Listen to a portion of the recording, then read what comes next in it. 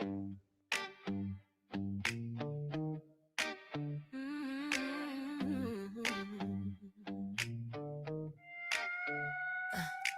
loudmouth cunt stomps in like she's heaven's lost gift. Cocky ass bitch with a soul full of shit. Cigarette breath and a busted face. Talking all tough, but she's out of place. Think you're hot shit, bitch, you just trash. All bark, no bite, sounding like a yapping mud, talking out your ass. Every word you spew's pure fucking shit. You're the reason hell runs out of time. Can't stand a bitch who thinks her shit don't stink. Walking on her tippy toes, pour another drink. Middle-aged mess with a manly tone. Filthy fucking train wreck horse, sitting all alone. Big mouth bitch, running your filthy ass lips. Rotten to the core, just a filthy fucking train wreck horse. Yeah. She's got drama dripping off her tongue, talking big shit since she was young. Fake ass smile, cheap perfume, whole damn vibe smells like doom. Think you're tough, bitch, you're just a joke. All talk, no action, just blowing smoke. Every move you make's a fucking show. You're the kind of trash karma loves to tow. Can't stand a bitch who thinks her shit don't stink. Walking on her tippy toes, pour another drink. Middle-aged mess with a manly tone. Filthy fucking train wreck horse, sitting all alone. Big mouth bitch, running your filthy ass lips. Rotten to the core, just a filthy fucking train wreck whore. You two-faced whore, you ain't shit but a stain. Spewing your poison, driving folks insane. Keep flapping them lips, you worthless bitch. Karma's loading up and she's itching to switch. You talk like a queen, but you crawl like a rat. Ain't nobody buying your fake ass act. Can't stand a bitch who thinks her shit don't stink. Walking on her tippy toes, pour another drink. Middle-aged mess with a manly tone. Filthy fucking train wreck horse, sitting all alone. Big mouth bitch, running your filthy ass lips. Rotten to the core, just a filthy fucking train wreck horse. Keep clapping them gums, you foul mouth witch. World sick of your drama, you toxic bitch. Your mama should've swallowed, saved us the fight from dealing with your stinking ass day and night. You're a low-life joke, a waste of breath, a walking disease that karma's gonna wreck. Go choke on your lies, you miserable bitch. Oh.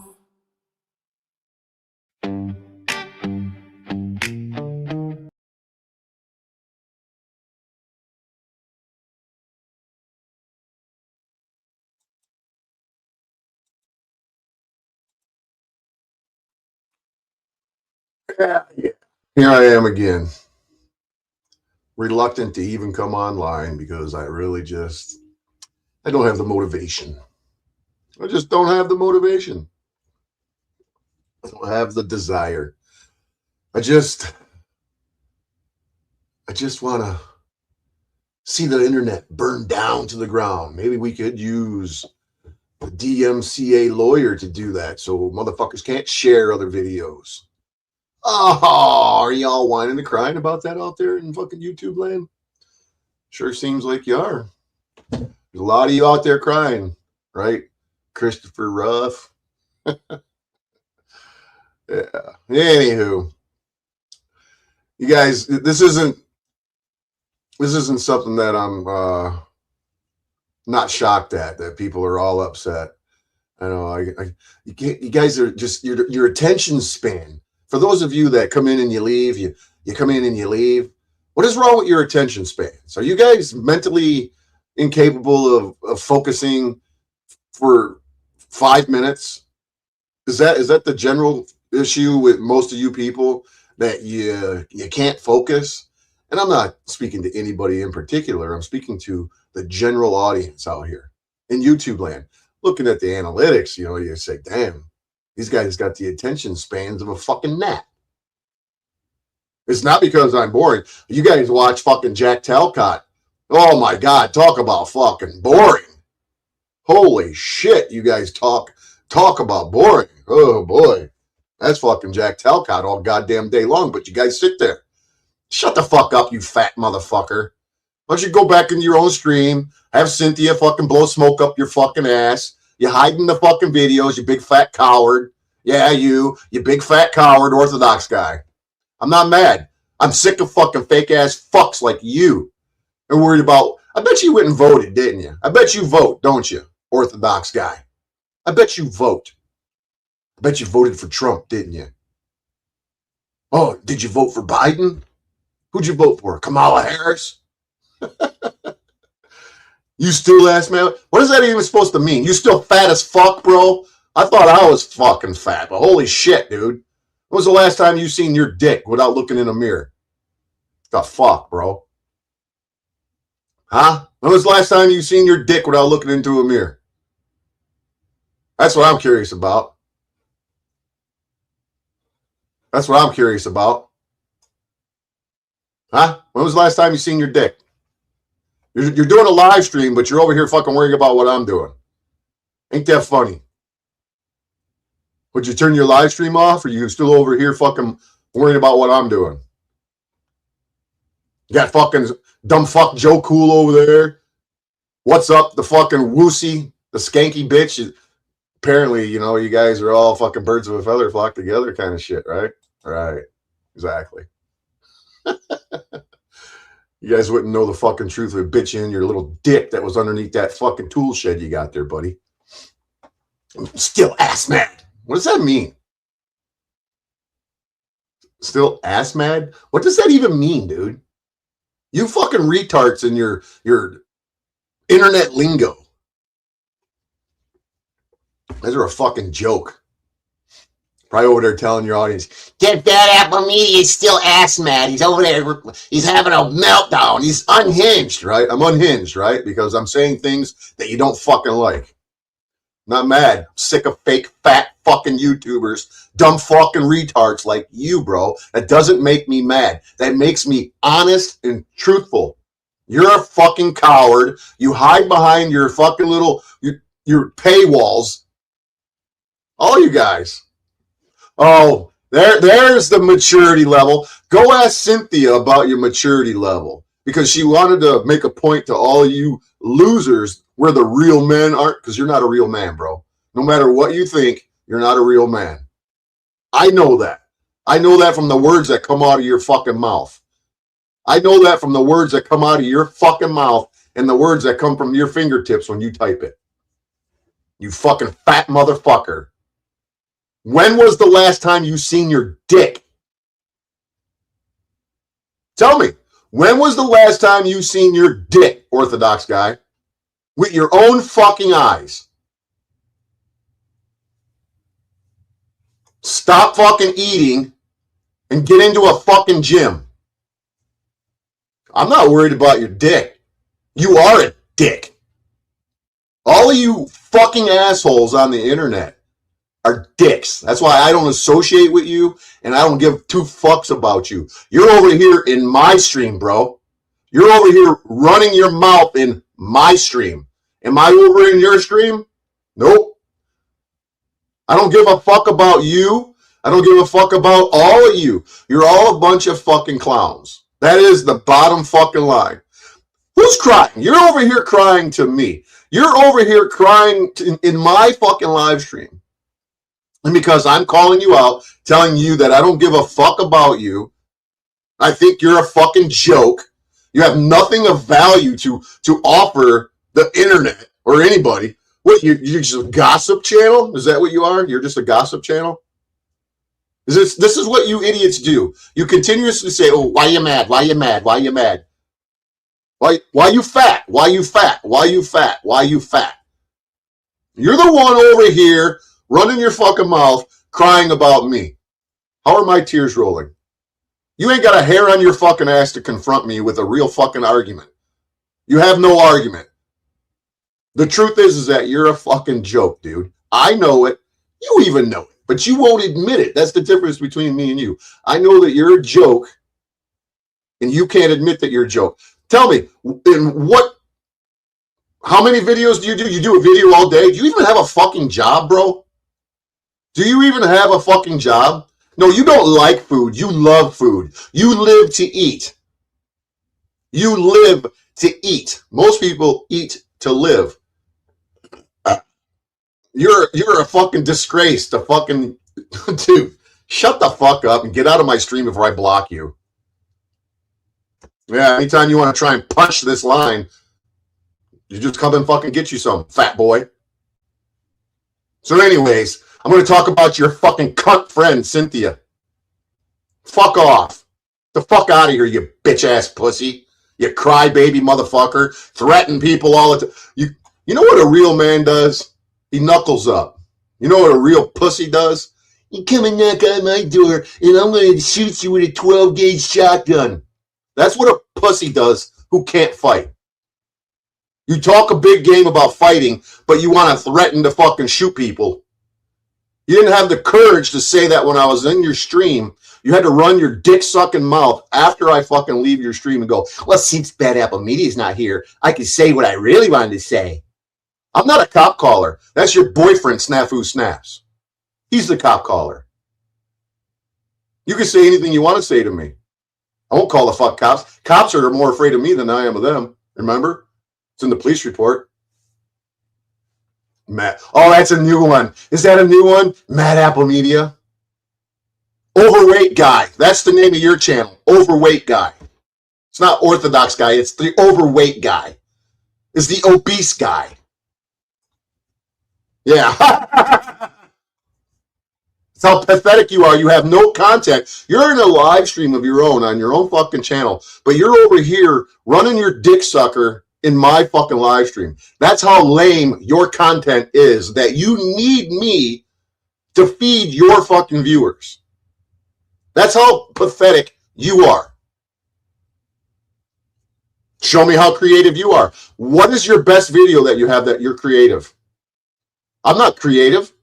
Did I ever claim that I was creative? I speak the truth. Truth isn't creative. Truth is what it is. It's absolute. There's no creation to it. It creates itself. There's no creation to truth. It is what it is. What do you do? What kind of creation that you do? What do you create over there on the obese, overweight guy channel? What kind of content do you produce? A fucking soap opera? Another soap opera? Where all you do is sit around and talk about fucking other people and other people's issues in the panelverse? You make love to yourself, dude. You ain't been laid since fucking... When's the last time you had pussy, bro?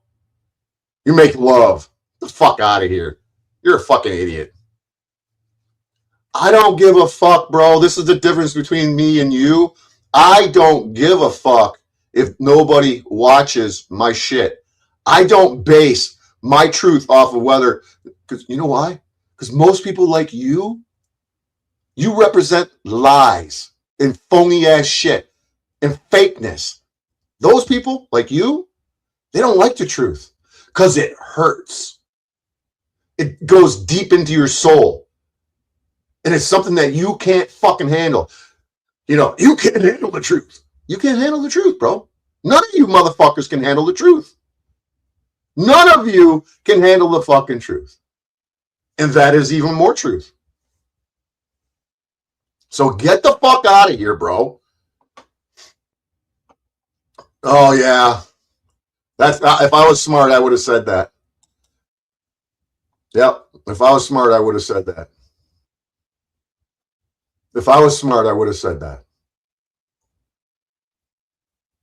See, he's over here watching my shit because Joe Cool, you're just as lame as this guy. Mike 23, Orthodox, that fat motherfucker, doesn't have anything going on his channel. He needs to come over here and watch my shit.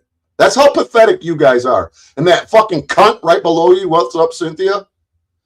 Talk about a fucking hypocrite. Talking about a fucking hypocrite. Cynthia, you're one of the biggest fucking hypocrites on the internet.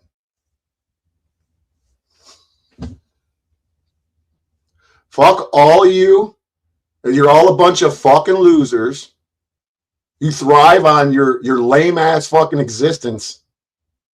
You have nothing of value to offer. That's why you come over here and you're sharing my fucking channel. I think it's pretty funny. You think I don't see my fucking name up on your shit? I'm giving you what you want. This is what you want. You need this. You need this to make yourself relevant. You need this to make yourself relevant. That's the difference between you and me. I don't need your channel to make me relevant. I don't need your content to make my content relevant. You see the difference in there between me and you, obese guy?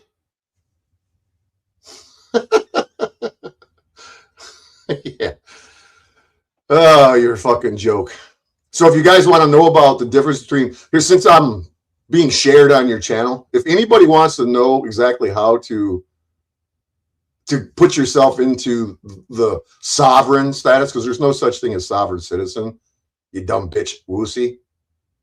There's no such thing. And I noticed that Wussy, she couldn't wait to do that video with her pal, Sergeant Curtis. She couldn't wait to share that video because she was like, ooh, I can get back at Paul Enslaved because he was making fun of me for taking a jab. A Christian, a Christian woman took the devil's poison. That's funny. That's funny. A Christian woman. You don't clearly you don't have any faith in God Almighty. You don't have any faith in our Heavenly Father. You went and took a jab. You jabbed up. And I agree with Paul, with him making fun of you for that. Any of you idiots out here that jabbed up. Don't call yourself Christian. Don't call yourself man of God.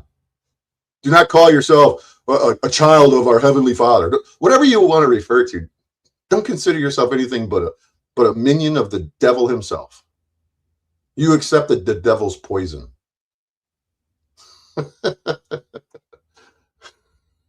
Yeah, you see, this is the thing, is that your viewers are loving this because most of the time your fucking content is so goddamn boring. It's pathetic.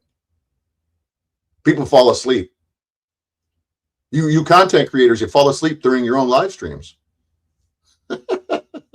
Yeah, I did. I banned him. You goddamn right I banned him. I banned your fucking dumbass. You fucking loser. Another loser. That alcoholic ale wine in there. Well, ale wine, the fucking alcoholic.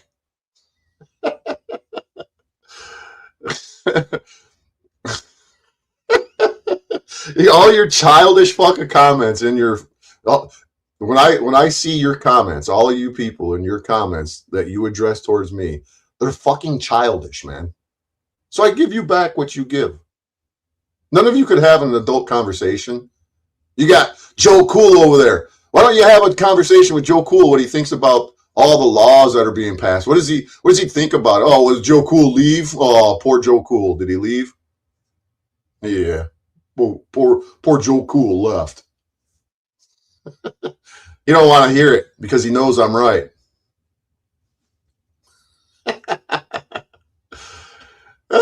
You're fucking hilarious.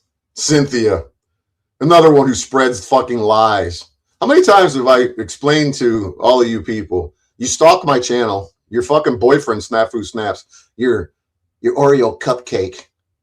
He stalks my fucking channel constantly.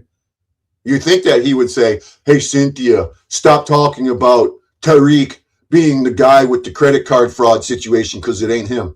A real investigative journalist like me, I already proved it. It took me all of about 15 minutes to find the real Tariq Bazzi, who is the one that was charged with the credit card scams at the gas stations that you guys keep insinuating that it's the whack-doodle T. Reigns. I don't like T. Reigns. I think he's just as fucking weird as the rest of you people.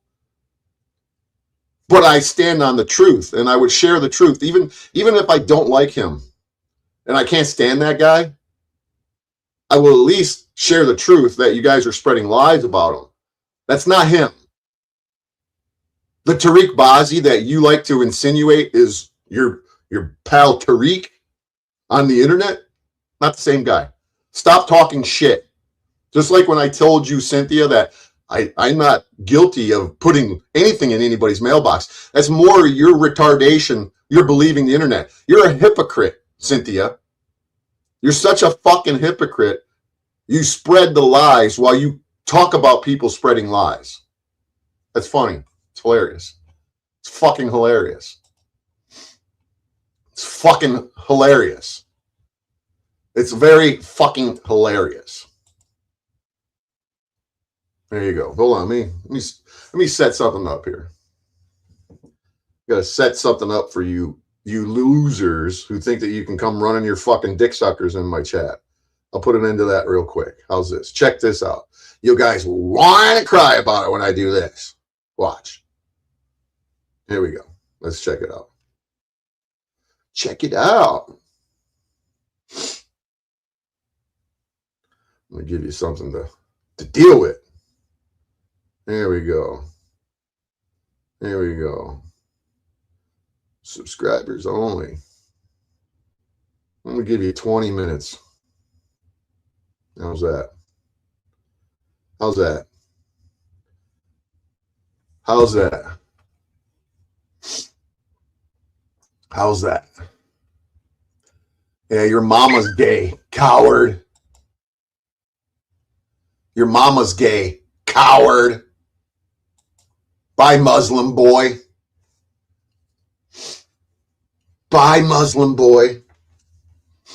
Muslim Bane, whatever the fuck that's supposed to mean. Whatever that's supposed to mean. Guys in your fucking stupid ass names, man. Your stupid ass fucking internet names.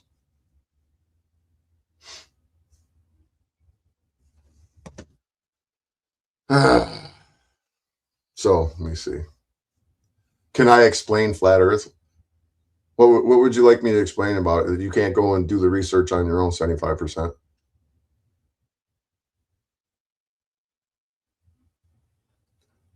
What is it that you need me to explain to you? You're a grown-ass man. There's all kinds of information all over the fucking internet for you to go and find all on your own.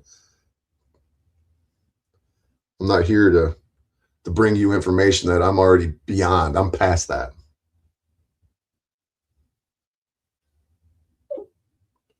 I'm past that. You want to know about flat Earth? Go do some research. I can send you. You want some channels that you can go and read? You can go look up that you want to go and watch their research, and you can go, huh? I agree or I don't agree. It's that simple. Either you agree or you don't agree. It's either you agree or you don't agree. It's that fucking simple, man. Let me see. Hold on. Give me a second here. Give me a second. Give me a second. I'm working on it. Uno momento. I'm so sick of you fucking YouTubers, man. You make me sick to my stomach. You're trash. You're all trash. There ain't any of you worth fucking even talking to, man. For real.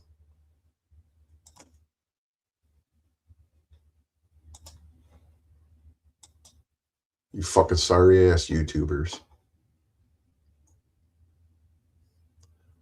Hold on a second. I'm looking up something to send you what I need to send you. I'm looking. Give me a minute. Do.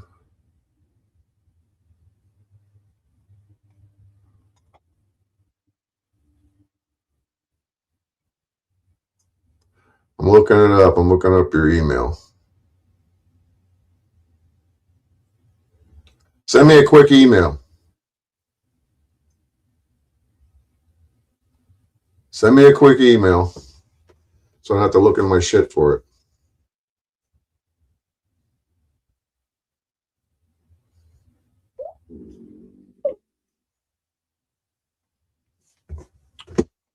All right. Okay. All right. Give me a second to type it out. It's dark in here.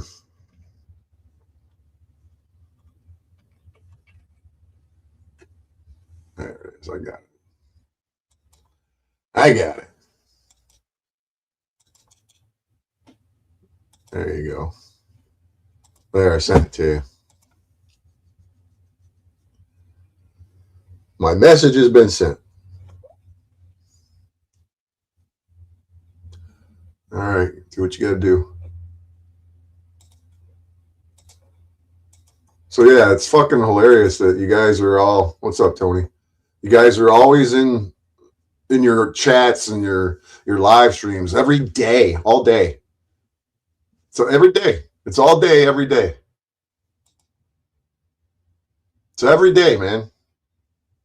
What's up? You took me down? You're not sharing me no more? Oh, what's the matter, fat boy? What's the matter, fat boy? Huh? What's the matter, fat boy?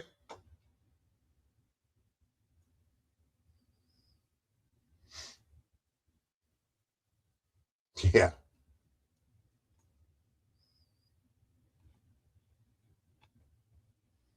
All you fat motherfuckers out here running your fucking dick suckers. That's right. You sure are.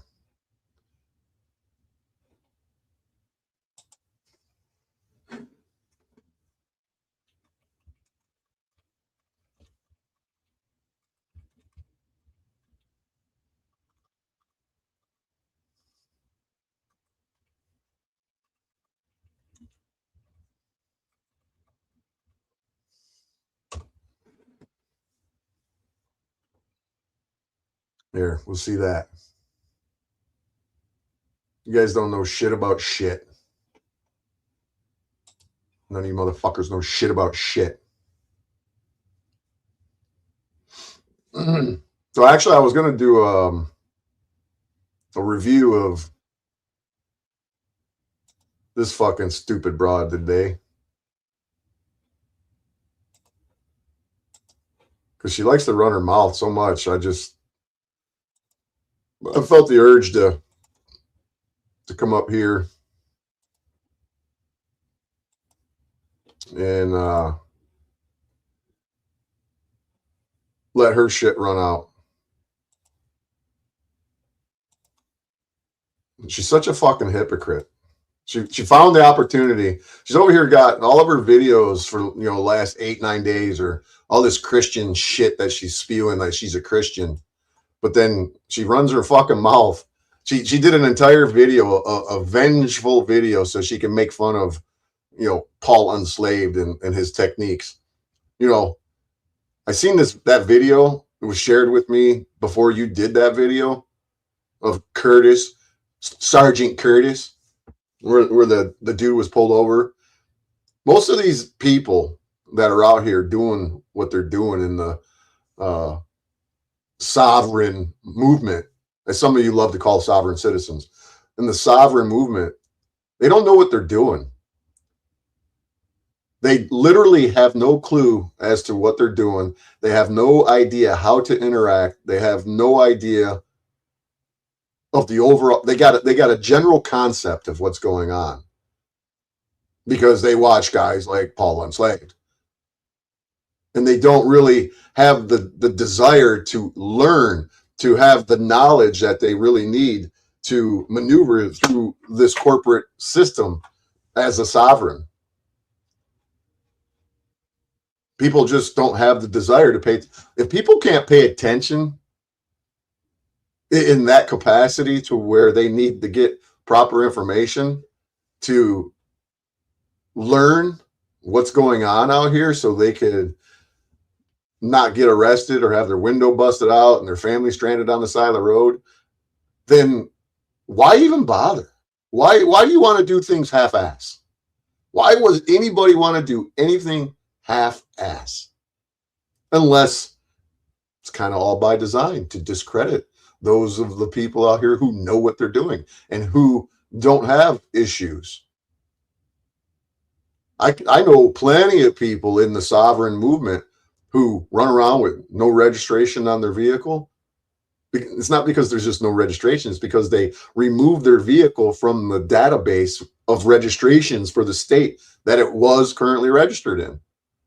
There's an entire process. You can't just say, I'm going to drive, or, well, let's not say drive. I'm going to travel today, and I'm just going to say it's my right. It's my right to travel, and you can't do nothing to me.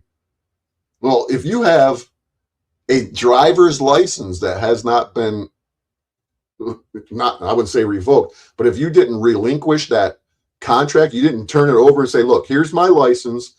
First of all, the license that you have when you're in contract, you need to remove that license when it's a clean contract. You can't have any suspensions, owe any money. You can't have any issues with that contract. There can't be any clause that has been triggered. It has to be a clean slate. And if your license is in good standing and you don't want it, you relinquish that license and they take it off of their system because you no longer want that license. If you want to take your automobile, your private conveyance, whatever word you want to use, your horseless carriage, your mode of transportation, I don't give a shit what word you choose. But if it's still registered through the state of, your process is not complete.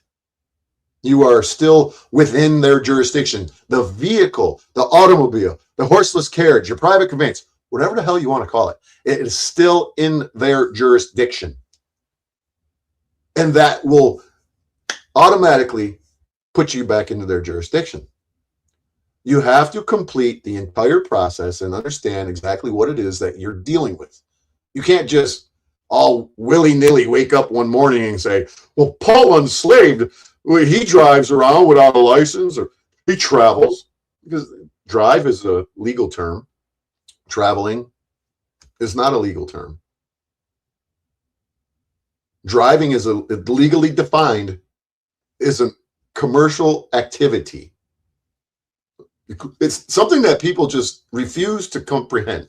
They don't want to hear that there is a path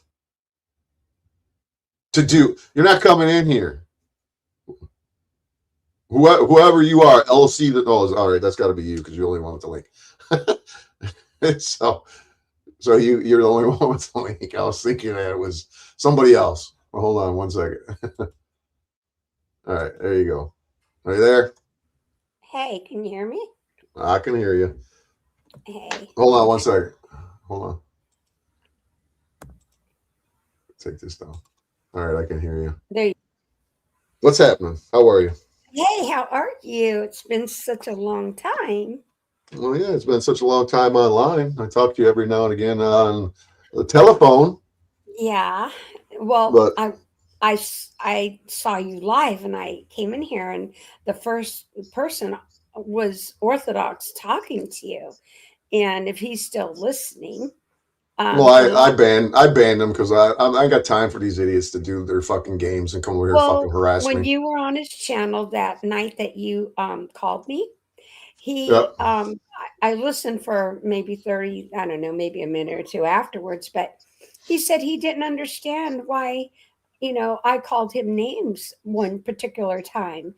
And I wanted to remind him of that time that I called him names. So, Orthodox, if you're still in the chat, can you unban him so he can chat with me? Or maybe he can get his little scrawny ass on up here. Well, he's not scrawny, he's a big, large man. His fat ass, his overweight, his obese ass. I wasn't going to say that, but yes, that larger person, if he wants to be, adult about this, bring your ass up on panel and let's chat about why I called you names that day, because you know why. You know exactly why, but you want to spin something different, and that's okay. I get that's how the panelverse works. They all want to spin everything. Yeah. So what happened that night that I called him names was that he was on his channel. He had a live. Snaps and all the regular jackasses were on there, and they were all saying, hey, I'll give you this much money. I'll give you this much money if he came on Tarek's channel where I was live, if he went over and asked me for a BJ. And if you don't know what a BJ is, you have no business. Well, we all know what that is. Well, if they don't have any business being on this platform because you're too young. But adults know what a BJ is. So they offered him money to come online or come on Tarek's channel and ask me for a BJ. And here's the thing, he wouldn't do it. He absolutely would not do it. He did come up on panel and he did ask stupid questions, which in which case he was in favor of snaps at the time. So we kicked him off. And the thing is he didn't ask because I know this is he's a gentleman. He wasn't going to do that because he is not that kind of a guy. He is a decent man. He would not do that. Okay. But that's why I the beg to next, differ, but okay. I know. Well, the next day, well, either he was a gentleman and couldn't come up and say that to me, or he was a coward. There Because you go. Right. listen, I'm 62 years old. I can handle him. It's not a big deal. I can handle snaps. I just prefer not to get in the same ring with him because he's a pig. He's a filthy pig. It's as simple as that. So, and I'm not going to give him, the gratification of calling me names to my face. And what's the point? But the next day, well, Matthew went on Orthodox channel and gave him what for and pretty much spanked him on his own channel. So when he came the next night, I fronted him off on that. And I said, you know what? Snap spanked you on your own channel and you just totally fell down to it. I mean, Tarek has all the videos. And that's what Even though he has them all fucking on private. Yeah, well, that's what I told Orthodox. I said, Snap spanked you so bad. You're his bitch, because he totally fell in line with Matthew. But that's what the whole thing was. So him saying, oh, she called me names, Orthodox. Pull your little peanuts up. Let's be a man.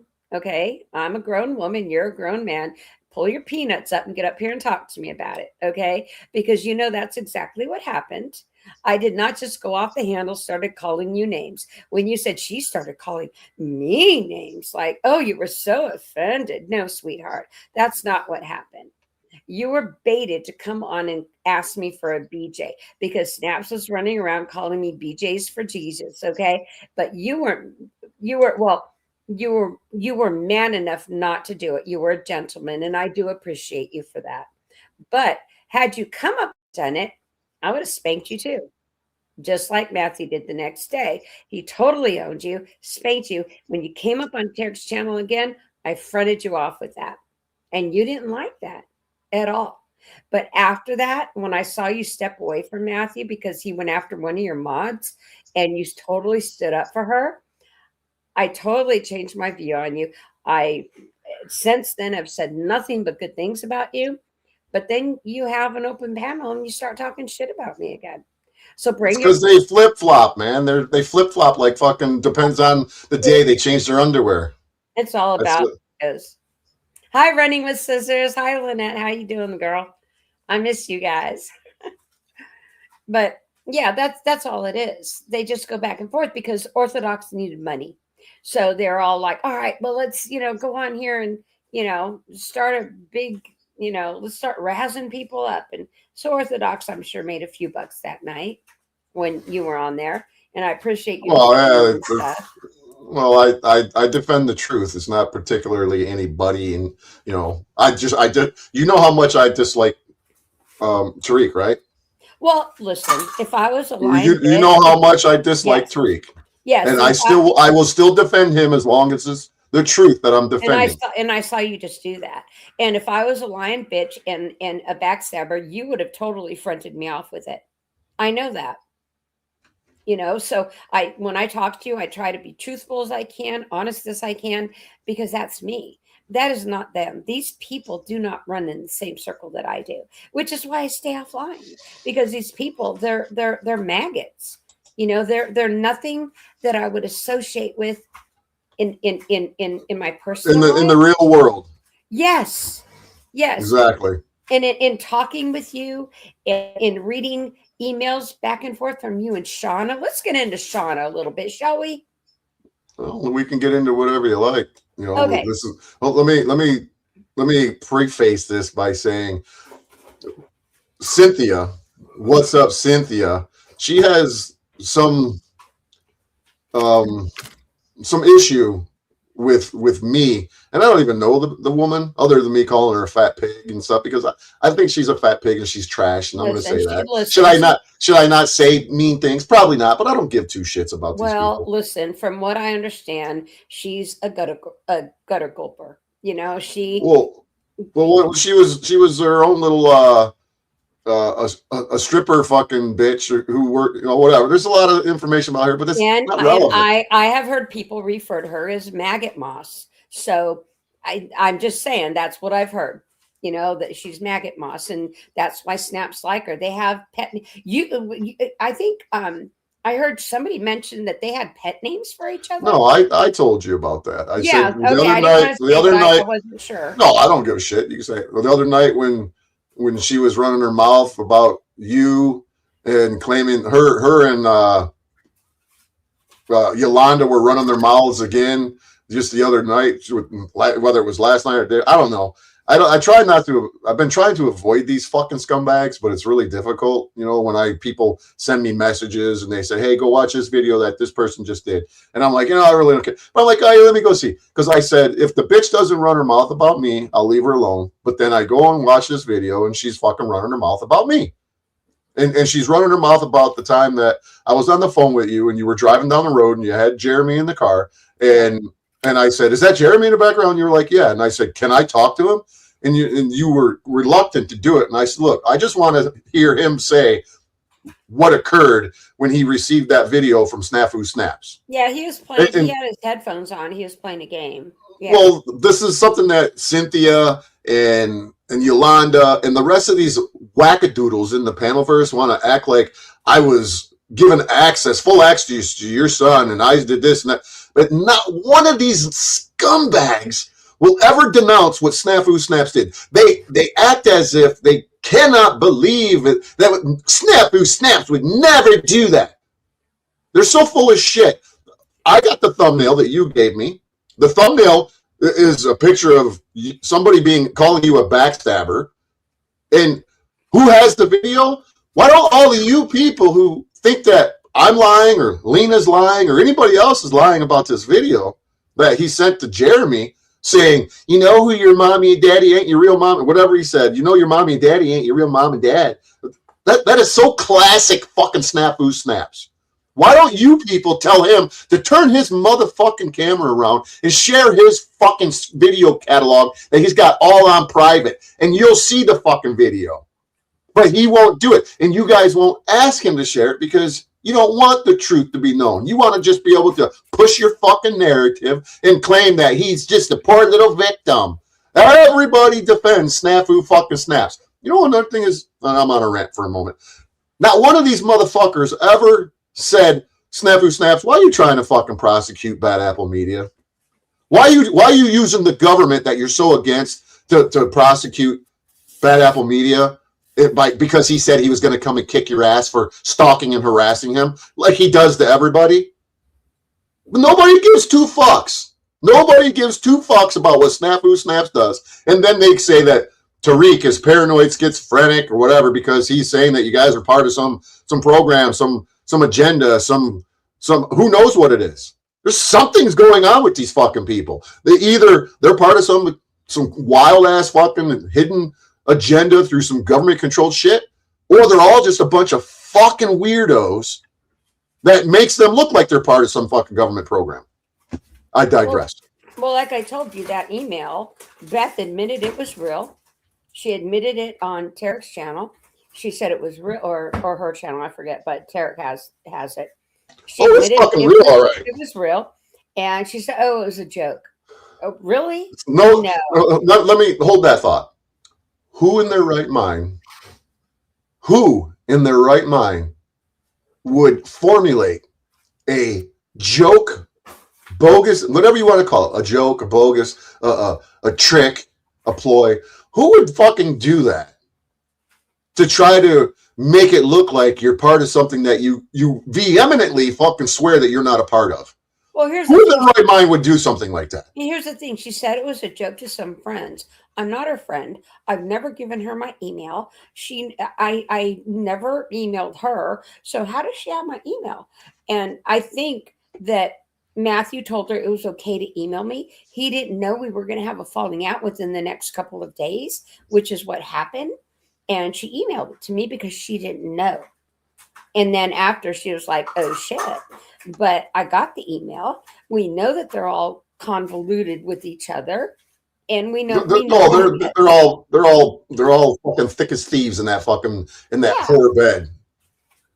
It's fucking a den of thieves, and they're all fucking just as guilty as the rest. Exactly. And I can say this to Yolanda and Bex. I highly suggest, and I'm just giving you a word of warning.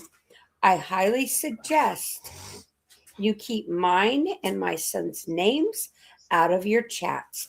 I'm just letting you know that that's all I'm saying. But if you want to continue talking about me and my child, go ahead. But Matthew knows me. He knows my family. He knows where I come from. He knows who I have in my family. Okay? Because me and him have talked about that. So if you want you were foolish enough to share private information with him. So no offense. I was foolish too. enough to tell him where I come from and my family. But if any of them want to continue putting me and my child in their mouth when they're typing, when they're talking, when they're on their live streams, I can guarantee you it is something you do not want to do, because I have nothing against you girls. I don't know you. I've never had run-ins with you. Yolanda, me and you did a little bit a few months ago, but I am warning you right now, back off and stay away. No, they're not going to. You know, they're going to take your words and say that you're threatening them and all of that shit. Apple, just hold on a second, okay? Because listen to me. This is not a bluff. I am warning them. There are things happening. I am telling them to stay away, okay? There are things that are happening. There are things that are being...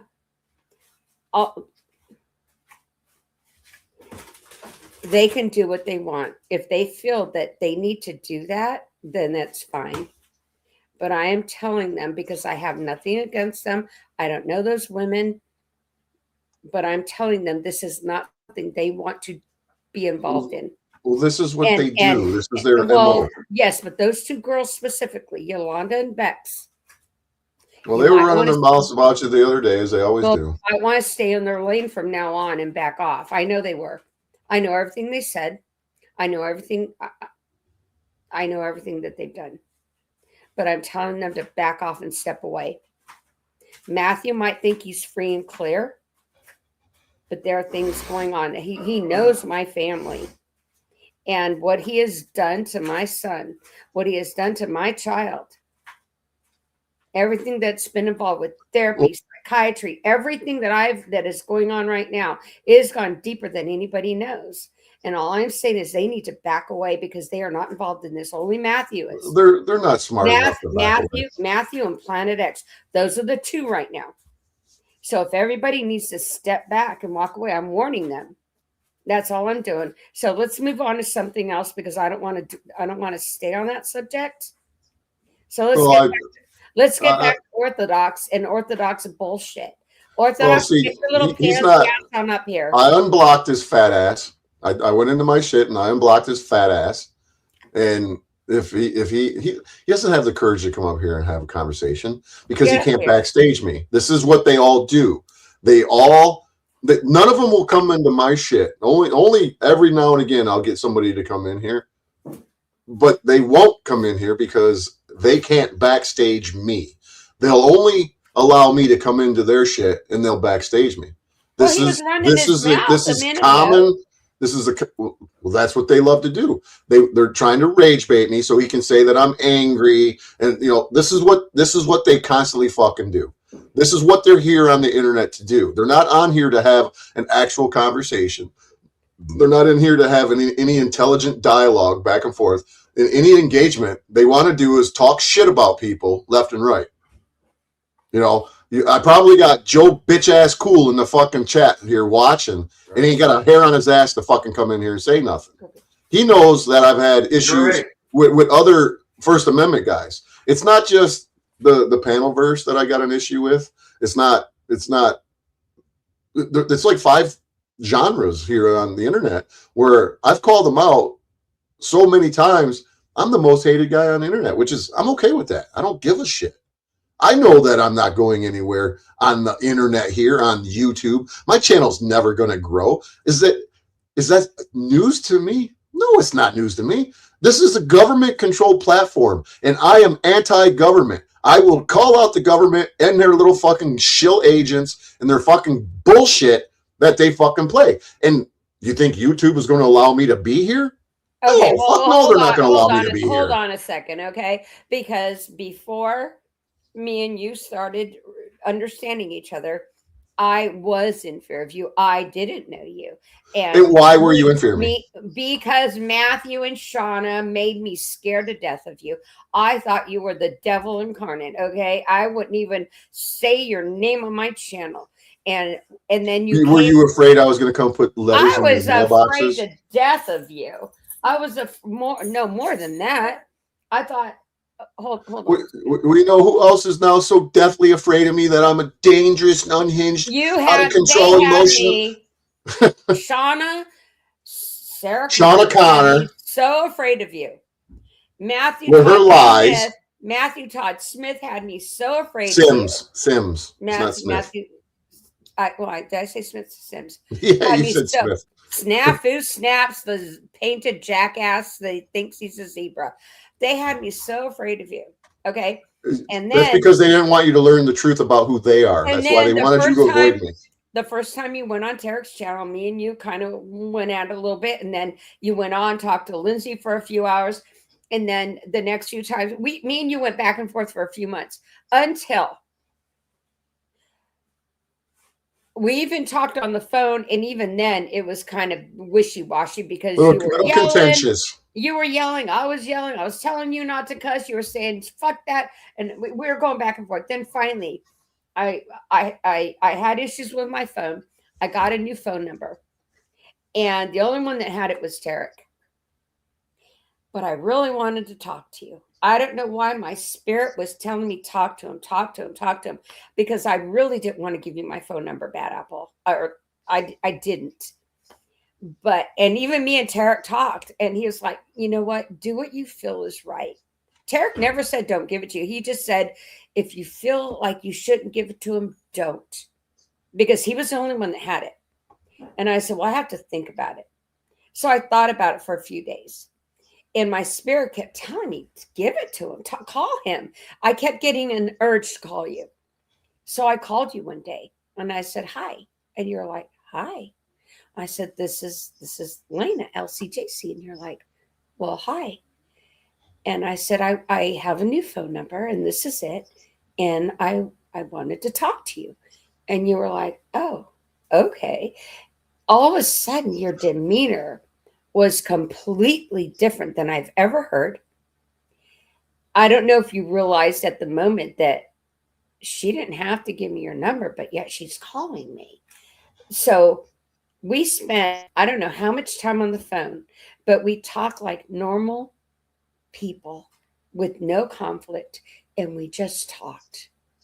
And the more we talked, the more I got to know you. And the more we talked, the more information you shared, the more we went back and forth. And next thing I know, you're showing me emails. You're showing me this. You're showing me that. I'm telling you this. I'm telling you that. I went from being, and I'm not just saying this just to say this, I went from being deathly afraid of this man, Bad Apple Media, Lee Stallman. I went from being deathly afraid of him, afraid he was going to come to my property and scare the shit out of me like he did to Tarek, or not scaring him, but went to his property, thinking he's going to come here and do this to me, to all of a sudden feeling like I wouldn't mind if he came here to visit. I got to know this guy over time. This is not the same man that Sharikana said he was. This is not the same man that Matthew Todd Smith said he was. It's not Smith. Matthew Todd Sims. Sorry. I'm sorry. I don't know why I keep saying that. But And then he started showing me emails from Shauna. And I'm like, wait a minute.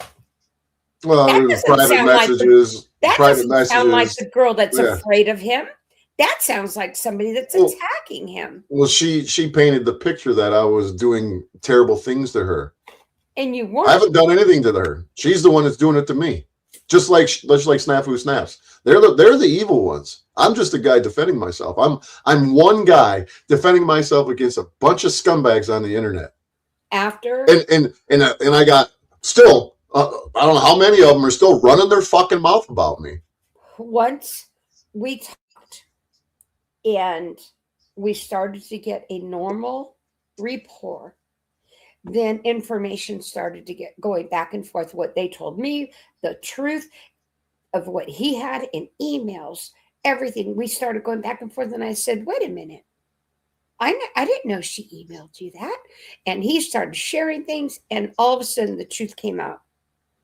Yeah, they had differences. Yeah, they went back and forth a little bit, but it wasn't him being the aggressor. Well, the difference, what we went back and forth at, is that she was trying to paint the picture that Marfugo TV was an evil man, and she would never give me any true proof. And I'd say, show me the proof so I can see where you're coming from, so I can see what you're talking about. And she would never do it. And it She would turned only out- tell me, you don't understand it, you don't get it, you doubting me. And I'm like, I'm telling you that I need to see the proof. Show me, share information with me, and I will those I are the will believe emails. it. And the one that I understood the most was that she was angry with you because you did not side with her. That's it. That's the bottom line.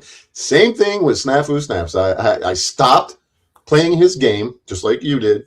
I stopped playing his game, and I disassociated myself from him because I no longer wanted to be a part of his game, of his manipulation, whatever it was that he had going on. I didn't want nothing to do with it. Same thing with Shauna. I didn't want nothing to do with her no more because I could see who she really was, and it was not good. Her mental instability.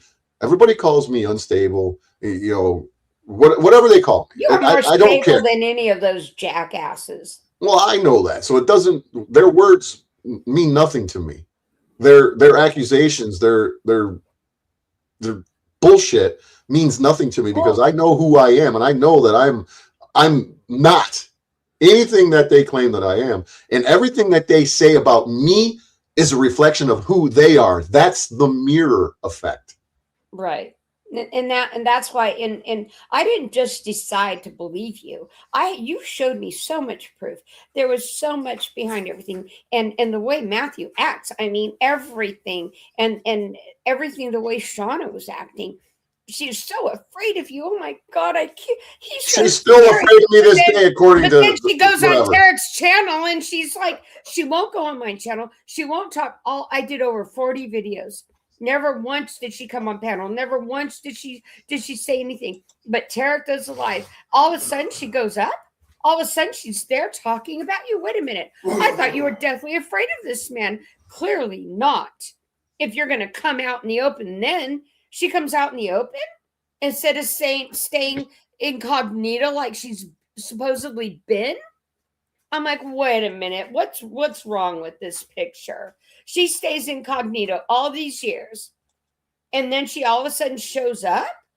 But you won't go on my channel to say anything? You won't come on there even to corroborate what I'm saying? Look what's on the screen. That blew my mind. See what's What on did the it say? screen? These are my text messages with Shauna.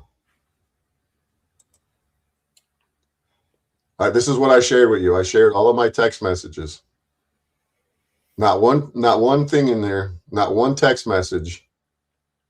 And after the text messages, I can share my Facebook messages. Just like I shared all of my messages between me and Matthew Sims.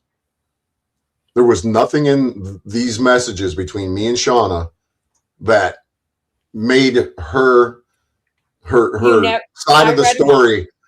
I read them all. She's never, nothing that she said I read them all. You never attacked her. You were never mean to her. You were very polite to her. You were very kind to her. You were very nice to her. You never attacked her in any of your messages to her. I read them all. She was attacking me constantly. She was coming after you for not following in her line with going after Marfugel. Exactly. You know, which, you know, is that a shock for anybody to not It is realize? a shock. It is a shock because her and Snafu Snaps had me so deathly afraid of you. I was so afraid of you. When you went to Tarek's, I was crying. I told Tarek he's going to come to my house next. I was so afraid of you that you were going to come here. So deathly afraid of you. And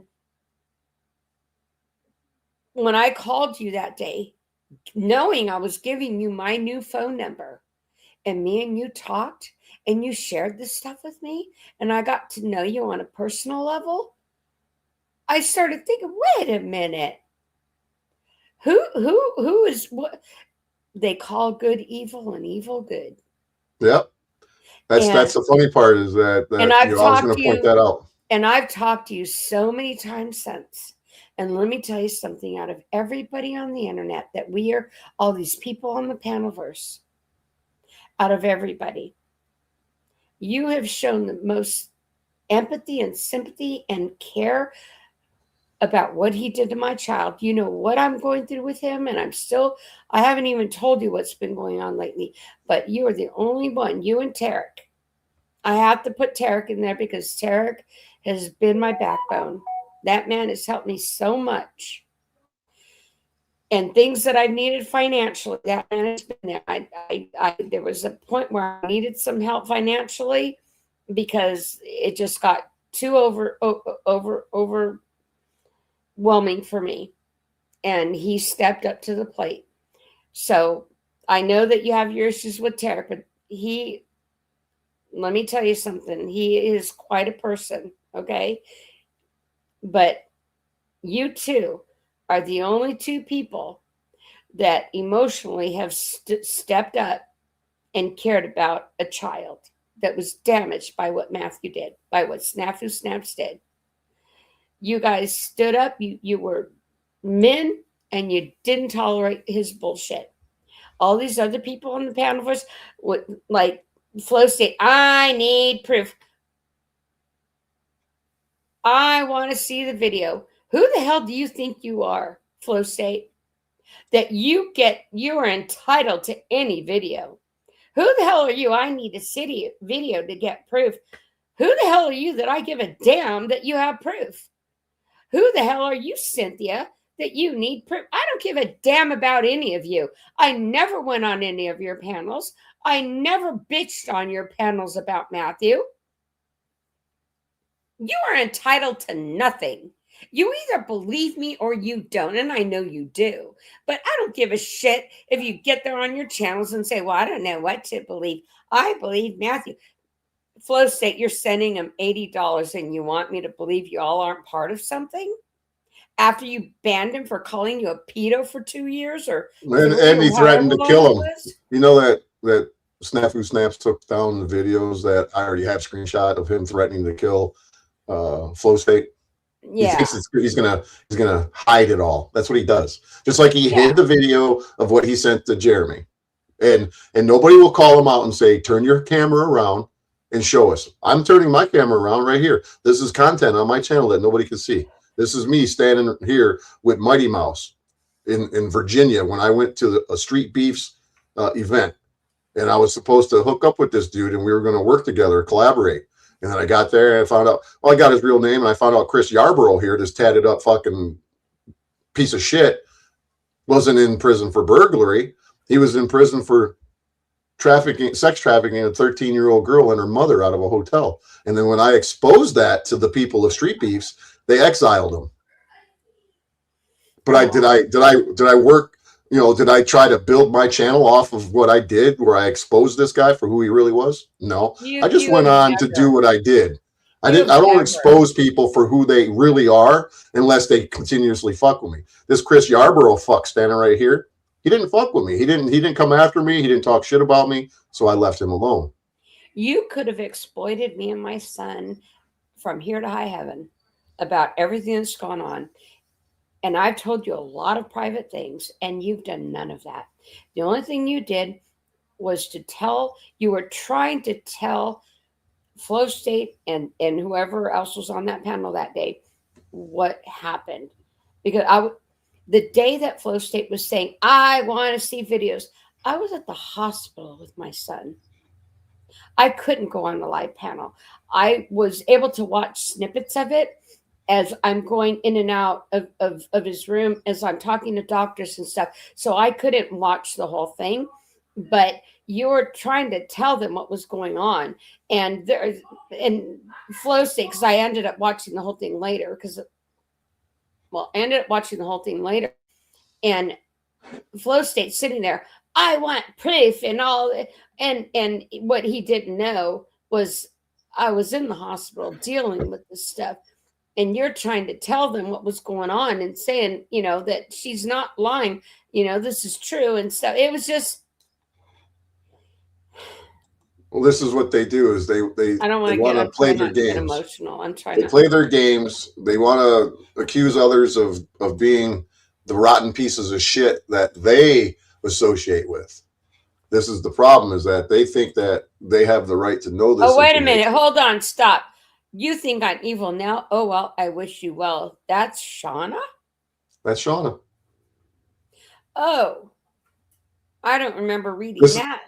No, I shared it already. This is Shauna. She's upset with me because I told her I didn't want. Well, no, this was after I shared or I commented on Snafu Snap's shit. He did a video, whatever it was, and he was bugging me to support him and tell everybody that did and do a good put a good word out for me for Road to Prison. Actually at the time, I don't even know if I was Road to Prison at the time, but it doesn't matter. Snafu was trying to get me to promote him and to tell everybody how great he was, and I was extremely reluctant because I know that he wasn't a good dude. So I just did as little as I had to do. So I went into his comment section and I left a comment. And the comment will be shown right here. This is the comment that I did. Hold on, give it a second. It'll flip around. It's coming. This is the comment that I left on Snafu Snap's channel. I can't read it. It's too small. Can you read it? I'll blow it up if I can. But it says, the division is real, but only if you let it. In my life, I learned to take everything with a grain of salt. And this is where I was talking about everybody talking shit, how Shauna was saying, Marfugo did this, and Marfugo. Shauna and Snafu Snaps are, Marfugo, right? So I was saying, in my life, I learned to take everything with a grain of salt. At least I know that I wasn't the only ear that was bent, or shall I say, leg was pulled. We need to unite and not divide. Bottom line. Much respect, Snafu. Hashtag Truth Yo. That was just me saying, much respect, Snafu, so he would feel as if I was supporting him, because it was nonstop. Do a video with me. Get online. Share a video. Do this. Just like he does to everybody. Now, Cynthia is his little go-to bitch that does all of his fucking dirty work. And the rest of them.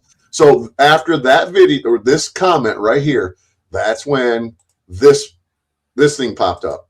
That's when this popped up. You think I'm evil now? Oh, well, I wish you well. So that's what I've been dealing with. You whacked out motherfuckers in the panel verse. In the Marfugo.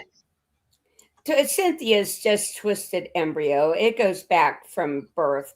You are what. Here she is. This is her, Shauna. This is so shameful. This is what she's telling me. This is so shameful. Shameful for me saying that we should unite and not divide? That's shameful? Really? Really? Honestly, we've talked how long and for how many hours? I guess my private conversations with you are no longer private, and you're nothing but a spy. Wow. So you're a snitch. What in that comment did I say that was a snitch, or I shared private conversations when I said my opinion was we shouldn't divide. We should unite, take everything with a grain of salt. Well, how was that sharing our private conversations? It wasn't. This is the mental instability of Shauna fucking Connor. Well, and this is who hangs out with Snafu. This crazy bitch right here, Shauna, is clearly, if not directly, communicating with that stupid bitch Cynthia. Cynthia's getting her information from Snafu, which is just as fucking bad. Here's which I don't give a fuck, really. Here's the thing. I think Matthew was so mad at Marfugal that she was feeding Shauna so much BS, like he was feeding me. And I did. You want to read Snafu's text? I did so many videos about, a lot of the videos I did, all of them were truthful. All of them. All the back rooms, all of that. They were going after her. And they were all truthful. But now that I know the truth of everything, yeah, it was all true. But now I know why he was going after her. Now I know why a lot of things were being done. He was trying to protect himself because of what they were doing. But just like Matthew fed her BS, he was feeding me BS. And I was trying to talk to Shauna, and I was telling her, you need to understand what Matthew's doing. He's doing to you what he did to me. He's brainwashing you to believe this garbage. But let me tell you the truth. She didn't want to hear it. When I told her what he did to my son, she goes, well, I don't know if he did it or not. I showed her the proof. She goes, oh, well, you should report it to the police. But then you're still going to stay friends with him? I mean, I was blown away that even after I showed her the proof of what he did to my son, she still sided with him. That's how brainwashed she is. Well, this is what they are. They're whacked out fucking people. No matter what you say or no matter what you do, you could literally share the truth. You can literally share your text messages. I can share my text messages with people to show exactly what Snafu Snap said about Marfugal, how he was going to try to destroy his life back in 2019 because he didn't give him any attention when he went to the hospital for another bout of I'm dying. And I said, dude, let it go. Go move on. Marfugal was dealing with his wife being pregnant. He took on his niece that is special needs. And then I understand he took on a second child. And he's trying to deal with his own life. He had no money coming in. He was trying to make his YouTube channel work. The guy was like digging for bones, okay? And here, Shauna goes against him. Matthew goes against him. It wasn't years later till he finds me newly, ousted from Marfugal. And then he gets, he tells me, oh, they did this and they said this and they said that. And I'm like, what? So I start doing videos totally ruining Adam's channel, Marfugal's channel, which everything I spoke of was the truth. I didn't lie about anything. And there's proof of all of it. But that's not the point. The point is that Matthew Todd Sims, Snafu Snaps, his target was Marfugal. And he used me to do it, me and Shauna. When I tried to tell Shauna the truth, she didn't want to see it. When I showed her what he did to a 12-year-old little boy, she didn't want to see it. And that's all I needed to know about her. Well, she's not I interested saw that in truth. as an Air Force veteran. And she's going to allow a 42-year-old man to attack a 12-year-old child. That's all I needed to know about her. You talk about Epstein. You talk about hurting the children. He was calling Flow State a pedophile. He was calling Paul a pedophile. Paul enslaved a pedophile. He was calling OTW a pedophile. He's going after all these people. They're all pedophiles. What you see on the screen right now? Hold on one second. What you see on the screen right now is the text messages between me and Snafu Snaps. Hold on. Out of all of them, Matthew Todd Sims, Snafu Snaps, Crew 101 is the only one that went after a child and damaged him. He already knew, because me and Matthew were very good friends. We called each other You were in love with him. You were in love with him. Hold on. We talked all the time on the phone since August of 2022. We talked hours and hours on the phone. He was calling all the time. I was calling him. We were going back and forth. He would call me. My son would answer the phone. He would talk to my son. Hey, how you doing? How you doing in school? You know, you being a good boy for your mom? Yeah, I'm being a good boy. Remember, respect your mom. Oh, I am. We had such a good rapport. And when I invited him to my home, Cynthia, are you listening? You're you know, okay, I'm not going to say nothing nasty. Okay, Cynthia, when I invited Snaps to my home, it was because there was a time that the news was going a little crazy. Like, I don't know what I'm going to do. And I said, hey, if things go bad, you can come here. I have 4 cabins. I'll give you one of them. You can stay in there. Okay. The dude is like 40 something years old. I'm 62. Okay. Unless you're close to my age, I was raised right. Okay. Unless you're close to my age, I'm not even going to look at you any differently. He's a child in my eyes. But you want to be a filthy little maggot. Or I say that. You didn't say it. I said it. Well, she's a tick shit. Skank. I mean, she's a skank. She's tick shit. Okay. As simple as that. We have ticks out here. She's tick shit. Okay. It was nothing more than for him to come and stay in one of the cabins, and that's it. Okay. And he was like, well, I don't want to do that because of my doctors and blah, blah. I said, we have doctors out. I'll take you to the doctor if things go that bad. But I have several cabins. My home, I'm a safe haven. Okay. If shit goes bad and you can manage to find your way to my property, you will be welcome here. Matthew knows this. He knows my home is a safe haven for people. But the chances of you getting to me are slim to none.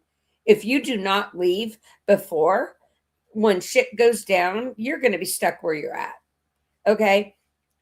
But that was my invitation to him, was to live in one of my cabins. Well, you can't make a mountain out of a grain of sand if you're not. Well, Cynthia's a gutter slut. Okay, so let's just say it is what it is. She's placenta sac. She should have never been born. Right. It's as simple as that. She's frog guts. That's all.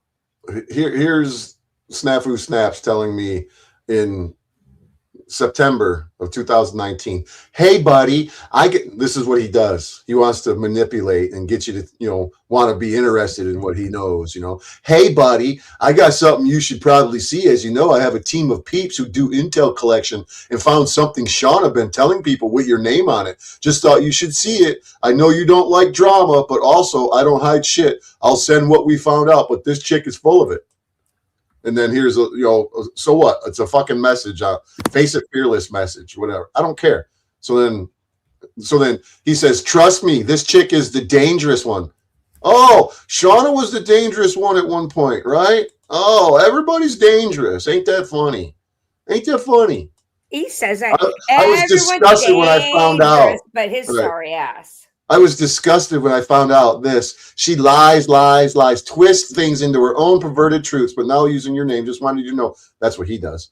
And I said, LOL, she be doing what the wackadoodles do. I feel sorry for her.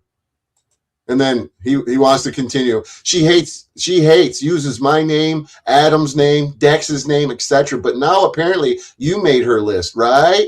Right. They always say, right, to get you to agree with them. You know what I mean? I pointed this out many times where when they're talking, they always end what they're saying with right. It's a psychological manipulation that they use continuously. And then I just simply said that I laugh at her insanity. And then he wants to say, well, I just figure it's important that you see it. Hope you're doing good, brother, man. And I said, yeah, I appreciate it, Snaps, but she is a waste of my time. I'm good. Hope you are too. And so I shared a video of me at a private lake where I was staying at. And he goes, yeah, man, that area, that lake looked pretty green.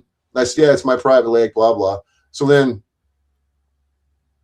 here's more York Vango, which is Shauna in her multiple accounts. Blah blah. Here, road to prison. Come on the phone and bash my mom, because Shauna didn't have the courage to talk to me. She always left it up to her mommy. Numerous of Mark's regular call-ins are anti-police. I'm not anti-police at all, because I believe that we need police to keep people like Snafu Snaps in check so he doesn't go do anything stupid.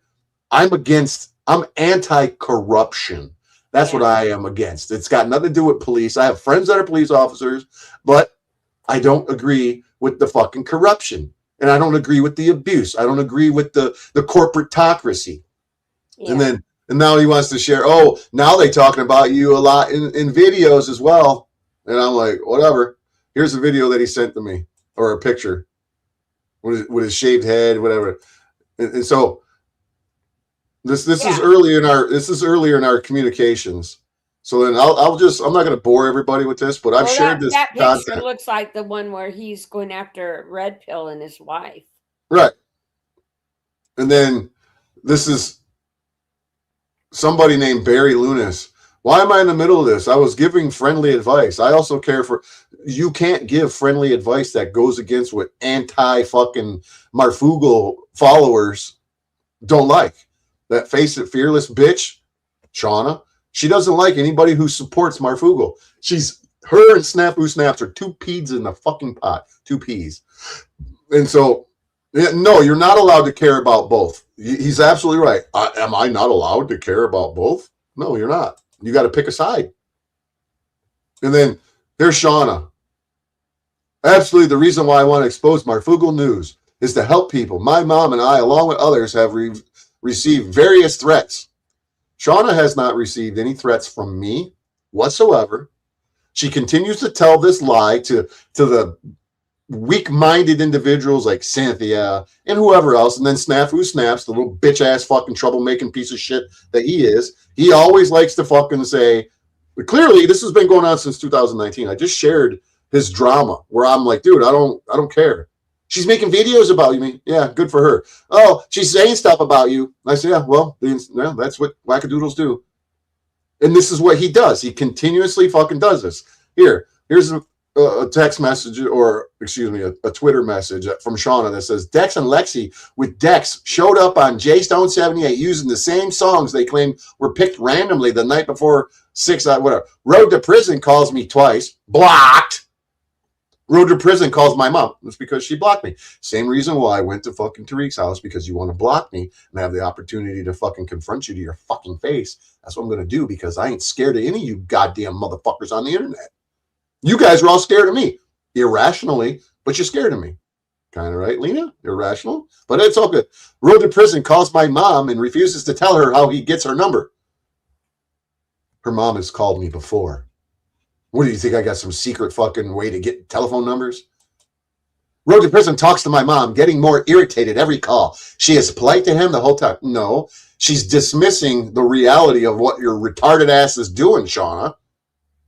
3 hours and 3 calls. He ended up in a rant, cussing and screaming. Yeah, I get fucking pissed off when people try to fucking manipulate me and gaslight me. It's going to piss me off, and I'm going to fucking tell you to go fuck yourself. Goddamn right I did. There I was tonight, finding out that Road to Prison is continuing. There's no threats. There's absolutely no threat. Just like the other night when Snafu Snaps was on Jack Talcott and that Grace Thorpe little fucking weirdo who's allegedly banging her fucking daddy. Snafu Snaps is against, pedophilia, but he supports Grace Thorpe and Ben Thorpe, who allegedly are having a incestual fucking relationship.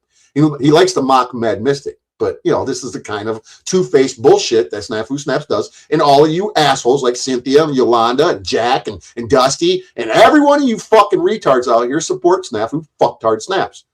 So this was back in October of 2019. There I was tonight finding out that Road to Prison is continuing the threats. There are no threats. I still have all the phone calls between me and all of these idiots. There are no threats in any of these fucking calls that I've ever made. Threatening what? Threatening to take fucking legal action if they don't shut the fuck up? That's not a threat. And then let's consider the sequence of events of Marfugal, shall we? There's no sequence of events here. This is the shit that, you know, I'm dealing with these fucking people. This is constantly with these fucking idiots. It never ends. After you know, reading the emails and stuff and talking with you, I realized, wait a minute, this isn't a guy that's going after people. This is a guy defending himself. This is a guy that's fed up with their crap, you know? And I got to know you on a different level where one minute I'm like scared to death of you. The next minute, after I research, which is what they say, do your research. After I researched everything, I'm like, wait a minute. Wait, hold on. Back the truck up. And I got to know you on a different level. I'm like, wait a minute. This guy has morals, standards. He's a loving individual. He's caring. He's got daughters. He's got family. And this is not the person they told me he was. And I got to know you. And I totally changed everything. And I started to read the emails that you were sending me. I'm like, wait a minute. It looked like Shauna was the attacker. Shauna was the aggressor. And Matthew Todd Sims was behind it all. Well, of course he is. You can read the email or the text message. It's right here where this is the beginning of him turning on fucking Marf. He says, I'm sick as shit, man. And fuck Adam, bro. For real. Motherfucker texted me once. Never responded back. I even said, was headed to the hospital. Not even, are you okay? Fucking got a lot of thinking to do because I will make his life hell on the web. Watch. Right here. Right here it is. Right here. This is the first message that he sent me where he was vowing to make Adam, Marfugal TV, his life, a living hell. This is in 2019. And the dude has not shut the fuck up about Marfugal since. And what my response was to him, you at home or in the hospital. Try not to let him stress you out, bro. Focus on feeling better. Put that on the back burner till another day. He says, I'm home, but I might be headed back later. Been all night. And I said, try and spend time with your dad best as you can under the circumstances, but don't hesitate to go to the hospital if you feel the need. He says, I can't, man. I'm in bed, ridden, fetal position, throat's bleeding. And I said, dang, that's bad news to know. Same as now. Always in the hospital because he's getting the syphilis drained out of his head. Same bullshit. So here, you know, I'm trying to be kind and polite to the guy and feeling for him. And so I said, damn, dude, that's bad news to know. For what it's worth, I wish you a Merry Christmas. I'll pray for you, man. Your throat is bleeding inside or out. And he says, it's bad, but seriously, that fucking piece. See, I'm asking him, dang, that's bad news to know. For what it's worth, I wish you a Merry Christmas, brother. I'll pray for you, man. Is your throat bleeding inside and out? And his response is, it's bad. But seriously, that fucking piece of shit Adam, for real, man, not only texted once, then ignored or never responded back, but didn't even ask how I was when I said headed to the hospital. I swear I'm fucking going to do a lot of hard thinking. It's from me throwing up so much last night. So he responded to my question after he wanted to rant and rave about how Adam was hurting his feelers. And I said, fuck, man, sorry to hear that, bro. I couldn't imagine what you deal with. And then here he is back on the Adam thing. He texted once, said, hey, what exactly do you need? Fucking idiot knows what I wanted. He wants him to help him build his channel again after it got deleted. Yeah. I told him that when I said I was headed to the ER, not a peep since from him. What was the point of him texting me just to fuck me and show he doesn't give a fuck if I'm dying or not? Not even a text back of, are you okay? Or why you headed to the ER? Just fucking him being selfish. Wait a minute. I think that's actual projection through confession. I think that's Snafu Snaps being fucking selfish. Shit, I swear I will burn him one way. Watch. I'm probably done too with YouTube. He said this many a times. There's shit in his recent post where he's talking about being done with YouTube. I told him a million times to get the fuck off YouTube. Get off the internet. Take care of his daughter. Go raise your daughter. Get a job. Do whatever it is that you got to do. I said, if you can't get a job, and I got all the fucking recordings. I said, if you can't get a job, I'm sure that your mom would help you out. Even though he says, fuck my mom. She's a cunt. She's a bitch. She wants to throw me out of her house. You know what I found out? Not through my research. The house that he's in right now was his stepdad's house. And they sold it. And he's still there. There was an investor that bought the house. The one. Oh, really? Yeah. So I know more about this guy than he's ever fucking imagined. I know every member of his family. I know everything about this fucking guy. When I start doing my Jack Talcott Tales version, you notice that he took his Talcott Tale videos down? No, nobody has, but I did. But when I start doing the snafu tales and I go and meet all of his family members, or I send them thumb drives in the mail about what he's done and who he is, you think he's alienated from his family as it is? Nobody in his family fucking talks to him except for his stepdad and his fucking mom and his mom's mom, his granny. Very few people in the Snafu Snaps adopted family want anything to do with that fucking guy. Wow. And so then I respond to him whining and crying about Adam not fucking giving, and I'm like, I've told him time and time again in conversations that Adam don't give a fuck about you, me, or anybody. So leave the guy alone and go on with your fucking life. And what has he done? The last 6 fucking years since 2019, earlier than that, since 2018 is when I met him, or I knew of him. He's been obsessed with Marfugal TV and Dex J, the digital experience. Now he's got Cynthia fucking talking this shit. He's got fucking everybody in the panelverse talking Marfugal in the digital experience.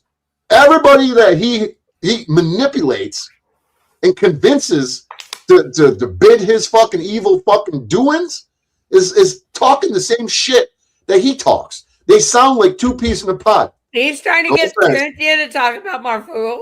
She's talking about the digital experience. Dex, T-E-X. That's what the digital experience is that he's referencing. It's Dex J. And this is the same thing. No offense, but this is the same thing that he got you to do for him. You did all of them videos for him. Yeah, you did it for yourself. Okay. Convinced you of that. The difference between me and Cynthia is that I was his head mod. I know. So you had I get that. But he still convinced you to do it. Hold on. I was his head mod, but not a known head mod. Like, nobody called me head mod. I was just head mod because I was his oldest mod. Okay. So, but I wasn't the head mod. Like, I didn't control anything. It was just his oldest mod.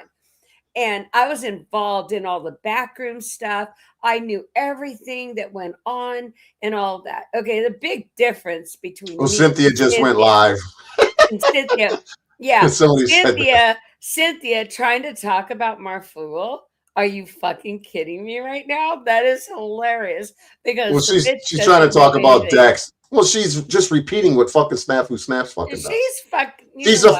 She's a pathetic fucking excuse for a human being.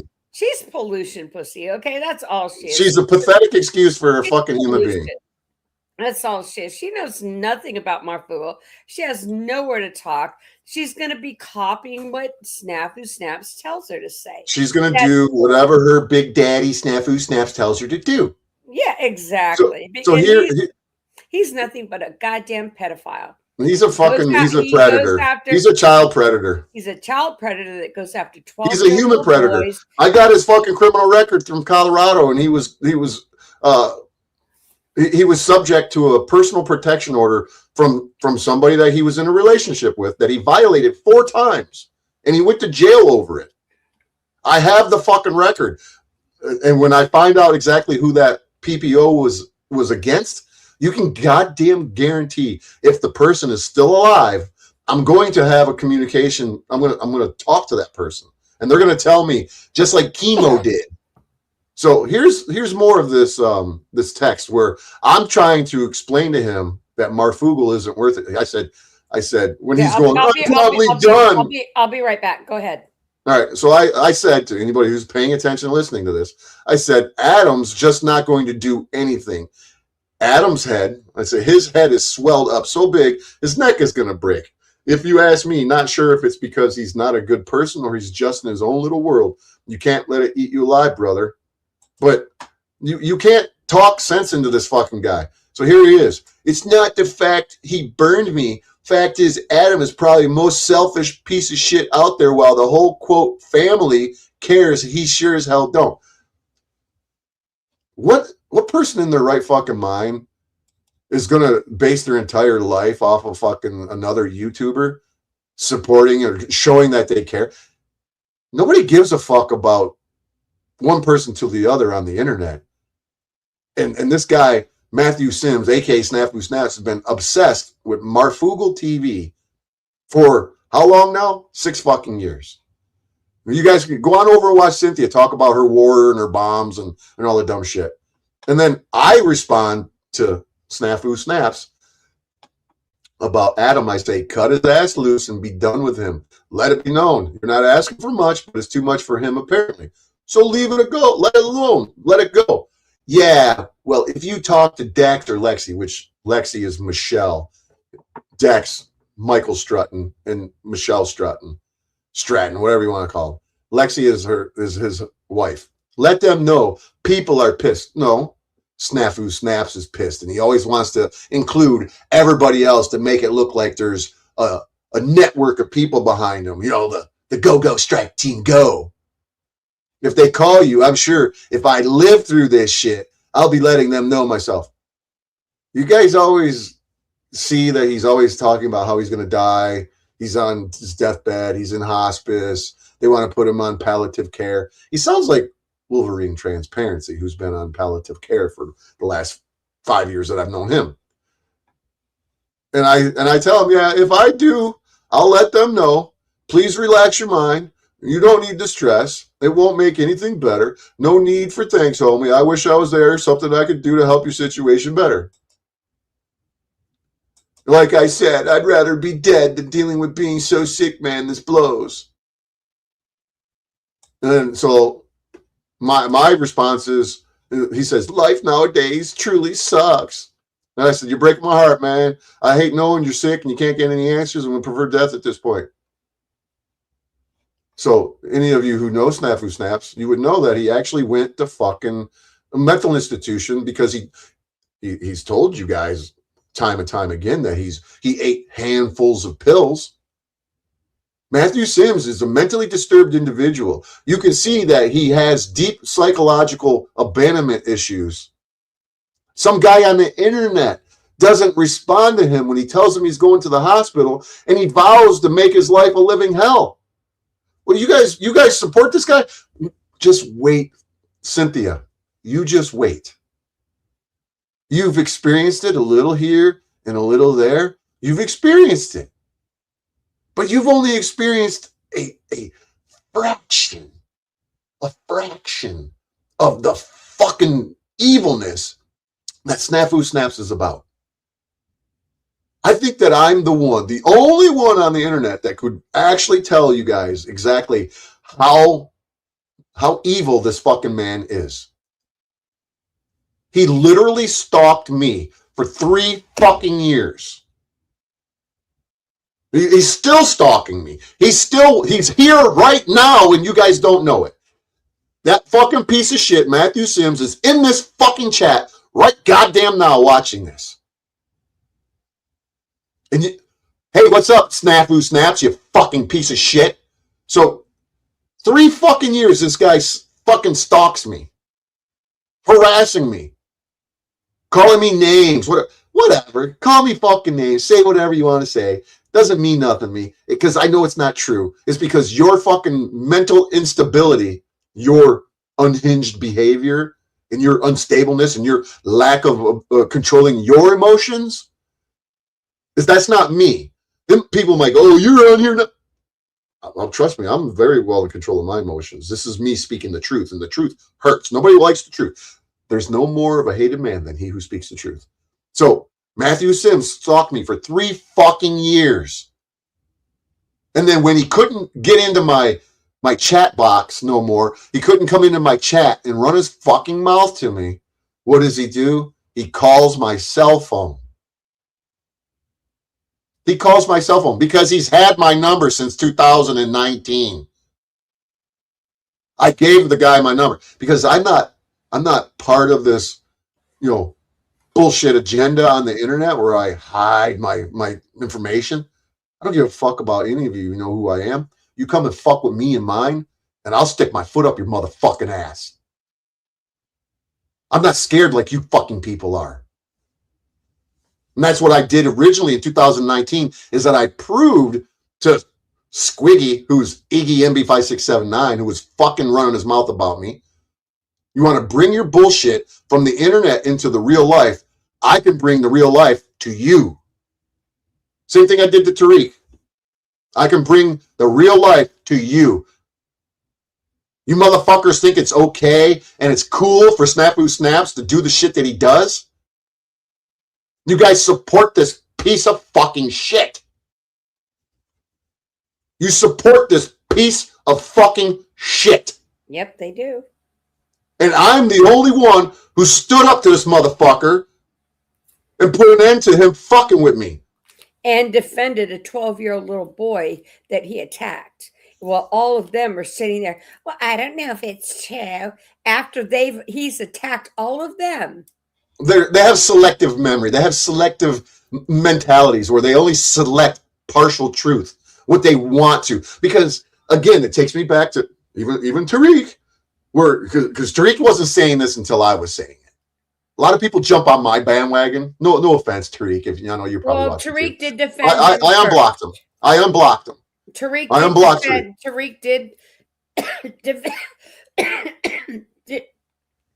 did defend me and my son. He was the first one. So even when he says that he references the email. He didn't bring the email up until you gave it to me. Well, because you said Tariq has it. Somebody to do it for him, just like Matthew did. That's what I did. Well, this is what I told you about Terrains. Tariq, the guy fucking works. He can't go buy a $169 laptop from fucking Walmart. No, he told me. Come on, man. Well, he has laptops, but he's not going to go on here with them. Well, I don't give a shit. Go buy a fucking one that you use on the internet. Quit claiming, I don't want to hear. That's not about Tariq. Point is that I've shared information with Tariq. I've shared information with anybody. I share information, the truth. I don't share lies. I don't share fucking deceit. I don't share fucking bullshit. I share truth. Right. And that is it. There's nothing about me that is not honest. There's no dishonor here. And that's what they all hate me for, is because I don't play their fucking games, man. Yep. And Snaps tried to get me into that bullshit, and he did for the longest time until I decided, let me call him. And me and you talked. And I realized, wait a minute, this is not the man they told me he was. This is not, this is a dad. This is a husband. This is a working man that is pissed off because Matthew's. And I sent him a picture of me and my granddaughter. Yes. You are a loving grandfather, a loving dad that has kids that do shit to him just like I do. I mean, we have kids that are sometimes they don't do the right thing, but you're a loving dad. You're a strict dad. You're a good father. Whether or not your marriage worked out or not, it's besides the point, because almost everyone's divorced nowadays. But I got to know you as a human being, and you are more decent of a man than anybody I've seen on the internet.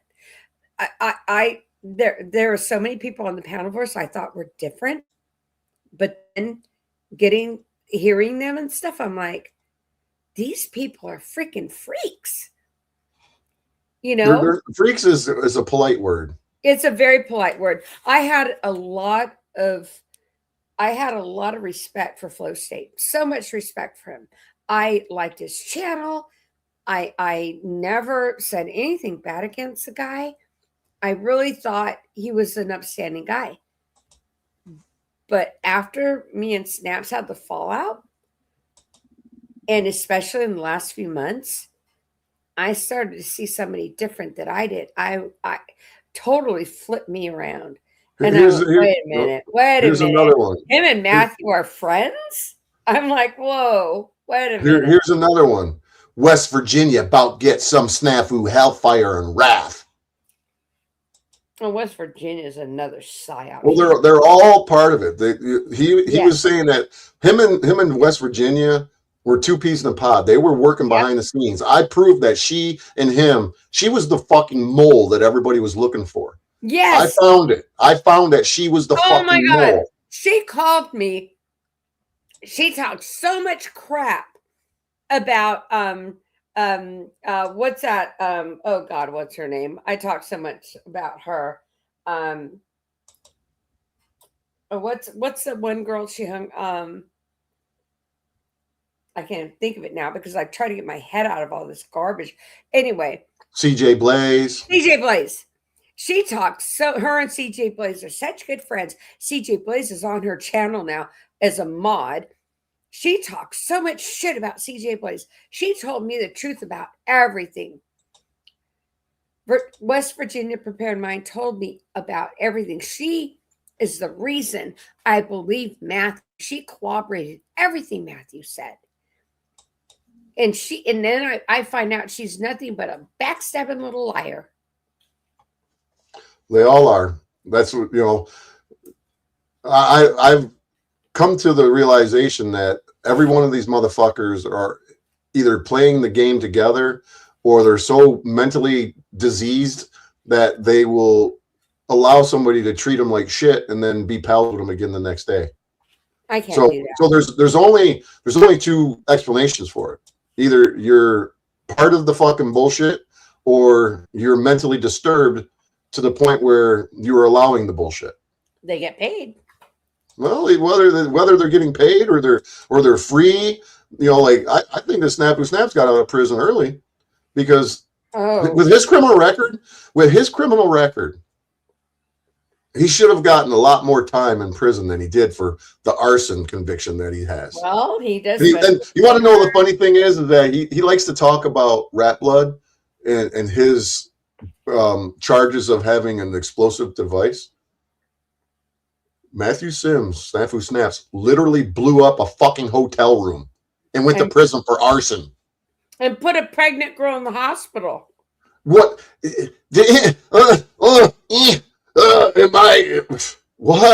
I the only one that's seeing this mirror effect popping up again? The confession through projection? Am I the only one that sees this? It's not just with Snafu. It's with Cynthia. It's with Yolanda. It's with fucking Powder Dusty. It's with Jack Talcott. It's with fucking OTW. It's with every one of these people that are involved in the fucking Panelverse. And then some. It's the projection through confession is out of this world. No pun intended, Patrick from OTW. It is literally, it's oozing with, it's oozing with fucking hypocrisy. It's like, holy shit, these people, they are the epitome of what they hate about other people. It's amazing. And this is why, if anybody gave a shit in the Panelverse and they really wanted to know what was going on and who was the dirtbags and who were the scumbags, you know how many people would be in here watching this right now? You want to know? They're not interested because they don't care about the truth. Shall we talk about this is plausible. Shall we talk about the court case? This is plausible deniability, though, for them. But they can say the court case that Matthew Todd Sims lost. Well, yeah, I'll talk about that in a second. But this is how plausible deniability works. You can't come in here and allow people to know that you're in here, or to give yourself away and say that I'm here, I'm watching, and then the truth be revealed. And then once you're privy to the truth of what really happened, you can't, responsibly go elsewhere and claim that you think that I'm a liar or I'm full of shit or whatnot, because you know the truth. So you can't deny what you already know. But if you hide and you don't come in here and talk and you stealth watch and you pretend that you don't know the truth, I don't know anything about Bad Apple Media and what happened between him and Snafu Snaps and or what happened with Lena and Snafu Snaps. I don't know anything. That gives them that out where they can say, where they can continue to push the lie or to believe the lies, because that's plausible deniability. If you don't know the truth, even if they are in here watching it and you don't know that they're in here watching it, they can just say they don't know the truth because they don't want to know the fucking truth. This is the point that I'm making. If anybody out in the panelverse or anybody who's ever had a negative encounter, and there's hundreds of them, that's ever had Yolanda, you'd be up in here because he talks shit about you constantly. Cynthia, you'd be up here. Shauna, you'd be up in here. I've never talked shit about Shauna. Only thing I've talked shit about is you want to call shit the truth, the shit. Okay, I've talked shit about you. Anybody who's ever had Snafu Snaps attack them, I should have 22 people up in here. I should have OTW in here. Well, I should I'm have, up here. I should I'm have. up here. Where's Dusty? Right. Dusty? I should have Brian O'Shea. I should have Lou Bass in here. Hank should be in here. Melanie Fox, Paul and Slade should be in here. Yolanda should be in here. You're in here because you're on this list. Tariq, Rap Blood, Salted Cedar, Lumatami, Jack Talcott, Landry. Landry's dad should be in here. Monograph, Powder Dusty, Mitch, Lindsay, Sophia Day. That's 22 people that should be in here watching this right now that say, you know what? I'm sick of Snafu Snaps running his dick sucker about me, saying shit. Where are they at? Because they don't want to fucking know the truth. Because they're all mentally fucking diseased individuals. Listen, the Powder Dusty, he might be sleeping and maybe going to go live tonight, because I think if he was online, he'd be up here. But I'd like to talk to his ass because I'm tired of his bullshit. And as far as like Yolanda and Bex and them, I'm warning them to stay away. They have no idea what Matthew's involved in. They have no idea what's going on. They need to stay the hell away. They've been away. They've been gone. All of a sudden, they want to, bring themselves in. I'm giving them one warning to stay the hell out. But hey, if they want, he's not going to heed any warnings. If they want to talk about me and their child, then have it. But this is the only warning they're going to get. They better shut their mouths. Matthew Todd Sims, bring your little happy ass on up here. I'll talk to you. I'll talk to you on this channel, and I'll talk to you on Tarek's channel. Well, you know who has me blocked? You wonder who has me blocked? Who? Take a guess. Who? Matthew. No. He's blocked me after he fucking failed to show up at my fucking my prosecution. My persecution. Did you know that it's not a lawsuit, criminal charges? Did you realize that there's only a 2-letter difference between persecution and prosecution? That little pansy ass lost. Well, he didn't lose. He bitched out. He didn't show up. He bitched out. He didn't show up. He bitched out. Yeah. That's exactly what he did. He come up into my life, calling Big Daddy, the Popo, the police to save him from the big bad apple media, who he's been harassing for over 3 fucking years. Not only me, I have text messages with him fucking vowing to harass people, which he's been continuing to do. Oh, constantly. I wanted him to come to fucking Michigan because this was going to be a big part of his ass whooping by my lawyer, because his motivation and his character was all I needed to address. His motivation and his fucking character were the only fucking... There's plenty, well, but that was all I needed to do. You know, his brain is no bigger than a minnow. So, okay, go ahead. Well, the funny thing is that Snafu Snaps is fairly intelligent, but he uses his intelligence for evil. He doesn't use his intelligence for good. His brain is no bigger than a month of Sundays. And unfortunately, Southeast Asian people, Indians with a dot in their forehead, which is what he is. Yeah, they're like China's, Chinese people. Chinese people are very intelligent. Japanese people, Asians are very smart. They have a propensity. They have a history of proving that they're intelligent human beings. Yeah. But Matthew is not very intelligent.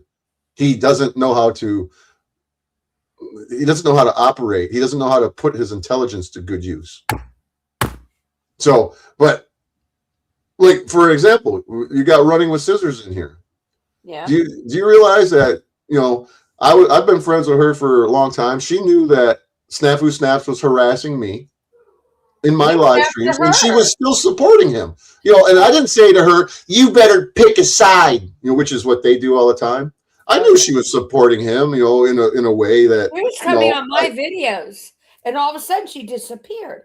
And it turns out she disappeared because Matthew was threatening her. Well, this is what he does, you know. So she was supporting Snafu Snaps, you know. It's none of my business, but you know, that's what she was doing. I never said, "You got an ultimatum. You better stop supporting Snafu Snaps and disassociate with him, or else I'm not going to be friends with you." She's been a mod on my fucking channel while she's associating with Snafu Snaps behind the fucking scenes. Yeah. And then the minute that she decided that she wasn't going to be a part of it anymore, and she separated herself from him, unfriended him on Facebook, and stopped sending him $25 a month or whatever it was, if it was every other month or whatever it was. If she stopped donating to him, he didn't get his monthly stipend, or no offense, Tony, he didn't get his shekels from Tony, and he knew something wasn't right. So he looked in and he's like, "Oh, she unfriended me." I was in a live stream, and Tony, running with scissors, sent me a message on what he had sent to her, cussing her out, telling her off, telling her that she's a fucking piece of shit and trash, and you're going to get what you deserve, because she disassociated herself with it. But when you have deep psychological abandonment issues, almost everybody has some abandonment issues to a degree, but when you have excessive abandonment issues like a Snafu Snaps, imagine if you haven't experienced what Snafu Snaps has experienced in your lifetime, where you actually have your biological mommy and your daddy, you know who they are, whether they're alive, they're dead, you had a relationship with them, you didn't, it's contentious, it doesn't matter. You know who your mommy and daddy are, and you're probably going to have some sort of issues. But now think about that. If your mommy and daddy threw you in a trash can and didn't want anything to do with you, and you don't even know who your mommy and daddy actually are, you're just here. Imagine, just imagine the negative effects that would have on your psyche, where you'll be upset at anybody, even some guy on the internet or some woman on the internet who decides they don't want to deal with you no more.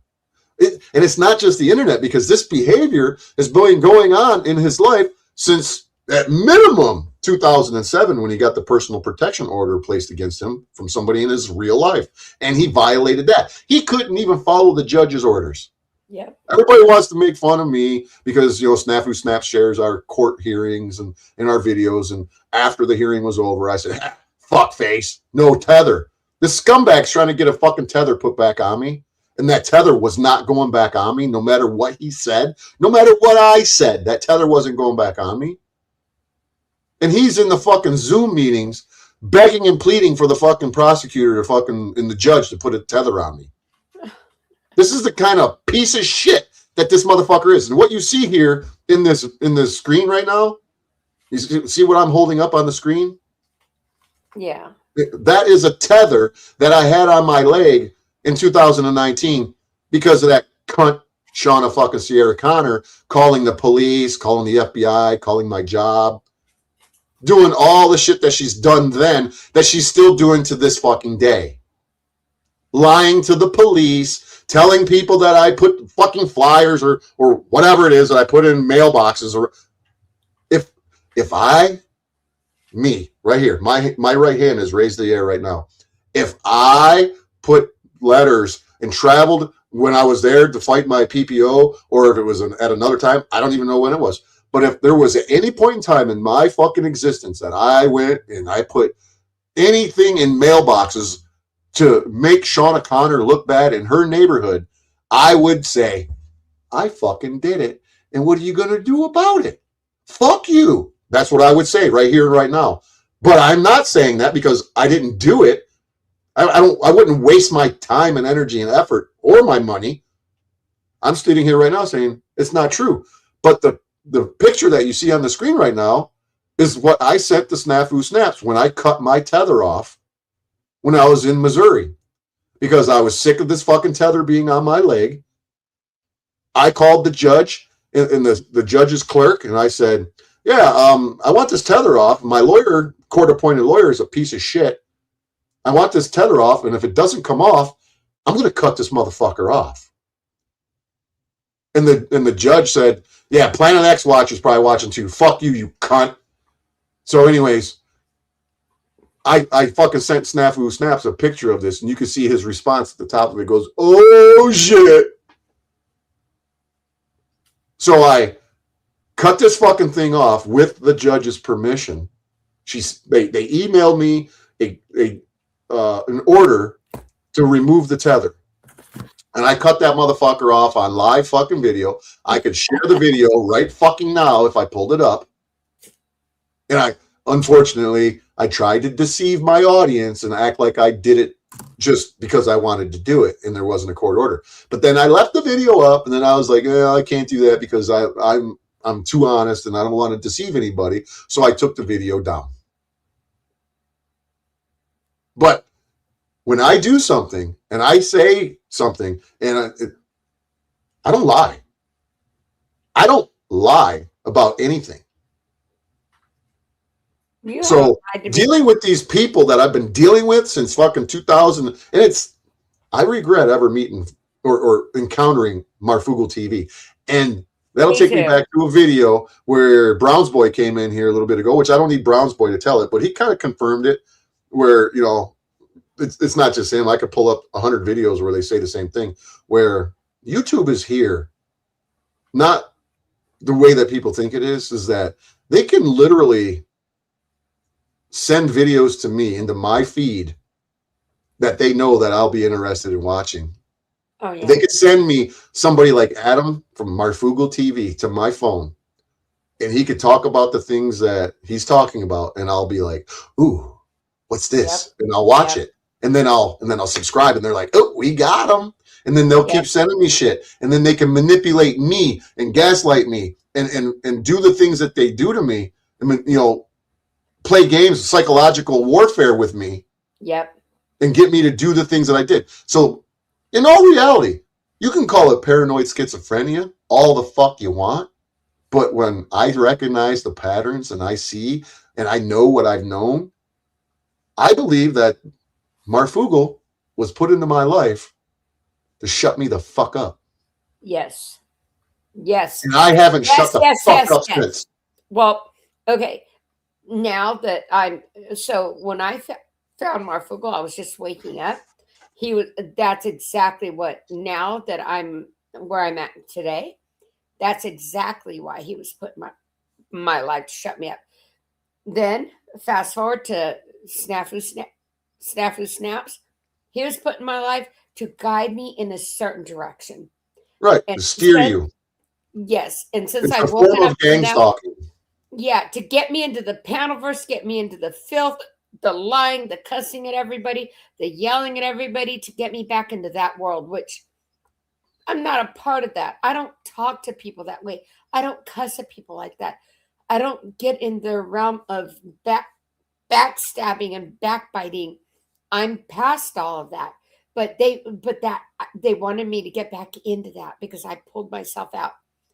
Well, this is what it's done. Hold on. I leave that. And for the last, month and a half, 2 months, I've been out of it. And every now and then I get a message from you or Tarek. And I'm like, look, I don't want to be involved in that. I don't want to. And you're like, no, you have to defend yourself, Tarek. It's like, hey, if you want to come on my channel. And I'm like, I appreciate you guys defending me. I do. And I hope you guys continue to defend me. I do. Because I don't like what's going on out there. I hope you guys defend me. Well, I defend the truth. Yes, that's what I defend. But I don't want to go in those chat rooms. I don't want to go on those channels. I don't want to be a part of their crazy, because I'm learning so much more. My gosh, if I told you the things I've been learning, it sends you to a whole different place. And that's the direction I'm supposed to be going, well, that's right. Well, that's what I've discovered, is that they, this platform and Cynthia, they're lately they've been talking about this app, this YouTube, and as an app. It's not an app, it's a platform. and you can access it through an application. But nonetheless, this is what I've discovered, and you're not off the mark. But see, I'm not saying that they targeted you or put somebody specifically in your life to get you to do something or to steer you in a certain direction because or whatnot. But I personally believe that the minute that I went on social media, whether it had been Facebook, Instagram, Twitter, YouTube, it doesn't matter the platform, because they're all controlled by Big Daddy and DARPA, and all of this shit is fed through their artificial intelligence, and it's watching you like a fucking hawk, and it's spitting reports out about who and what and yada yada. And the minute that I came on to social media, YouTube specifically, and started talking about what I went through in 2002, and not only that, but what I went through, my friends, my family, for all my life. And when I started sharing this information and exposing, back up. whatever the word is. What happened in 2002? That's when I went to prison. So to share, my life experiences and how corrupt Big Daddy really truly is, and that the evil that they represent will show no boundaries. Why? I know I've been targeted. I know. This is what I'm saying. My brother was targeted, just like you went through there are things I haven't told you, but a lot of it mimics your life, and I haven't shared that with you, but I want to one day. But everything you went through, where when you used to say things before I knew you, I did know of you. And I knew you would say things like, they've been targeting me since I was a little boy. They've been targeting me all my I heard that, but at the time I was asleep. I've been targeted since this time. I was see this picture? I've been targeted since I was this age. Yeah. Yes. And so was my brother. So because I don't take shit, and I'll defend anything and anybody. But at the time I was hearing you say that stuff, I wasn't fully awake. I was waking up, and I thought, what the hell's wrong with this guy, thinking he was targeted since he was a little boy? He's crazy. Well, excuse me, I got the hiccups.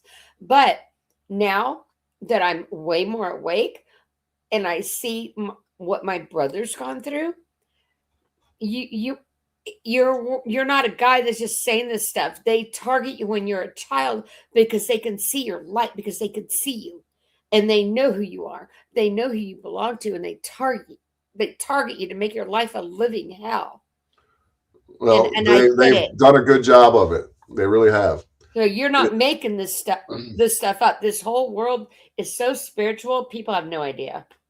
Well, you'll get people running their mouths like Snap and Snaps, and we'll talk about it's not, Oh, he belongs. It's not a physical. It's a spirit. It's the principalities and blah blah blah. Well, I'm literally here to tell people I know what I've experienced, and when I jumped on social media, on YouTube, and I started sharing the shit that I've been through, they started fucking targeting me even more than I was prior to getting on YouTube. Yep. That's when they sent Marfugel, because I was talking about my shit before, I met Marfugel. A little video. I did a couple of videos. I talked about it on Facebook. And as soon as you talk about it on social media, they know, and they want to know who you are. And it takes me back to Project Pogo. And the purpose, it wasn't actually not Project Pogo, it's Project Zypher. Project Zypher is the program that they launched to locate those of us who are opposed to the New World Order, the agenda that Big Daddy is. Who is it? Bagelville's behind it, right? Bagelville's behind everything. What's going on in Iran right now is because Bagelville. Do you remember? Hold on. Do you remember as a child? You're how old are you? 57. Okay, I'm 62. Do you remember being in school as maybe a first or second grader, even a kindergartner, taken out to a trailer to have your hearing tested? Oh yeah, there was a bunch of testing that I went through. Well, no. Okay, so I remember specifically one time being taken out to a trailer to have my hearing tested, and Oh, excuse me. So the gal's behind me. She says, raise your hand when you hear the beep. So I raise my hand, I raise my hand, I raise my hand. Then she goes, you heard that? And I nodded my head up and down. Yeah. She comes over, takes my headphone off, and she looks at me and she goes, you heard that? And I said, yeah. She goes, okay, let's do it again. She puts it back on me, goes back. She does it again. I raise my hand, raise my hand, raise my hand. She takes them off. She goes, did you hear it? She goes, you heard that? And I said, yeah. She goes, you shouldn't be able to hear that. And It's because you're at a different frequency. yes, back then they were trying to find the Aboriginals because they weren't white. No white. They're looking for back there. bloodlines of the chosen ones. Well, yes, and they didn't take none of the white kids went to the trailer. Only the Mexicans, the blacks, only the Aboriginals went back there to the trailer. And I didn't realize that back then, but looking back, yeah, that's all that went back there. And when she said that to me, I didn't think nothing of it. However, fast forward, you know how you go in the cafeteria? They get all the kids in the cafeteria and they get you to learn how to brush your teeth with toothpaste with their crest fluoride. So I'm sitting there. All the kids are, all the white kids around me, they're sitting there, they're scrubbing their teeth like crazy. I get my toothbrush, excuse me, I pretend to dip it and I slowly start brushing my teeth. I didn't have nothing on it. I would not put that shit in my mouth. Never have. I'm sitting there and I'm brushing. I'm looking at the ladies walking around, making sure all the kids are brushing their teeth. They didn't know. They didn't know. I didn't put that crap on my teeth. I don't know how I knew, but I knew that it was not good for me. It smelled bad. It tasted bad. I didn't put that crap on my teeth. And I looked at other people, and there was, because I lived in I like in the foothills, so it was predominantly white. So there was only like a few of us Mexicans there. And I looked at them and they were doing the same thing. They were like, they had steep nose, like your nose was up. And I could see them doing the same thing. We were not putting that shit in our mouth. Because we knew that there's, there's a lot of reasons behind that. And I literally they would try to recruit me to join in the military and in the Air Force specifically, and I didn't do it, and I believe that kind of pissed them off because they lost one of their prospects. Well, you probably would have been fucked up if you had, because look what they did to my son. Well, my brother-in-law was in the Army and he was in chemical warfare, and he's out of his fucking mind today. They poisoned him to the point where I can't even explain what's wrong with him. It's unbelievable, but it's par for the course. It's it's the devil's realm here, and that's what you're gonna get when you're dealing with the devil. You know what I mean? So. It's just what I've experienced and what I know, what I see. I see things that most people can't see, and that's another thing that they, they want people on their team that have abilities like I have. Some people would call it intuition, and it's more than intuition. I have insights. I know things before they happen, and. Yep. And it is what it is. I don't like things that I experience because it's just something that I don't like it. But nonetheless, I know things, I see things, I feel things. I have abilities that some people don't have, and I can read a person. I can meet someone. When I met Snafu Snaps, for an example, I didn't say met him in person, but I knew that there was something about him that was no good, and I tried and I tried and I tried to be the devil's advocate, and thought that maybe I could keep him. I wouldn't even say devil's advocate. I was trying to be the protector of humanity, so to speak, to keep him from doing exactly what he's doing right now to everybody else. And then what does he do? He comes and he attacks me. Out of all the people on the internet that have said and done the nastiest things in the world to him, and because the people have reacted to what he's done and said, and for him to come and harass me and stalk me and do the shit that he does, and then I told him that I was gonna kick his ass, and that was what has triggered him into going and getting Big Daddy to defend him and back him up or whatever, and then he doesn't even have the guts or the balls to fucking come and deal with it because he's pig shit. He's pig shit. So it's not because he's pig shit. Well, he's pig shit, but it's not because it's solely because he knew that he would get his ass handed to him if he came here. He knew that his accusations wouldn't fly. It's not even the government, Big Daddy that he used to persecute me, came to the realization about 2 months after what he did. And they were like, this fucking guy's crazy. And we're going to have to facilitate him because he's harassing us and he's a pain in the ass. And so they did what they did for me. They didn't do what they did for him when they upped my charges. They didn't do that for him. They did that for me so they could get the tether off of me. Trust me, I've had conversations with my fucking lawyer. My lawyer tells me what they talk about behind the scenes. They took the fucking tether off of me, but let him believe that they were going to up the charges on me.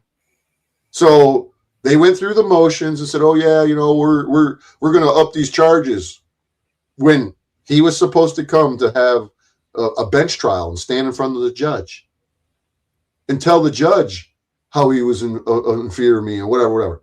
Well, then the prosecutor's like, "Oh fuck, we can't have that." So then they basically dismissed the fucking charges. The judge even admitted in the fucking in the courtroom that day, he's like, "Well, I don't know if I'm doing this right or if I'm going against every legal fucking what I forget the exact words, but he openly acknowledged that he was doing it the wrong way, because you don't dismiss the charges, you just amend the charges. That's it. They dismissed them to get the fucking tether off of me, because they know that if they kept that tether on me and I brought this motherfucker, or if he showed up, that I was going to destroy him, and then they would be held responsible. Not him. They would be held responsible for violating my constitutional rights. So they did what they did, not because they believed that, oh, we got to give more felony charges, and the Snafu Snaps is over here going, you're in trouble. I got felony charges on you. Okay. Anytime does anybody think that I lost a wink of sleep at any fucking point in time during that entire process? Right now, I'm inviting you right now, Snafu Snaps. Call the prosecutor's office and tell them that you're willing to come here and fucking sit on that witness stand next week. They won't pay for you to come here. Oh, he's a pansy. They're not paying. They've already told my lawyer that we are not paying for him to come here. Because if they pay for him to come here and I destroy him, my lawyer destroys him, and it's dismissed with prejudice, I could sue the fuck out of them because they were facilitating. They were maliciously prosecuting me. If they leave it upon him to pay for his own way to get here, that's an avenue that they can argue. You know what I'm saying? They're setting themselves up. This is what racketeering is. When the government conducts themselves the way that they do to protect themselves from civil liability, that's racketeering. Literally. They didn't do what they did because, oh, well, they come into court and they're like, well, we've tried to make arrangements with the plaintiff witness, or not plaintiff, but the witness, the complaining witness, so he could come in, and we gave him money, and he says that he can't come in and he's not going to be here. And then my lawyer tells me in my ear, they're just covering their ass. And I'm like, I know that. I know that they're covering their ass. But this is what they have to do to protect themselves when I bring a lawsuit.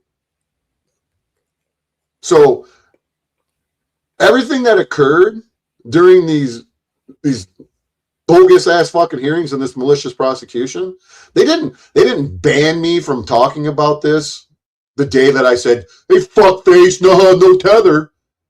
They didn't ban me from talking about it to protect him. They banned me from talking about it to fucking make themselves look good.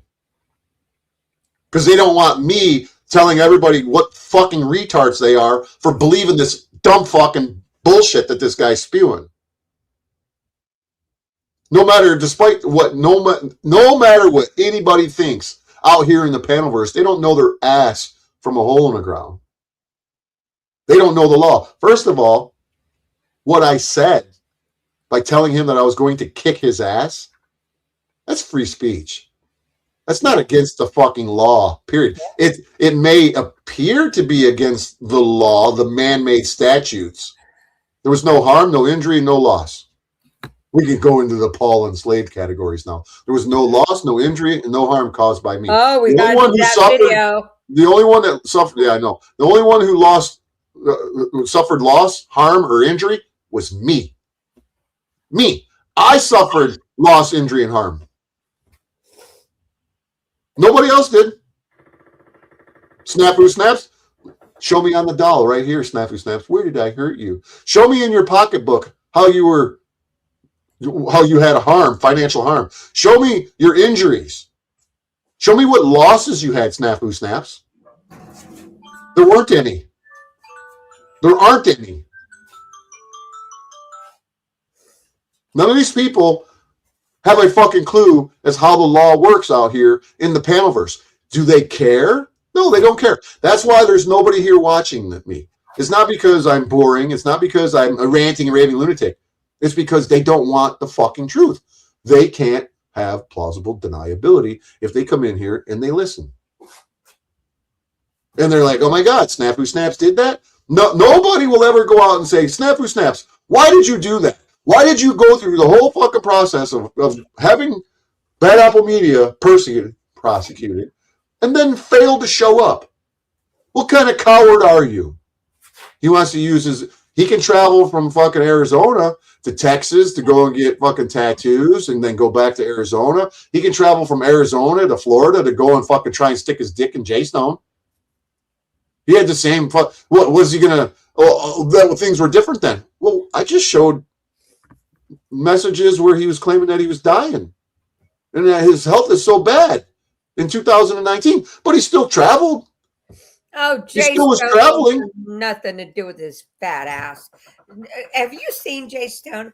Okay, between 0 and 10, Jay Stone's probably about an 8. Matthew is -4.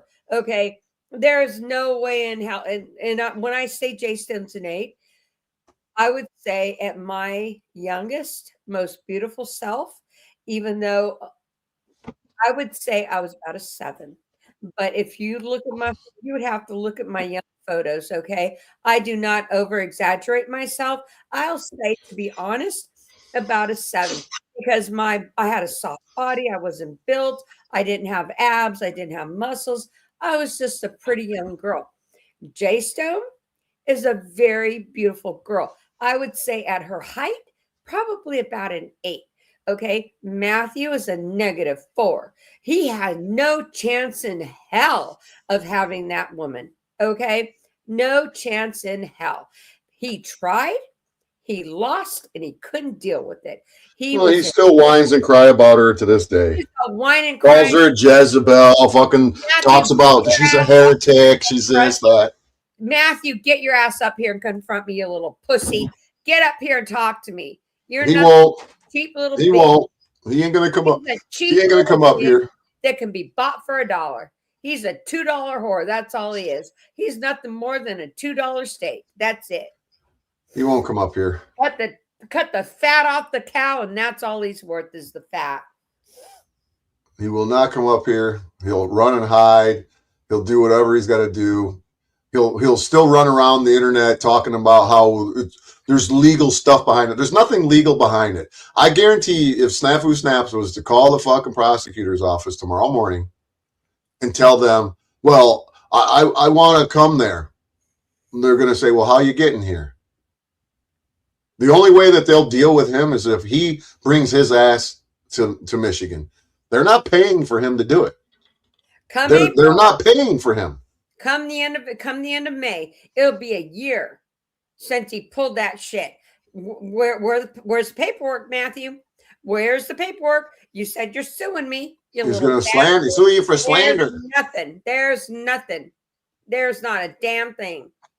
Okay?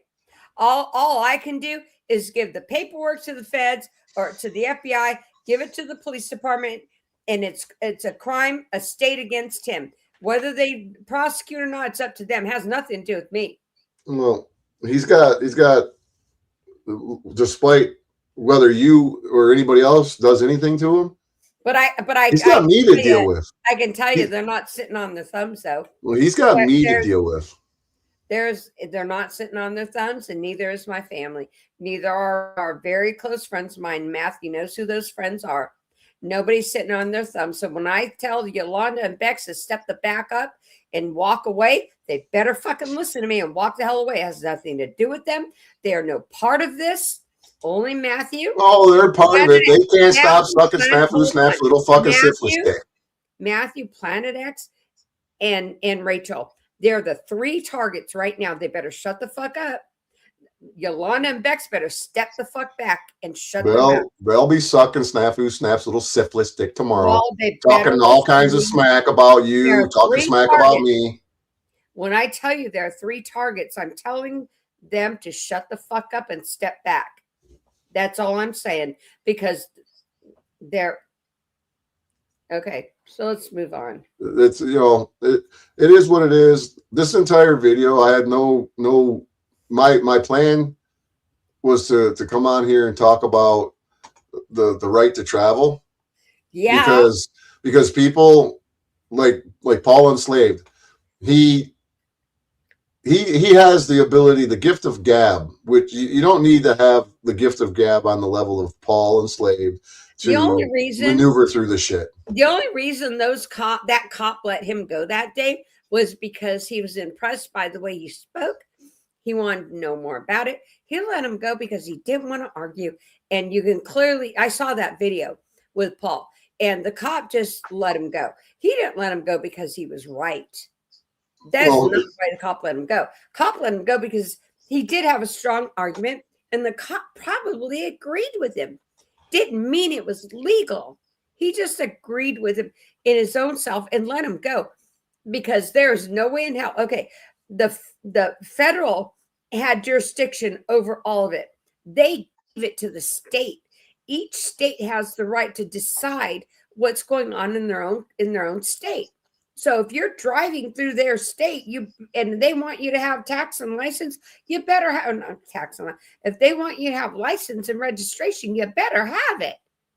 Well, that's the general consensus of society, but I would disagree with that. And it's the federal laws, or not the federal, but the states that pass these laws. They do so with the permission of the federal government to make their own laws and create statutes, codes, and ordinances. Right. But the federal, the U.S. code, federal law trumps state law, period. Yeah, okay. The Constitution trumps federal, and there's a hierarchy, and the states can do whatever they want as long as you agree to it. They're going to get away with it. But when you fight them and you say, "Oh no, I ain't playing that fucking game. I'm not listening to your bullshit."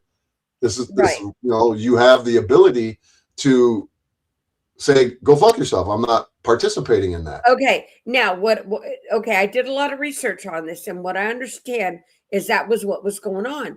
And the federal government said they couldn't deal with it anymore. And they sent it back to the state and said, "We don't have nothing to do with this anymore. It's up to each individual state to determine their laws." They sent it back to them. So the federal government has nothing to do with it anymore. Well, the states create their statutes or their revised statute, whatever they call them in each state. It's always a little different, but it's their codes, their statutes, their man-made laws. It's all based upon federal, and it doesn't matter. The feds gave it up. The feds gave it to the state. They don't have nothing. I understand that, but it doesn't mean that the feds gave up the power. The feds just gave them the authority. No, they didn't. They did not. I've been studying this for 40 fucking years, Lena. Okay. Well, okay? I'm basic in it, but that's what my understanding. Well, your understanding is rudimentary. No disrespect, but I understand what you're saying, because this is what you are under the impression, that the states have the authority.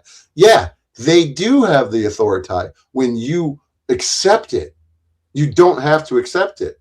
You don't have to say, okay, I'll take it. That's where you end up with the contractual agreements. Okay. Let me say this one last thing. You have the right to travel with your own 2 feet. When it comes, you have the right to travel, however means necessary. Okay, hold on. Okay, let me say this then. I'm not arguing with you. I'm just batting it back and forth. Okay, you do have the right to travel in your conveyance. Yes. However, if the states make the roads in their state, make the bridges in their state, make the pathways in their state, and they're saying to go through our state, to go through our paved roads and our highways and byways and bridges and all that, you have to be registered. No, you don't. I'm being the devil's advocate here. Well, that's what they want you to do, because that's the business aspect of these corporations. They're not governments. Okay, as you think. They're not governance. They are governments. Let's take it a step further than that. We have a birth certificate. We've already paid taxes. We do all these things. So if we're driving and we're doing all these things, and they say you have to do this, you're going to get arrested. At this point, that's peaceful slavery. What's the point of going to jail when all you have to do is give them a driver's license? No, listen, just hear me out. Hold on. Hear me out. And dangerous freedom. Hear me for a second. You, Lee Stallman, arguing for your rights, is that going to give the other, 8 billion people the right? No. It's called the Equal Protection Clause. One minuscule out of billions. It's called the Equal Protection Clause. Yeah, but you're one out of billions that are fighting. You're not going to win. Oh yeah, you will. Oh yes, you will. If you know what you're doing. Okay. If you don't accept and you don't comply, you stand your ground. You do not consent. No man. Government was created by man. Government cannot control man. Man controls government. But our men are so weak now, they're not going to. Yeah, I'm not a weak motherfucker, though. I know you're not, but there are so many more that are weak, that are not. And those are the pathetic slaves that I make fun of. If they were going to defend the Constitution, they would have done it by now. There are too many weak men. There are not enough that are going to go and defend us. There are not enough to go and kick those assholes that are eating the babies out of the White House. They're not. Well, that's one thing that you're not going to do is when you change your status and you're no longer a United States 14th Amendment citizen who has privileges and protections. You're not going to change anything. You need to remove that status, that citizenship status from your physical being. That's literally like a piece of paper attached to you, stapled to your t-shirt that says that you're a 14th Amendment citizen. You take that 14th Amendment citizen piece of paper off your shirt, you crumble it up and you throw it away and say, go fuck yourself. I'm correcting my status. I no longer want to participate in your corporation, because that's what the United States of America is. There's a difference between America, the Republic, Yes. and United States of America. I get that, but how many men are willing to defend that? Well, most men don't have the mental capacity to They're distinguish the asleep. difference between the two. They're asleep. They don't want to wake up. They They're don't. content slaves. I'm not They a content slave. I know This you're takes not. us back. This takes But us there's back so to many listen. more asleep. Listen, that okay, will we defend us. get that. It's not even an argument to me. I'm not concerned about the fucking pussies who are willing who suffer from authoritarian personality disorder. I don't concern myself with those people. Sovereign status is for me, myself, and I to deal with. I don't give a fuck what dude next door is doing. I don't give a fuck what I don't care what all of you are doing. I'm concerned with what I'm doing. I'm concerned with how I conduct myself. I'm concerned about my being, me, myself, and I. You guys want to do what you're doing? That's on you. If you don't have the courage, you don't have the. They don't. What does it tell you in the Bible? The simple scripture. It's not even. I don't even care about the Bible, but it's the point that I make is that it tells you to know the truth will set you free. Yeah. And the truth is that you do not have to fucking comply with the man-made fucking demonic beast system. And it also tells you to not be of this world, to just be in it. No, well. And it also tells you those no. follow. Yeshua says, No. Yeah, whatever it is, it doesn't matter whether it's to be in this world or of it. Caesar's and give to God what is God's. He specifically says to follow their laws so that we're not. No. That's Romans 13. Romans 13 says, obey your government and rule of law. Those who resist will face judgment.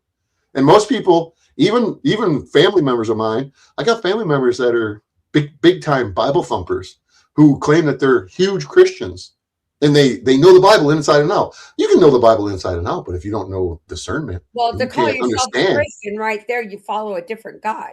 I get that. That's a whole other subject for another day. I'm just talking about scripture where people claim that a book tells them that they must obey the beast system. No. That's not what that scripture to me means. That scripture to me tells me that if I stand up against the rule of government and I do not obey my government, that I will be judged. I will not be judged by my heavenly Father. I will be judged by some fucking lunatic psychopath in a black robe, sitting behind a bench in a room, in a building. While we're living on this earth. That's what that scripture means. What Yeshua says. Yes. Give Caesar what's his and give God. I get that. I don't give a fuck about Caesar. I'm not in Caesar times. Well, Caesar is Satan. And who is Satan right now? To live in this earth, we have to abide by their laws until he comes. No, we don't. No, we do not have to abide by Caesar's fucking satanic laws. We have to live by the money and everything in order to. No, you don't. You don't even have to do that. That's all by choice. Unless you live like in off grid. There you go. Get back to what God fucking invented. You live off of the land. And that's if you don't use gold and silver. Do here. But I can't get out of it because I have to pay taxes on my farm. No, you don't. You can turn Missouri is an allodial state. Nah, you're wrong. Missouri is an allodial title state. They'll take my farm. You listen to what I'm saying to you and don't interrupt me, please. Okay, Missouri is an allodial title state. They recognize allodial titles. You don't know what an allodial title is. Allodial title is the original document that was created when the land was claimed by somebody and said, this is my land now, and I own it, and I'm going to sell it. Or I'm going to keep it. Whatever document they created that says, this is now my land, that's called an allodial title. Okay, you might not be able to locate the allodial title that was created and say, hold on, let me finish what I'm saying. Okay. The allodial title, you might not have access to it. It might not be in the archives at the fucking Capitol building. It might not be in your township in their files. You can create an allodial title and say, this is the allodial title. Then you patent that allodial title. And nobody could recreate it. And then you tell the fucking government that this is patented land and you can't charge me taxes on something that you don't own fucking any rights to.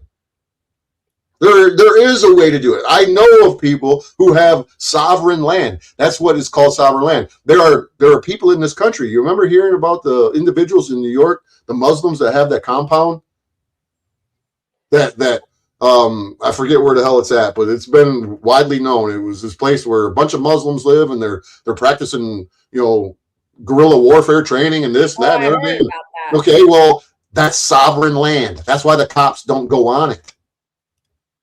But because they can't go on it, because it's been converted into sovereign land. You watch all these idiots online. You listen to Paul Enslaved. You listen to all these fucktards who want to tell you just a little bit of information without telling you the whole fucking process.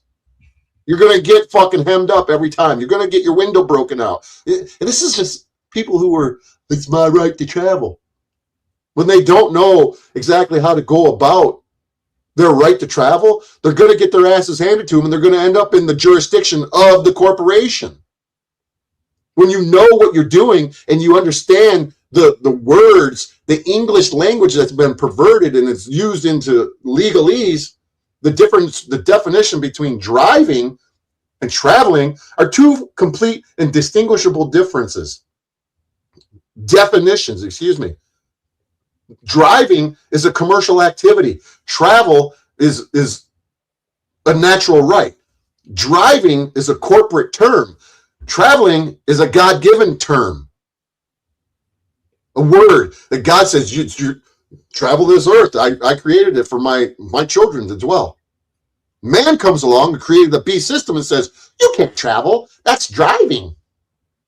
How do the Amish get away with not registering their buggies and paying a tax? How do they get away with riding their horse and carriage on fucking public highways? How? Because it's their right, because they're not U.S. citizens. Amish people, they don't go to hospitals that have babies. They don't get birth certificates, and they don't get social security numbers. Nope. They're not citizens of the United States of America. They're citizens. They're not even citizens. They domicile in the American Republic. Yep, they're all around me. Go ask them. Go talk to them and say, how do you get away with not doing this and not doing that? And they'll tell you, we're not citizens. There is a complete and distinguishable difference between a United States citizen and a human being.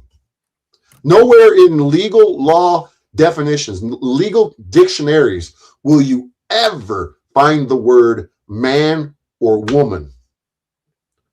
You will find every other definition, description that's commercial, describing life. And this is something that people don't understand. I don't even like the word understand. This is something that people don't comprehend, is that there are two distinct and separate entities. Your legal all caps name, you mentioned birth certificates, you mentioned social security card. Everything that you have, every legal documentation you have, every credit card, every bill that comes in your name, your driver's license, your social security card, you name your bank account, everything that's legal is spelled Lena with all capital letters. Your first name, your middle name, your last name, all capital letters. You don't spell your name with all. You never sat down in school or writing letters or even wrote your name, signed it with all capital letters. No. Because it's a man-made version of you. Your human flesh blood body. That's a legal fiction that they created to run all of your legalities through that corporation. You're a corporation, a legal corporation with an all caps similar name that's spelt just like yours, but different. It's the technicalities that they get away with. So the devil is in the details. But what about the money that is in our Social Security account or our what about it? The account that everyone talks about that they don't have access to? Well, you're not going to get access to it. One thing that I suggest, I've argued with some of the biggest fucking gurus out here who tried to tell people you can get your money, you can get your Social Security account and cash it in, and there's millions and millions of dollars in here. There's one woman that did that, and she did get the money, and her ass is in prison. I wouldn't think that she got the money if she's in prison. No, she got the money. She's. I don't know who it is. And when I first started, this is back in 2016 when I started learning about it, and she got access to. I forget her name. She got access to it. She used it, and they threw her ass in prison because it wasn't her money. It was a It's a corporation's money. Illuminati. It belonged to the elite. It doesn't belong to the elite. It didn't belong to her flesh and blood human body. It belonged to her corporation. Yeah. There are two. Which is them. Well, technically it's them, but you're a micro corporation in the macro corporation. You pay taxes out of your check as a franchise fee because you are also defined as a franchise. All of us were given away as collateral to the federal bank when they stole the gold. Yeah. Okay. So right now, when anybody, I see this constantly on fucking social media where people say, what is this stuff where I hear you can cash in your social security account, blah, blah. And my response is to them, whether it's somebody who doesn't know their ass from a hole in the ground and they're just digging and just asking questions, or it's somebody who's a guru who has hundreds of thousands of people watching them and they start talking that shit.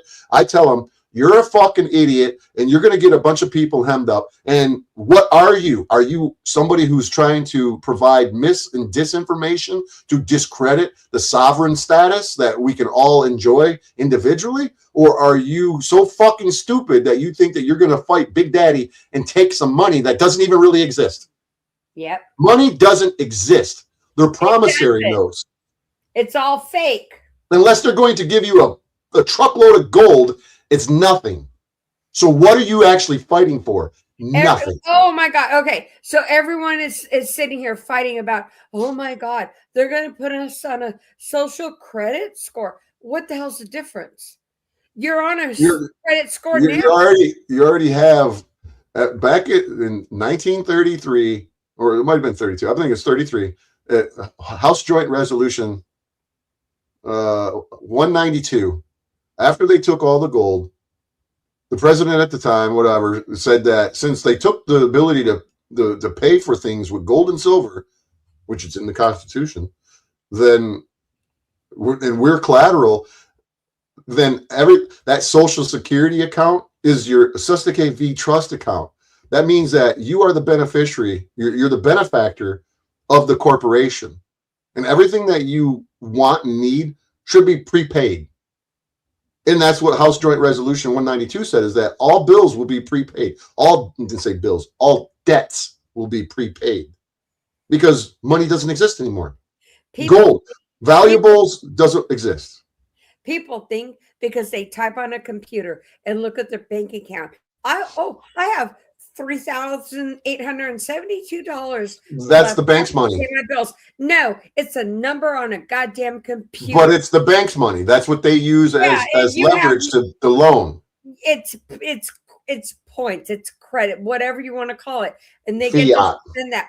It's the same thing as a credit score. They don't get that. Well, see the monetary aspect, the monetary argument, the monetary question, the monetary topic of sovereignty, I don't give a fuck about, because money, if you don't have gold and silver, you don't have nothing. You have pieces of paper that worth the powder to your money wipe your ass on it. Or your money is the zucchini and it ain't worth the paper it's printed on. Peppers growing in your yard. That is your money. That stuff online that you see in your bank account, that's nothing. Well, I know what I'm going to do when I'm ready to change and correct my status. I know my route.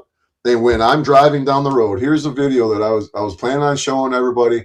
And this is something that people don't know. And I follow this. I don't even like to use the word follow, but I pay attention. I've told you guys about him before. This guy named Brandon Joe July Williams. 3rd. And this is a video from Michigan where a guy was pulled over here in this red car, for doing 94 miles an hour in a 70-mile-an-hour zone. First of all, if you're a sovereign citizen, and this is the way that a normal human would see the reality of the world, if you're sovereign, your obligation isn't to follow the laws that man created. Your obligation is to cause no harm to no matter who it is. And you can do whatever you want in the grand scheme of things.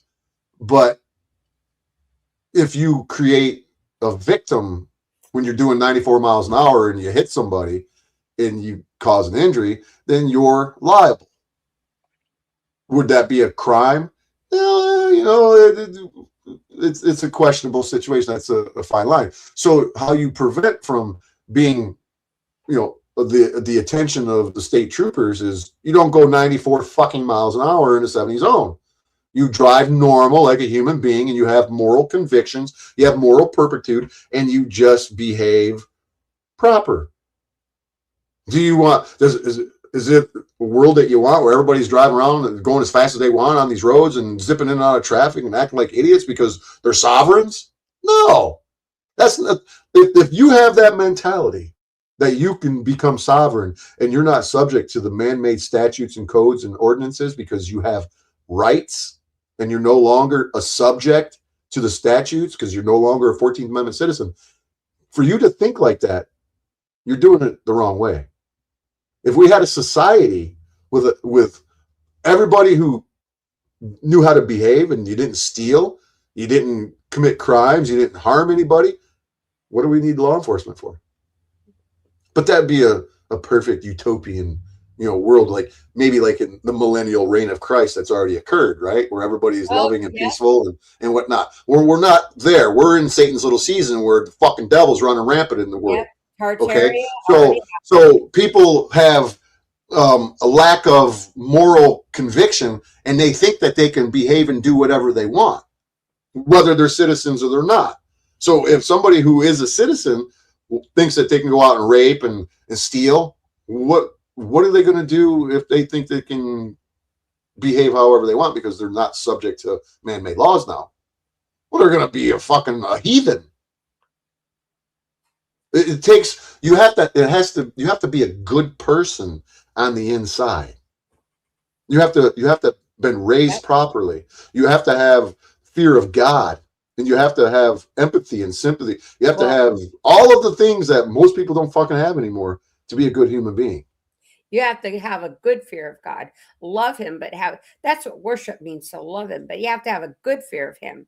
So let's watch this video and give you a quick idea. 2025, just after 7 in the morning, a trooper with the Michigan State Police was patrolling I-94 near Scioto Township. The trooper detected a vehicle traveling at 94 miles per hour in a posted 70-mile-per-hour zone and initiated a traffic stop. Unbeknownst to the trooper, Daniel Magoo was behind the wheel. Can you stop? We're not for another car when we get there. Stop. And this is the type of videos that I've been wanting to share with people and show them how messed up this guy really is. This guy, he's got a license plate on here that he purchased from the guru that I follow, and his name is Brandon Joe Williams. And Brandon is the one who shared this video because he was like, I got a hit piece on us talking about me. Well, okay, but I want you to play the one about Paul and slaves, so people. I will, but see, that guy is an idiot. This guy is just as much of an idiot. This guy is just as dumb. But I'll show you the difference between this guy and the one that Paul and slave was mentioned. Hey, Mr. State Police, you have your driver's license on you? Speed, sir. I had to go 90 miles an hour down the hill back there. I was trying to catch up for a long time. I need to see your driver's license.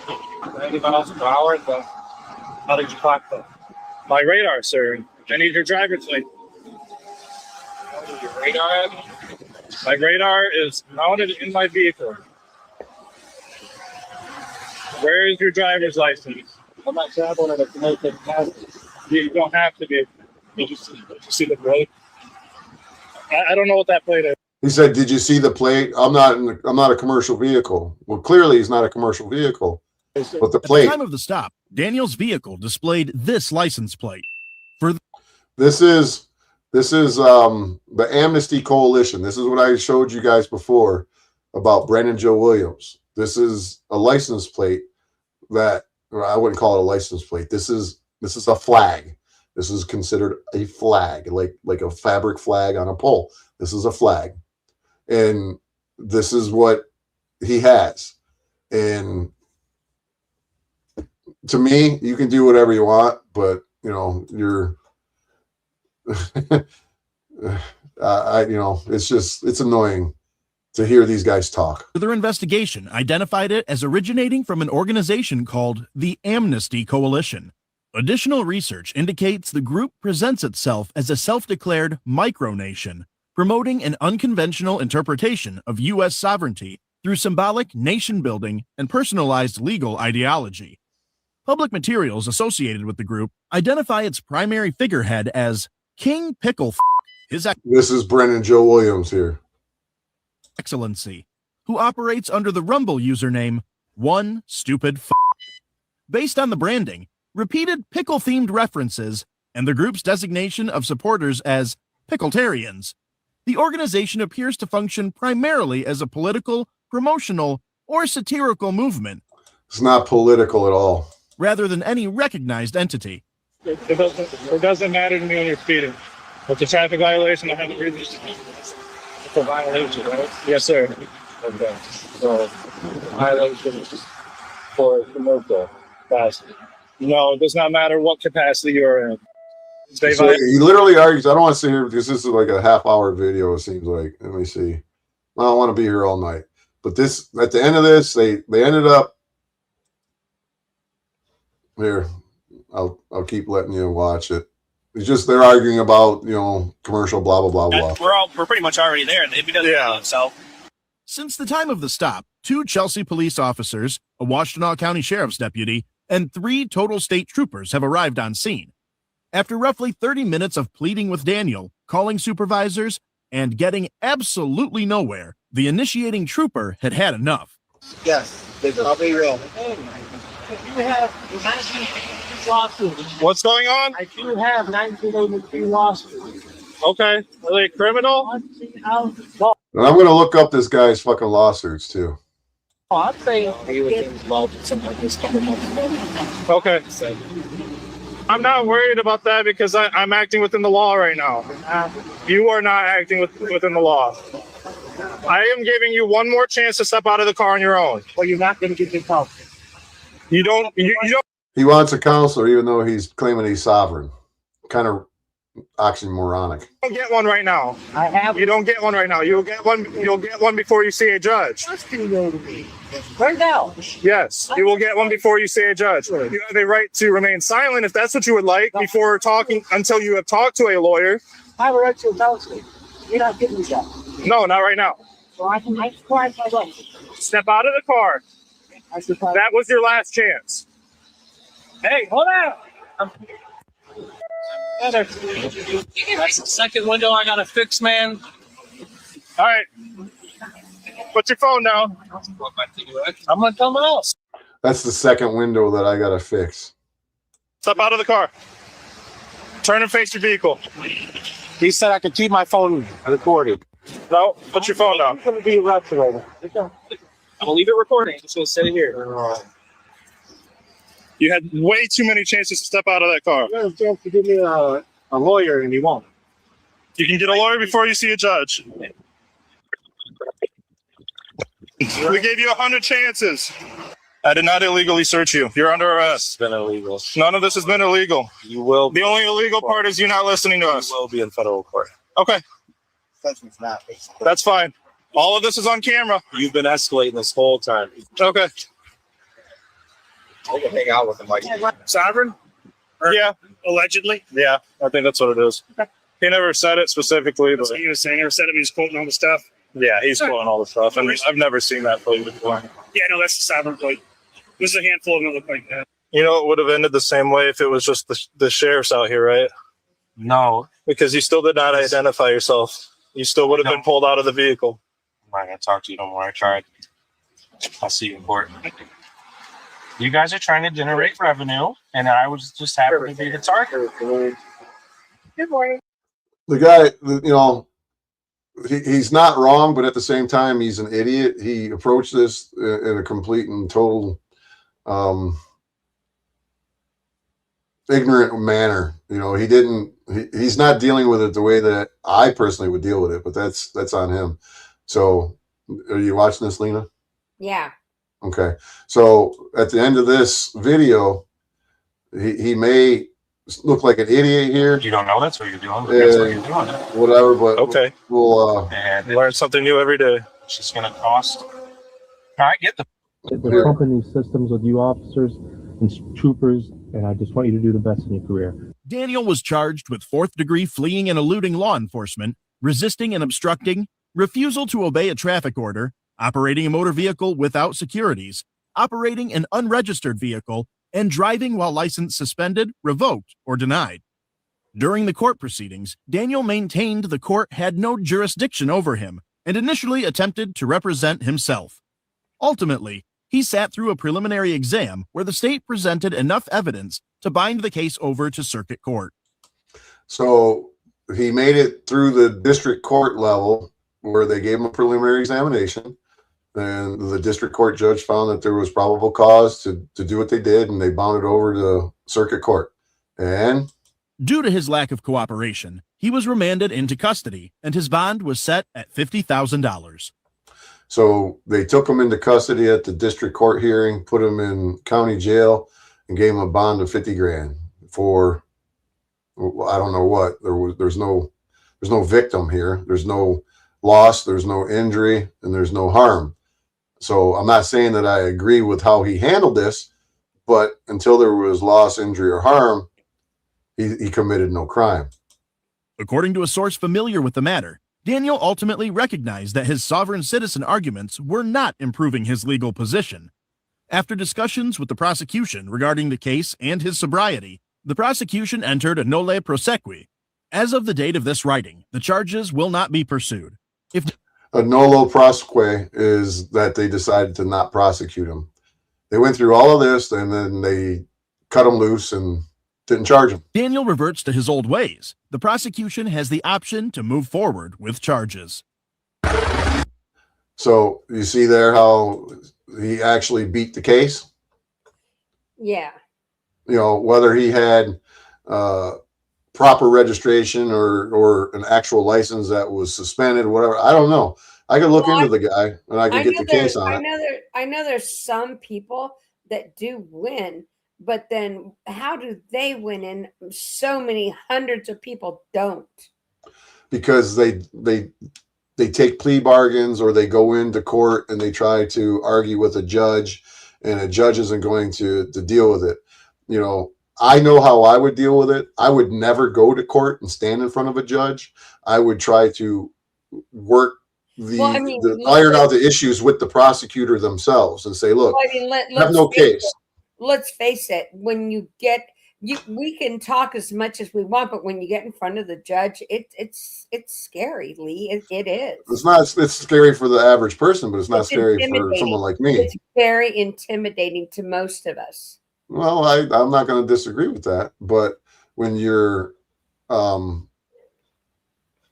experienced with dealing with law enforcement, and first of all, whether you're experienced or not, if you're willing to challenge the beast system and correct your status, or relinquish your driver's license, or unregister your vehicle and put a coalition amnesty license plate, or just a private plate on your vehicle, and you're going to travel the roads, you can expect that you're going to be pulled over and you're going to be challenged by law enforcement. This is their job. This is what they're doing. They're here to generate revenue. This isn't for safety.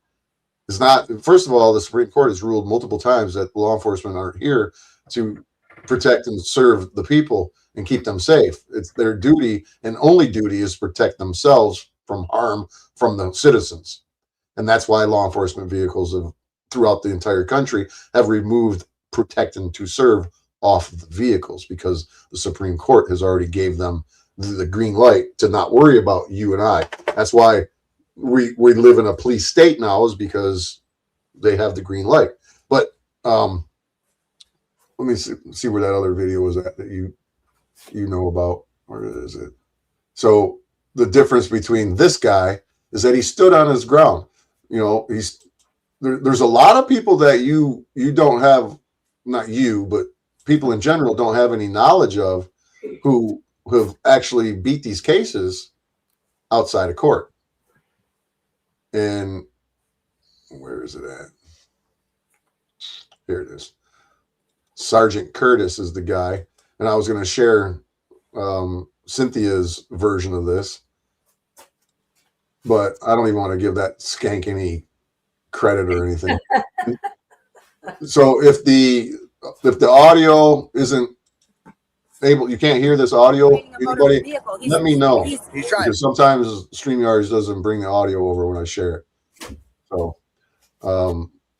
this is Sergeant Curtis. He's another YouTuber who relishes in the fact that even though he's no longer a law enforcement officer, he's not active duty, he gets a boner and he sits around and he goes, "Look at all these stupid sovereign citizens. They think they know what they're doing." And there's a common theme amongst content creators who share this type of information, and content creators who react to videos like this that they find. There's a common theme, and that common theme is that you people are idiots, and sovereign status, sovereign citizens, as they like to call them, is nonsense. It's there's no legitimacy to it. It's bullshit. Well, I can show all kinds of videos of people who have successfully been pulled over, and they don't get their window broken out, they don't get their car taken away, they literally drive away with no tickets. And if they get tickets, they don't have to deal with them, because first of all, jurisdiction is key. That there are multiple parts to sovereign status, and jurisdiction is the number one key. If you don't have a driver's license with your address on it, and they don't have anywhere to send a summons, and you only summons the dead, which is a corporation, a corpse orating, a talking dead, they only get you to court so you can acknowledge your straw man when they say, are you Lena Johnson? And you go, yeah, I'm Lena Johnson. So you're giving them the presumption that you are that dead entity. They're not going, are you the dead entity, Lena Johnson? No, you just acknowledge the fact that you are that individual. They're not distinguishing one's, an illusion, a man-made construct, the straw man, as people call it, and one's the natural flesh and blood man standing there. There's no distinguishable difference in the eyes of the court, because they don't care about that. They want to punish the flesh and blood man who's attached to the straw man. They don't punish corporations. When you're a corporation and you're polluting something, or a corporation breaks the law and they do something, the corporate entities never go to jail. For an example, the trucking company who ripped me off, who still owes me a paycheck to this day, even though they went out of business, they can be taken to court constantly for taking people's money and embezzlement and all types of financial crimes, but they go to business court. Nobody is going to jail in business court, even though they're committing crimes.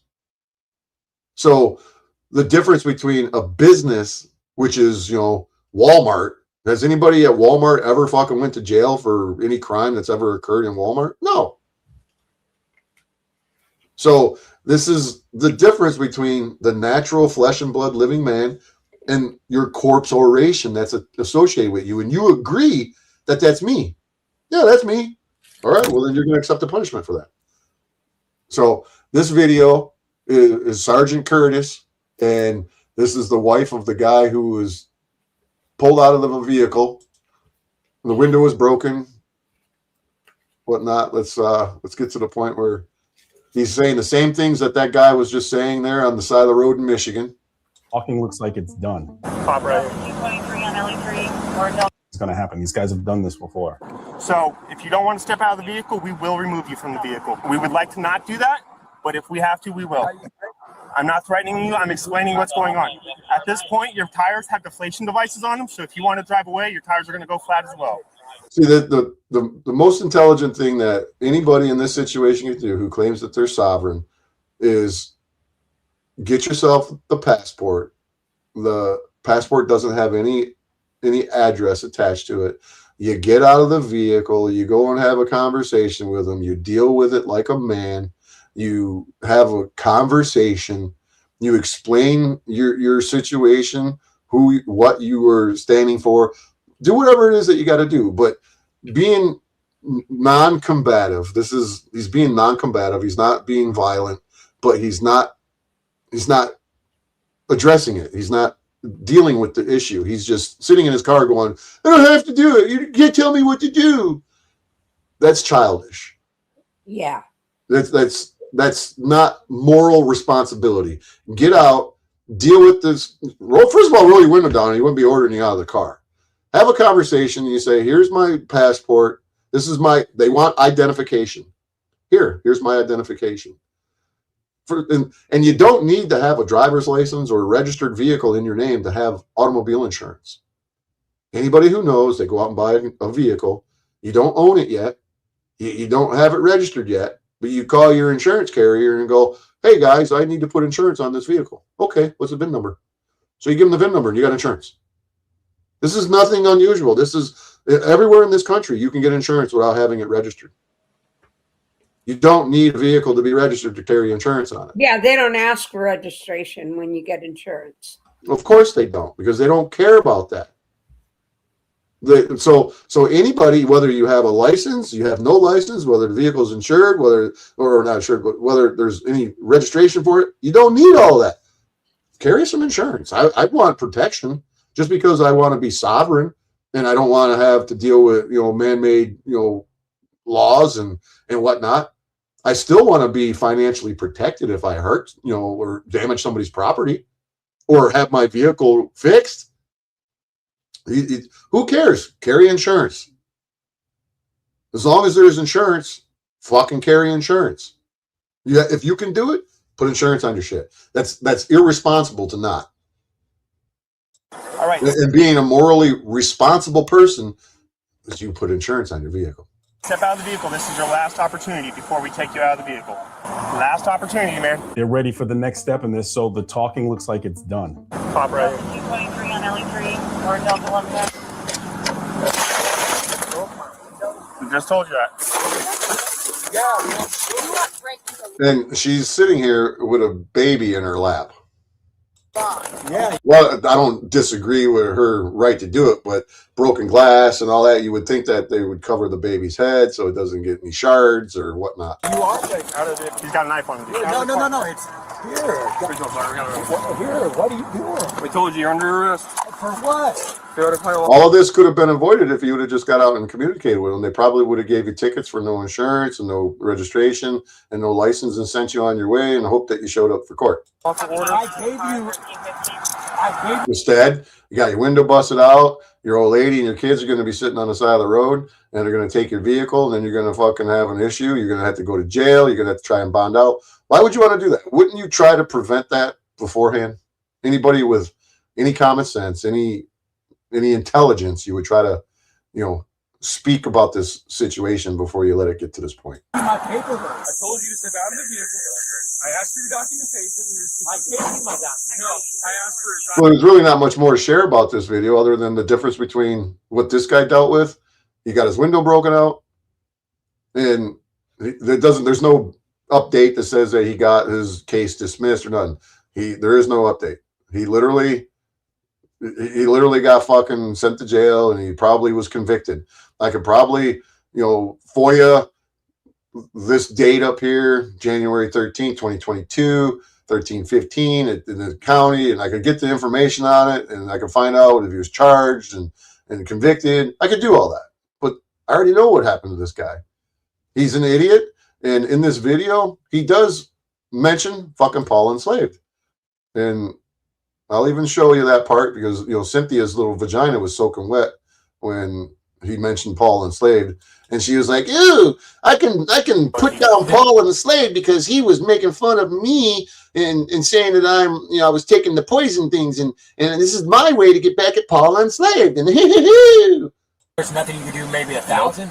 Nope, that's a bond schedule set by the judges of this circuit. Can she have my briefcase? Because I have a deed to my house. Would that be enough? I mean, we can talk about that. Her attitude has been very poor lately. let me help. Can I help, please? Give us a minute. It's a misunderstanding. Give us a minute. No, it is a misunderstanding. Give us a minute.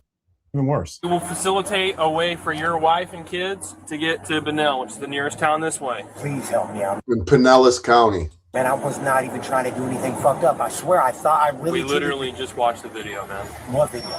Our body cameras video. The entire time I told you to get out of the car. No, but I really believe that. Yeah, he really does believe that he has the right to travel, and he does. The problem is that he's going about it the wrong way. He's not dealing with it in a respectful, responsible manner. He's being combative, nonviolent. He's being civil disobedient, you know, which is his right to do. He can do whatever he wants, but this is the result of it. He would have had better fucking opportunity to drive away if he would have just rolled his window down, dealt with it, and tried to speak like a man. Who knows what could have happened? Hear me out, man, please. Because I know there's. He sounds like Amagansett Press after he gets arrested. He's begging and pleading. You know, you should understand, you know, that this is what's going to happen to you when you're dealing with this type of shit. You know, this is the difference between peaceful slavery and dangerous freedom. And if you're not ready, willing, and able to deal with the dangerous aspect of it, then stay the fuck away from it and leave it up to the big boys. Well, if you want to talk to me, okay. I do, please. Well, I'm going to read you your rights then, okay? Yes, sir. So you can go ahead and tell me your side of the story. Okay, okay. First of all, I've been studying. He claims he's been studying. This guy ain't studied shit other than listening to fucking clowns like Paul Enslaved and other people online, getting just a little bit of information. He ain't studied a motherfucking thing. He knows nothing about it. He knows very little, and he jumps on a fucking bandwagon and thinks that he knows enough that he could maneuver his way through society and not have any issues. Well, he saw a few videos of Paul's.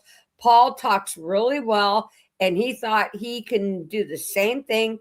And Paul is a fast talker. Well, this guy didn't resemble anything, not even a fraction of the ability to speak like Paul does. Nothing. Paul has the gift of fucking gab and the slick talk. This guy didn't do nothing but fucking sit there like an idiot. I've heard everything that Paul said. Now listen to this guy. People, man, I don't even know how to say this. Look, what I'm trying to say is the laws, like the Supreme Court cases and all that stuff, I literally thought I was being lawful compliant. I honestly thought that your supervisor was going to come and let me go. I didn't think you were breaking the window. He's here now. And right now, I obviously see. Come on, man. Can I talk to him, please? Please, my kids, man. I kind of believe the guy that he really bought into this thing, but I also believe that maybe the female was the one who kind of maybe taught him a lot of this stuff. You talk to you man to man. Yes, sir. Okay. You didn't want to give me your name. If you think you were doing something lawful, why would you not give me your name? Because that's what I was told, that's how it works, and you can't contact. No, Paul has never told anybody to not give them a name. I've never heard Paul say, do not give them your name. I kept saying I don't want a contract with you. Okay. Because that's what there's a lot of information out there, right? Well, I'm explaining to you. There's a lot of information out there. There's a lot of misinformation out there that this guy fell fucking subject to it. Yes, sir. I told you, if you step out of the car, we could have had a civil conversation. I would have let you go, man. We would have figured something out about your truck, all right? And we probably cut you some tickets, and we could have gotten you out of here taken care of, okay? But you don't want to tell me your name. You didn't want to roll the window down and talk to me like an adult. And then you tell me, speak louder. I'm sorry. That's what you say to me. You say, speak louder. I am okay. Sorry. And we just watched the video multiple times. Hey, man, step out of the car. We'll talk to you civilly on the side. Why? Why? I literally did not. Look, I literally thought that I was. And I'm gonna take an educated guess that you saw hundreds of YouTube videos on this, and you see how it ends. No, but they were ending differently. No, I mean they were ending Well, like maybe Paul enslaved. They let him go. Well, Paul enslaved, they let him go. Yeah, I watched hundreds of videos, but they ended differently. Yeah. Listen, man, not you, this guy. If I was standing right here, I'd say, listen, man, you're an idiot. Just admit the fact that you're an idiot and understand that you didn't do any research. You have no knowledge. This guy has no knowledge. The things that I've just said here, I guarantee you that he has no knowledge, because Paul, let alone anybody else, Paul enslaved never gets into details of exactly how you achieve your sovereign status. Paul has never, never heard him.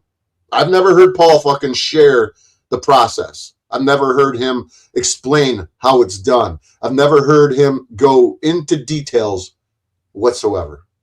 If he has, I'd apologize and say, okay, well, I'll eat crow on that. But this is my problem that I have with all of the First Amendment guys. This is why the First Amendment auditors hate me so much, is because they all share the same information. Brian Young from High Impact Flicks, constantly fucking telling people you don't need a driver's license. Chili DeCastro from Delete Laws, Jose Maria DeCastro is his real name, would tell people that. John Fucktard Falax would tell people constantly that you don't need a driver's license and blah, blah, blah. And then he would make fun of people who were sovereign, who were driving around with a plague. Oh, yeah, motherfucker's got big balls. And this is what I tried to explain to John Falax, is that you have a big platform.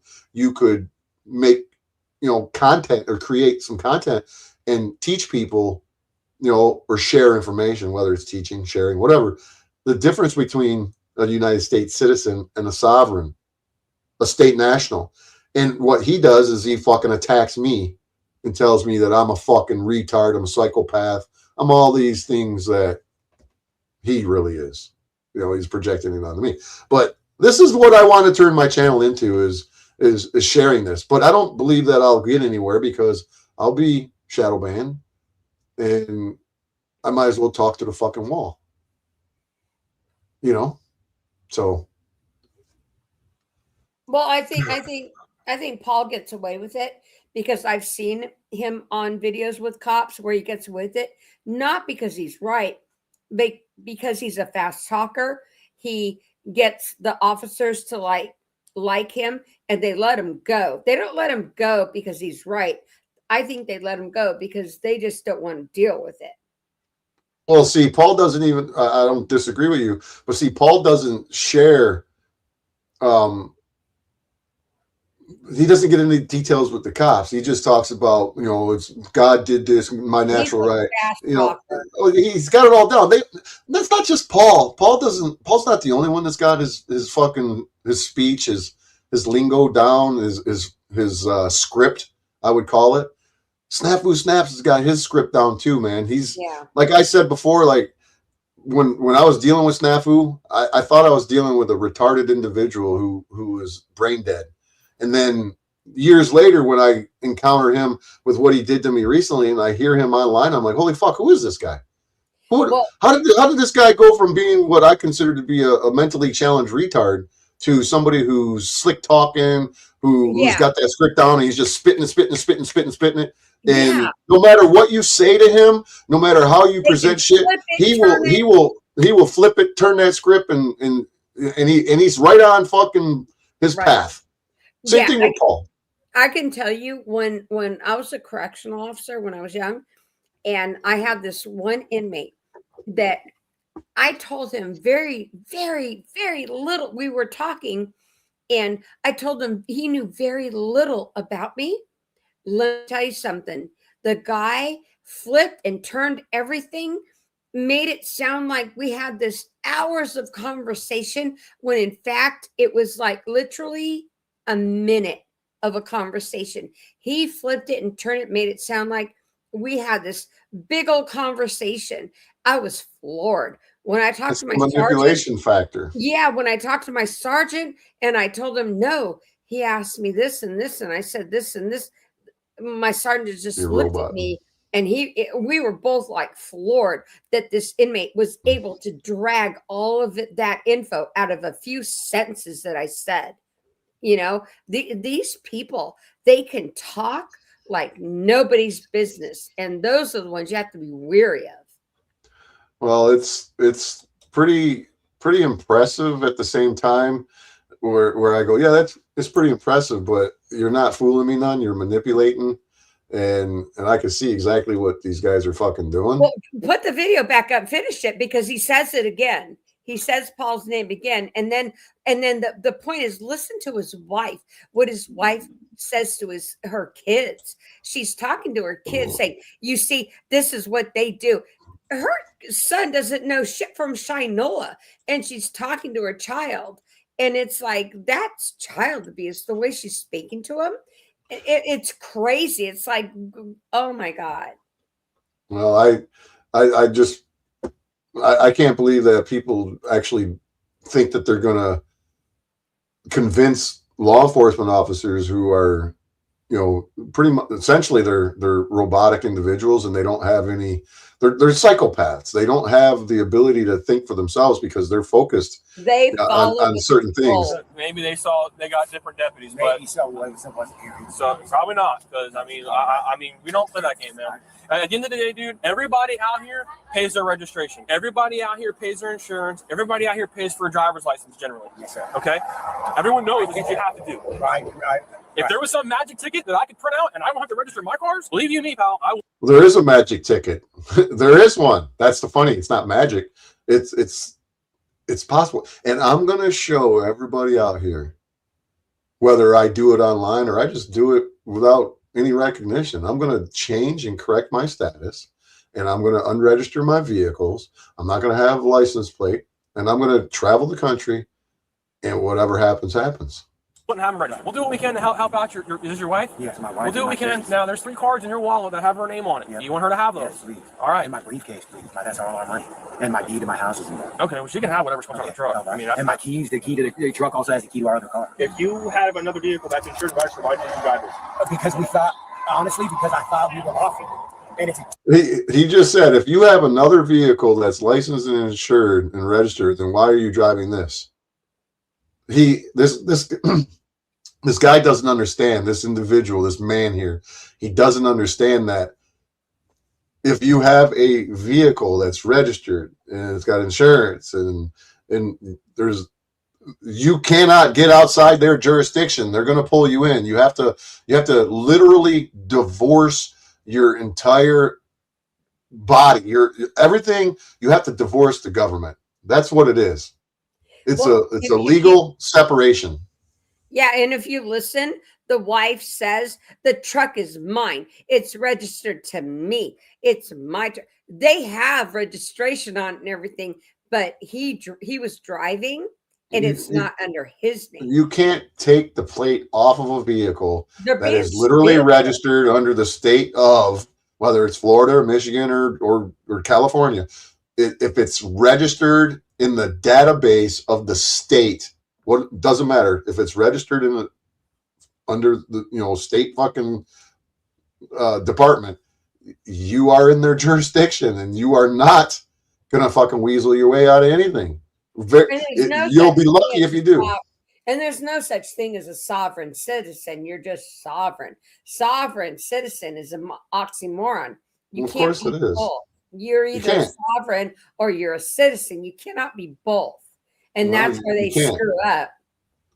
You cannot be both. both. Truck, our other one's got a timing belt issue in it right now, and I haven't had the money, honestly, to get it fixed. That's the truth of it. We were going to Did anybody tell you that was allowed? Yeah. YouTube. Yeah. YouTube? Yeah, I mean, Paul Enslaved. That's the name of it, and they let him go. Right there, Paul Enslaved. I wonder if this guy contacted Paul Enslaved and said, "Hey, man, I was watching your videos and I listened to you, and I'm fucked up. I got charged, and He should sue his ass." Well, you really can't do that. You can't sue Paul because this guy listened to Paul's stupid shit. Paul's not wrong. I'm not saying that Paul deserves to be sued, but Paul isn't sharing the information that needs to be conveyed to the people so they understand the entire process. Paul, I've never heard Paul go on his channel and go, you gotta go to the Secretary of State, whether it's Department of Transport. I don't know what it is in your state, but here in Michigan, it's the Secretary of State, and there's an actual form that you fill out that says that you're revoking. It's not even a revocation. It's you're relinquishing your driver's license. You're filling out a form that says, here, put this in your computer that says that I do not want to contract with you. That's essentially what it says. And then you can actually take your vehicles out of the database for the registration. So when you get pulled over, you don't got a plate, and a cop takes your VIN number and he runs it through their state database. What comes up, it'll say no record found. That's what they do to undercover vehicles. They remove them from the state fucking information. Okay, let me ask you this. There are people that don't have license or anything like that. All they do is show the officer their passport and they let them go. Well, that's part of it, because some people say it's true and some people say it's not true. But on my passport, there are asterisks. On yours, everybody has asterisks on their passport, the little star, right? And years ago, I got my old passport from 1995, and there's 3 stars on it. And my passport expired, so I had to get a new one. So I applied for a new one. And prior to me applying for a new one, I went through a background check with the Department of Homeland Security to go into ports and places where they have, restricted areas of access for, federal land or federally controlled land. And after I went through that background check, I got my passport the second time, and I had 4 stars. And that's because I went through a background. That's telling the big daddy, the Department of State, that I'm trustworthy, that I'm not a threat. And then if and when I correct my status and I get a new passport, my passport's going to have 5 stars on it. And then so when I have my identification, my little passport ID card, like a license I carry with me, and I get pulled over and I hand that over to the cop, and he takes it and he swipes it, because there's, magnetic strip on it, just like a license. When he swipes it, the information that the cop sees in his computer is going to say that I'm a diplomat, because I'm not a United States citizen. I'm a foreign diplomat. The states are territories. They're foreign lands to the United States corporation, which is only the 10-mile square radius of Washington, D.C. Yeah. And when I'm when I'm no longer a United States citizen and I'm just a Michigander, my passport will reflect that. And they'll say, you're not a United States. No, I'm not a United States citizen no more. I gave that up. I tell them I don't want your United States citizens status. So then in the computer, it will say, do not detain unless I commit a crime where there is a victim. It doesn't say it exactly like that, but it pops up and it says, do not detain. There's a guy that I've been paying attention to for years who has photographed, he took pictures of the computer screen of it saying exactly that. The dude that I'm talking about has been to prison for breaking and entering in Illinois, and he served time in prison. He's a convicted felon. While in prison, he probably learned about this information, which is where I learned a good portion of it. And when he got out, he moved to Florida. He corrected his status, became a state national. He went to a gun show and bought a gun from a private dealer because he doesn't have any restrictions as a United States citizen. They can take away your gun rights because you're a citizen of the United States of America. When you're no longer a United States citizen of America, you're a American. You're part of the American Republic, which is the original land that this country was founded upon. Yeah. No man-made rules, no restrictions, no nothing. So you have your God-given natural rights again. Every gun show out in Missouri you can go to. Every state in the country. Anything, yeah. You can just buy it. You find a private dealer. You don't need to go through the FBI. You don't need a background check. This is the loophole that they talk about. You just have to find a private dealer. No, out here, all the gun shows, you can go to any gun show and just buy a gun. Just give them the money, take the gun, walk away. That's it. It's that simple. Well, I don't disagree with that, but certain places, there'll be 100, gun booths, people selling guns at 100 booths. Might take you. You might only find one that is a private dealer who will sell you a gun without no background check. There's a lot of them at gun shows out here in Missouri. And there are some that are booths where they want your driver's license, walk away, go to the next one. And there's hundreds of them. And you can just buy the gun and walk away. Well, so the individual that I was referring to went to Florida and he bought a gun and he was carrying a gun and he was on a scooter or a moped or something like that. And he was sitting on the road and somebody rear-ended him and he was injured. And then when the cops showed up, they found this gun in his possession and they charged him with, a felon in possession. Well, he was no longer a United States citizen, so they can't charge him as a felon in possession because it doesn't apply. He's no longer a citizen. And that felon is only attached to your citizenship of the United States. As you got rid of that status and you're only a Floridian or a Texan or a Michigander, those fucking laws don't apply. No matter how many videos you watch, no matter how many court cases you hear, they don't apply. This dude went to fucking trial and he was completely acquitted. And he's one of the guys that I watch on YouTube. I heard his story and I didn't believe it. I got his real name and I looked up the case and I got it all here in my computer. I got his all of the shit. He's not lying about it.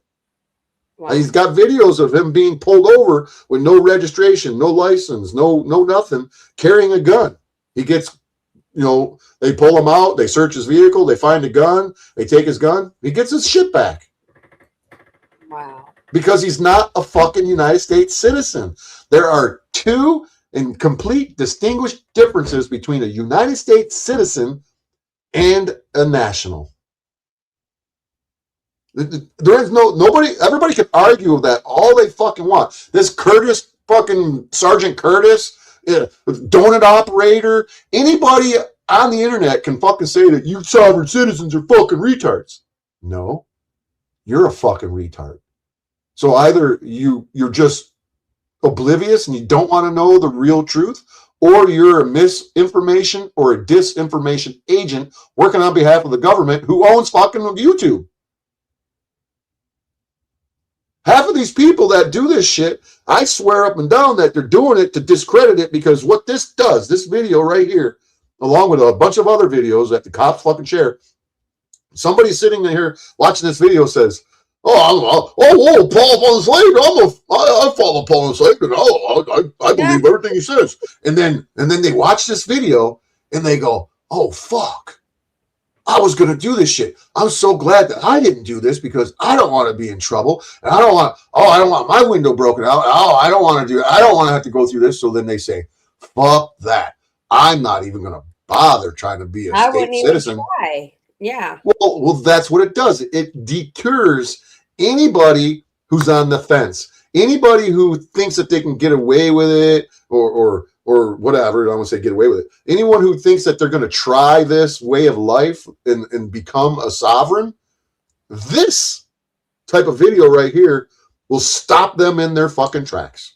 Do you notice? Hold on. Do you know? Well, I noticed in watching these videos that when the cops pull them over and they start, as soon as they say they're sovereign, cop walks back and says, I need backup, because they know they're going to double down and take them out and take them to jail. They're not even going to deal with it. It's not even more so now because they're trying to shut it down. Well, it's not necessarily because they know what they're going to do. It's because there's a group of individuals out here called the Moors. These are the individuals who I learned a bulk of this information from while I was in prison. They're the L's, the people that changed their name, in prison. They changed their name to L and Bay. L is a god, Yeah. So in Bay, whatever. They changed their name to L or to Bay. Legally, they go to the court and they change their fucking name. It's like the football player changes his name to He Hate Me, right? So anybody can change their name. I can change my name to Ronald McDonald tomorrow if I wanted to. Yeah. Because it's just a legal corporation. You're only changing the name of your corporation. So what these videos do is they deter people from even considering the idea of becoming sovereign so they can say, fuck the government. The government is preempting anybody trying to quit the plantation or to divorce them. Yeah. And to separate themselves from the corporation. Because if 1 million people quit the corporation, that's a big hit on the business. Consider the United States of America as any business. Walmart. If Walmart has 350 million employees and 10 million of them quit tomorrow, Walmart's going to take a big hit. And they don't have anybody to replace them employees. They're just gone. They're done. They don't have 10 million more to replace because 10 million just said, fuck you. And 10 million, that could tell 10 million. So, yeah. And so on and so forth. So what if 100 million people quit Walmart? Walmart's going bankrupt. If people stop it, I can teach people. I don't even have to teach it. People can learn it all on their own.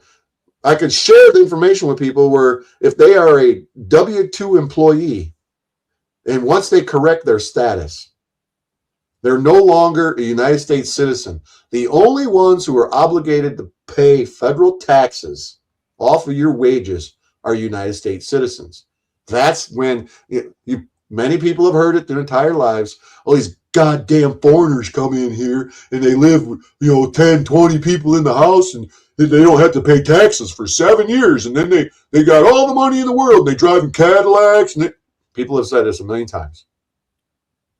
And that's because when somebody from another land comes to this country, they're nationals of their country. And they only become United States citizens once they gain the knowledge of how the government works. And then they go and take their test. And when they pass their test, then they take the oath where they swear to be citizens of the United States, that they accept it. That's what they're doing. They're accepting it. They're allowing themselves to be subject to the man-made laws and bullshit. Okay, but and then, when they do that, now they have to pay taxes on their fucking shit because they're now micro corporation, and that's their franchise fee. But the caveat to most Americans is if they opt out of Social Security. No, they don't. Because no, they don't. I don't mean to interrupt you, but if I decided tomorrow to correct my status and I have a job and I got a W-2 and I'm paying taxes out of my paycheck to the federal government, I'm paying separate. I'm paying a federal income tax, I'm paying FICA, and I'm paying Social Security. There's 3 deductions out of your paycheck. I go to my boss, or I go to the human resources, or I go to whoever's in charge of the paperwork that's filed when you get a job, your I-9, your W-2s, whatever it is. You go there and you say, look, I need to update my W-2, my I-9. And they'll, whether they question whatever, they pull out new forms, you fill out them forms, and the boxes that you choose determine whether that money's taken out of your federal income tax is taken out of your check. You will still pay FICA. You will still pay your Social Security because you're not getting rid of your Social Security account. You're not closing that account. It's still active. You're only correcting your citizenship status. That's it. But you only get those if you're a citizen, though, right? No, absolutely not. Absolutely not. You've paid into that. That's yours. You don't have to be a United States citizen to get Social Security. That account pays at age. It doesn't pay to citizenship status. Oh. It's associated with your age. That's it. So you can get, if you're taking $350, $400, $500 a week out of your paycheck, that's going to Uncle Sam, that goes right back into your paycheck. You won't get an income tax refund. You may have to pay income tax, if you don't file correctly. But you shouldn't have to pay anything. That's your money. You're not a franchise. You're not a corporation. That's your money. Huh. There's several ways that people can address this. If you don't want to get rid of your driver's license, you can become a state national and not pay federal taxes, but still have a driver's license. It's up to you whether you want to cancel a contract. You don't have to do this and you don't have to do that. It's like you're looking at a menu. You're at a restaurant. Okay, what do I want to do? Okay, well, I don't want to pay taxes no more. Okay, done. No more taxes. Okay, I don't want to pay taxes on my property. Okay, done. No taxes on your property. Whatever you want to do is what you do. It's your decision. Oh. I could be a state national and still have my commercial driver's license.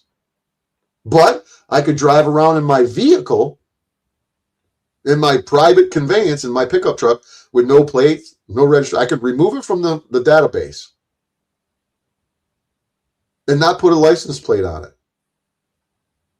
And if I chose not to put automobile insurance on it, I don't have to put automobile insurance on it or coverage. And then if I got pulled over, the cops would say, driver's license? And I would say, no, here's my ID.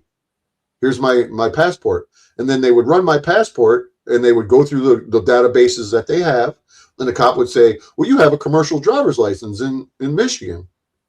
And my argument would be, well, I'm not in a commercial vehicle. I'm in my private conveyance. I'm not burning and turning to make these wheels spin to make money. I'm going from work to work. When I get in that commercial vehicle, then my license applies. When I'm not in a commercial capacity, I'm in my private personal vehicle. I don't need a driver's license, even though in Michigan, you can't separate an operator's license from a commercial license. They're one and the same. So it's a catch-22. So I could be yanked into the jurisdiction. Oh.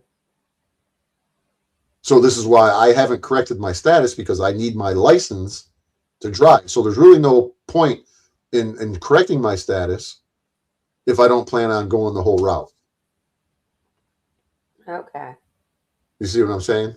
Yeah. And when the time comes, when I retire, which is going to be soon, within the next less than 5 years, when I hit 62, I'm collecting my Social Security. And when I do, if I still have, if I haven't corrected my status, I will correct my status and I will drive with no license, and I will travel with no license. I will travel with no registration, and there will be my vehicles will not be in their database. And if and whenever I get pulled over and cop says, oh, you can't drive on the road without a license, my response will be, why can't I? Well, you got to have a license that says that you know how to do it. Well, do you think that any prosecutor in any state could ever take me to court and argue the fact that I don't have the skills to drive a vehicle just because I don't have a driver's license? That just sounds silly. I have all the skill in the world. I can drive anything. I drive heavy equipment. I can operate a backhoe. I can operate a bulldozer. I can operate I can fly a fucking airplane. What makes any prosecutor think that they can beat me in a court of law and then go in front of a jury of whether it's 6 people or 12 people and say, ladies and gentlemen of the jury, this guy is a danger to fucking the roads. He doesn't have a license and he's going to kill people. Well, Matthew seems to think everyone's a danger. Well, my argument, not even the argument, my defense would be, I was a commercial truck driver my entire life, driving vehicles 160,000 pounds with 42 fucking tires. I've never had a ticket. I've never had an accident. What makes people think that I can't operate a fucking vehicle? Any prosecutor with a fucking half a brain would say, I can't win this case. I'm going to fucking issue a nolo prosequi. Yeah. Are there people out here who need to be supervised in their driving, like the idiot in the red car doing 94 miles an hour in a 70 zone? Yeah, that fucking guy shouldn't be out here driving 94 miles a fucking hour. Period. Whether he hurt anybody or not, the potential's there. It goes to his lack of moral fucking turpitude. He thinks, I can drive however I want. I don't have a license. That's not how it fucking works, man. You want to have a civilized society. You can't have people driving like fucking maniacs just because you don't need to be controlled by a license. Yeah. Well, finish the video. Watch what happens. That's his name. Some guy that says the right to travel is legit. That's where I got the case law.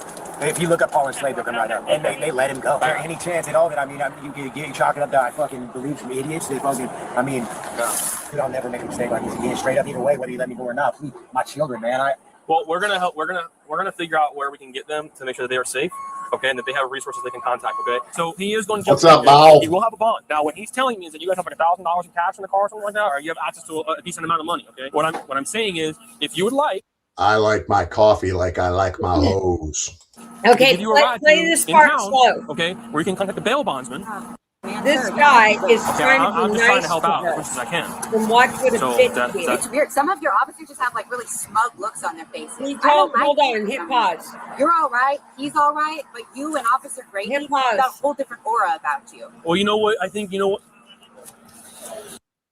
Hit pause and back it up a little bit. He's trying to be nice to her and says, I'm going to help you get to where you need to go and everything. And all of a sudden she just goes off with how he has a different aura. And then she starts talking to her child. I mean, this woman. No, I seen it. Yeah.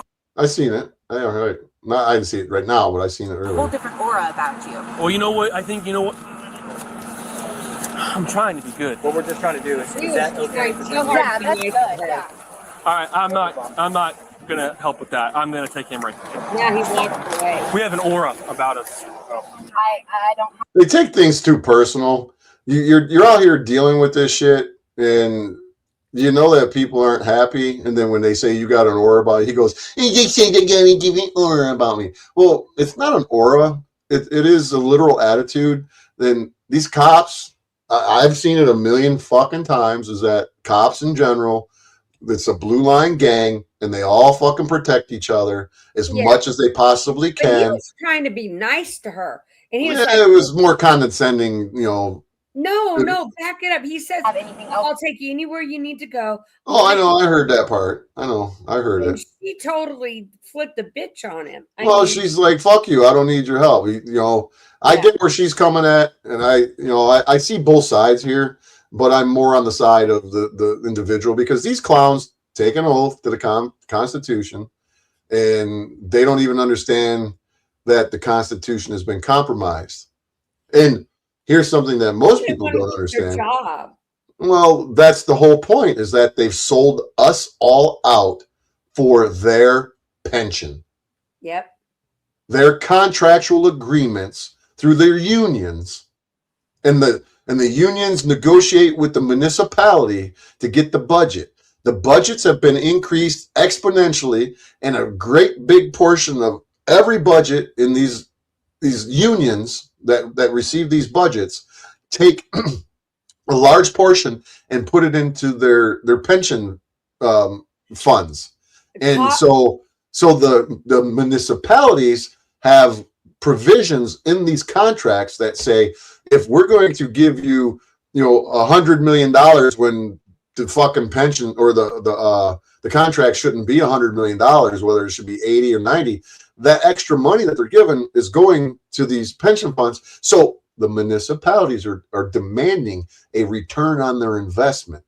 And that means that anybody and everybody that they encounter, whether it's an old lady, a little kid, or a woman with a baby in her arms, they don't give a fuck. They're going to bust a window out and they're taking people to jail.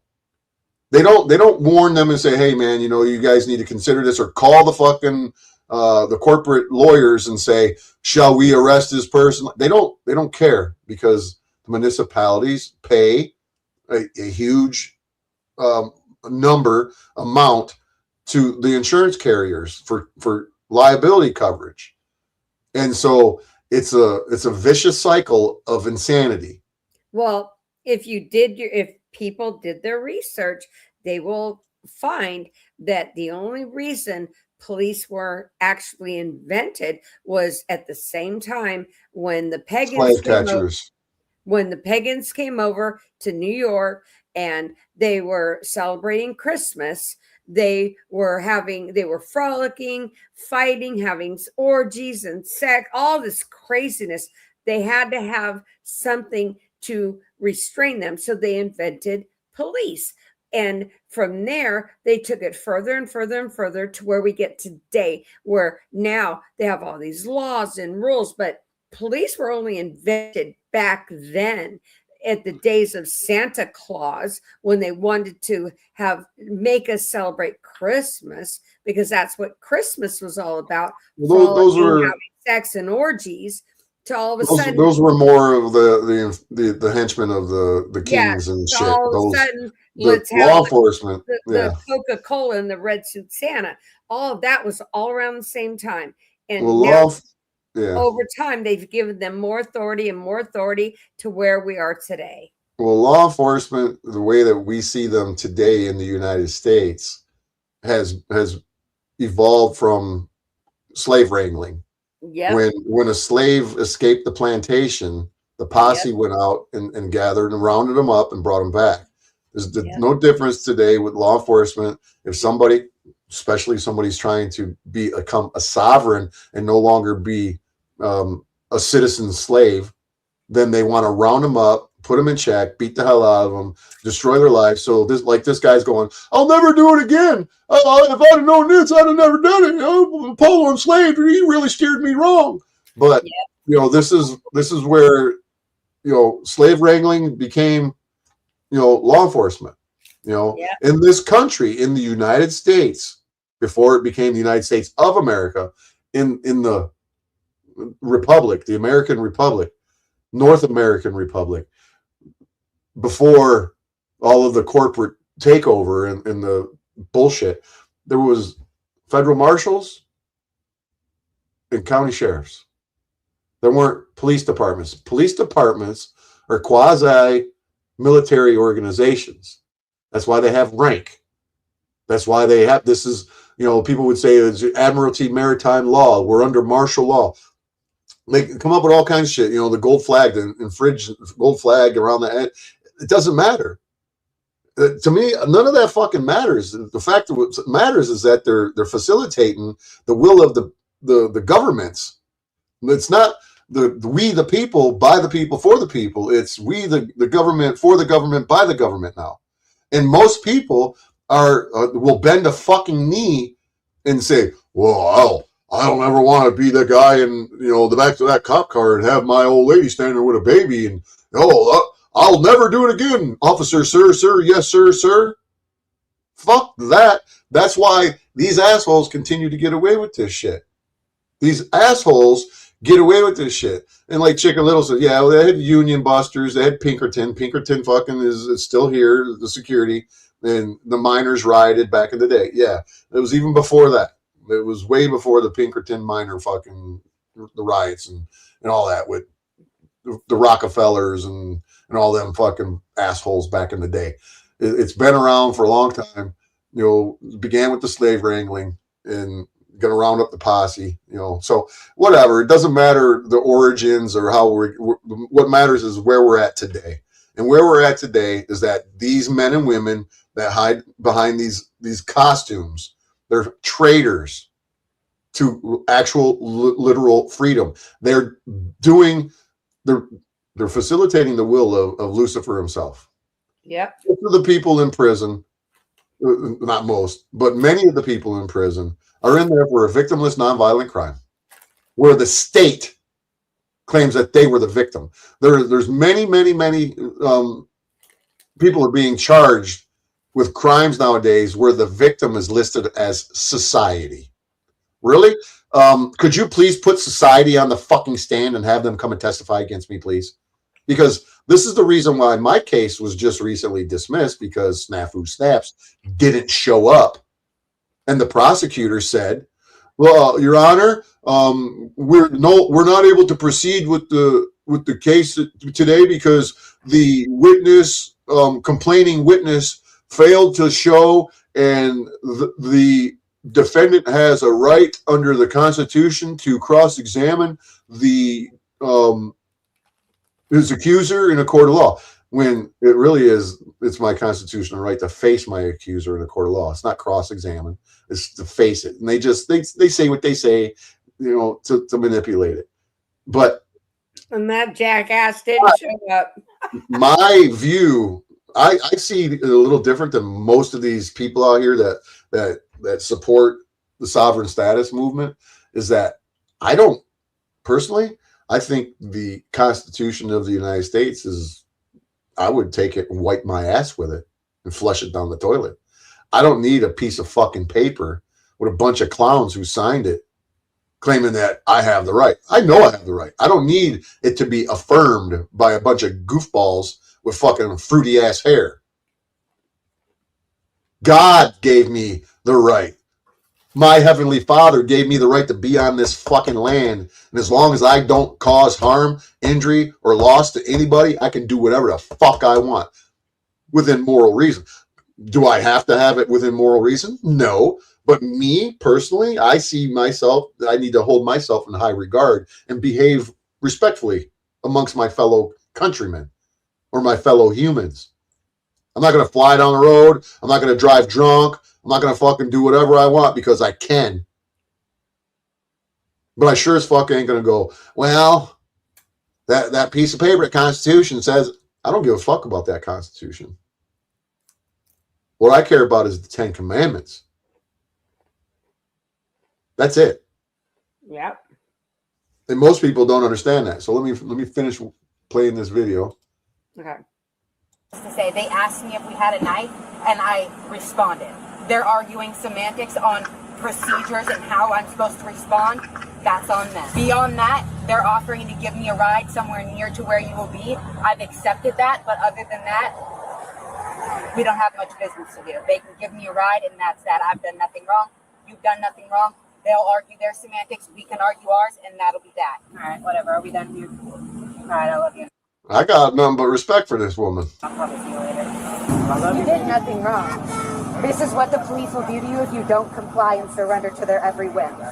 And I don't think that she's doing anything wrong by teaching her kids this. They're wondering why their father is in handcuffs in the back of a police car when he didn't hurt nobody. Okay, that's that simple. Your dad did nothing wrong. I love you, baby girl.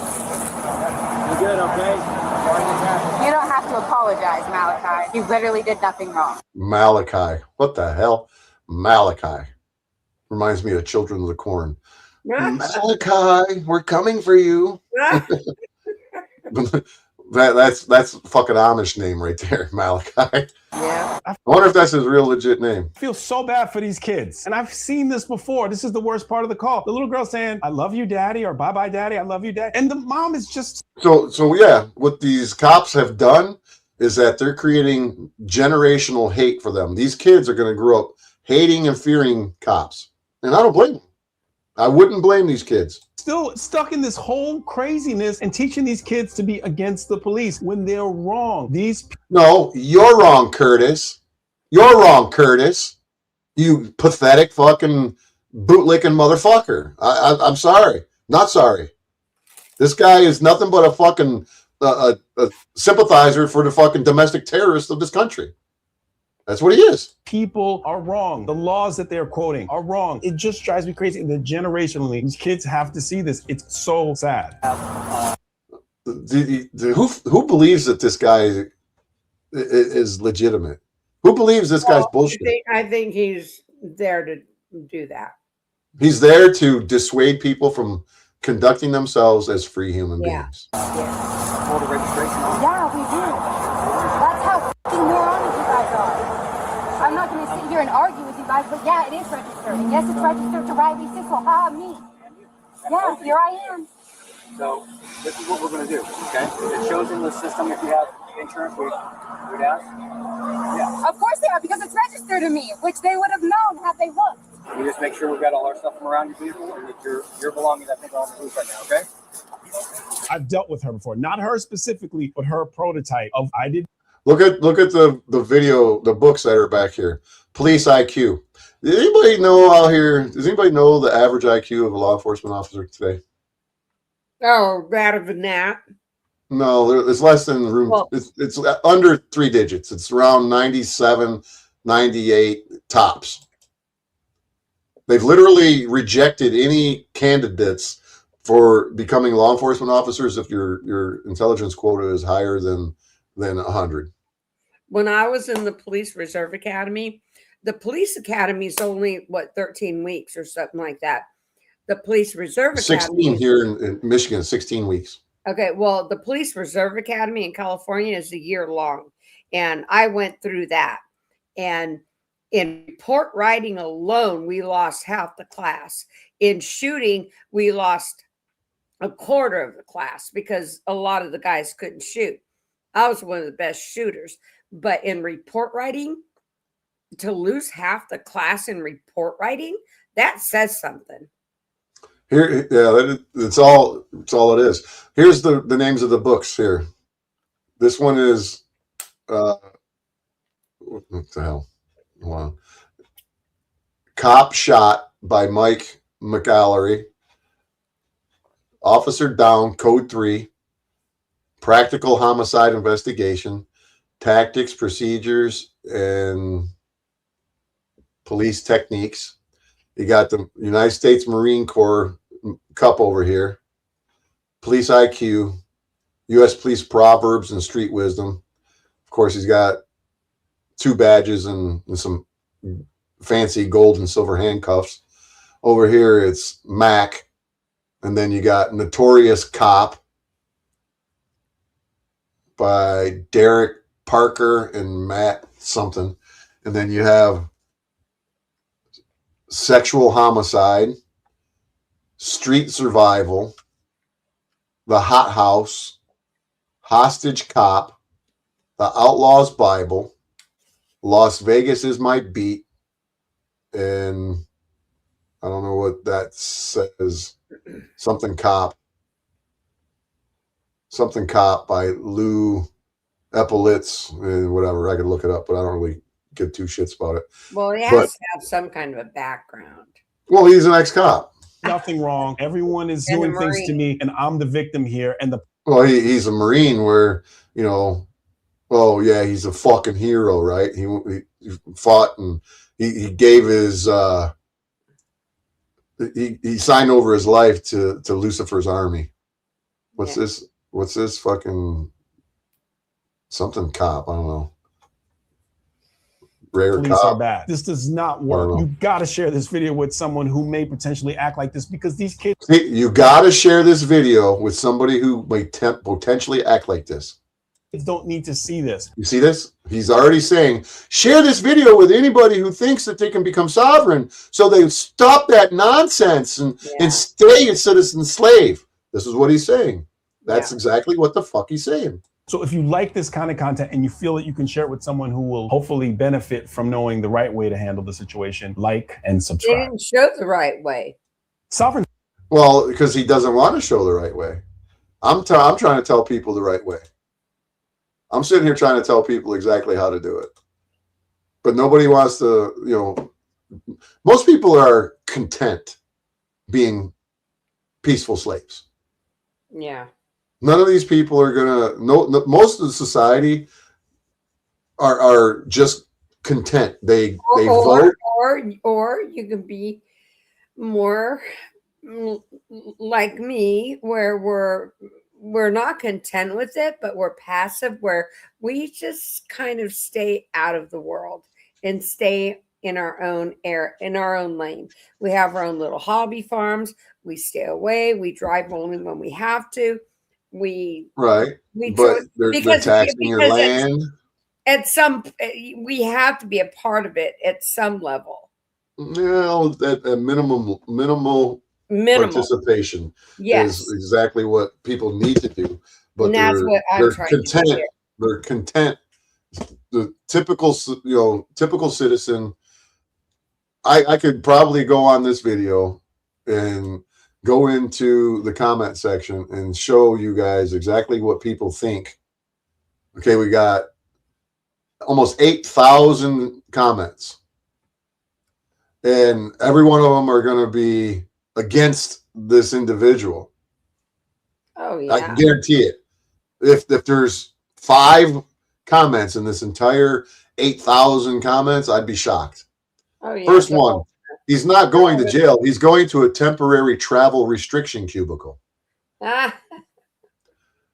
Sovereign citizens were invented by a car window salesman. I'm just going to go randomly and stop. Do these idiots think that the roads build themselves? Well, to respond to this idiot Rex Goodhart, no. I think that taxes, gasoline taxes, are what built the fucking roads, asshole. When you purchase gasoline, that's what builds the roads, you fucking asshole. This is trained stupidity. Traveling or driving, a baby belongs on a baby seat, not in the lap. Irresponsible of the mother. That's her fucking kid. That's her choice. Who in the fuck is anybody to tell her what she can or cannot do with her child? Yeah. No child endangerment charges, really? That's a tragedy. Those kids deserve better, and they deserve to be protected from these troglodytes. Really? Really?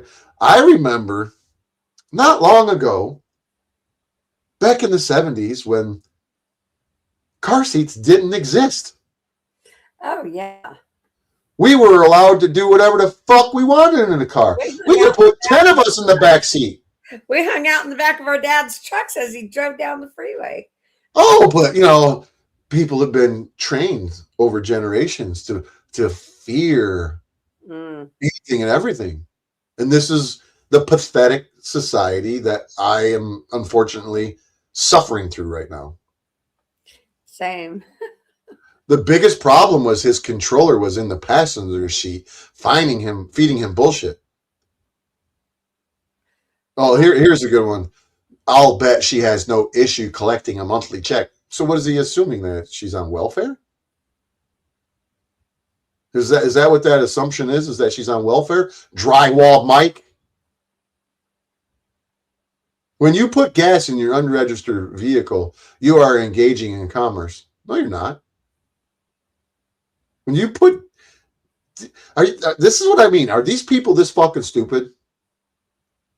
When you put gas in your vehicle, you're engaging in commerce. No, you're purchasing something through a commercial business, but you're not engaging in commerce. Do you see how stupid that comment is? Is it just me? Huh?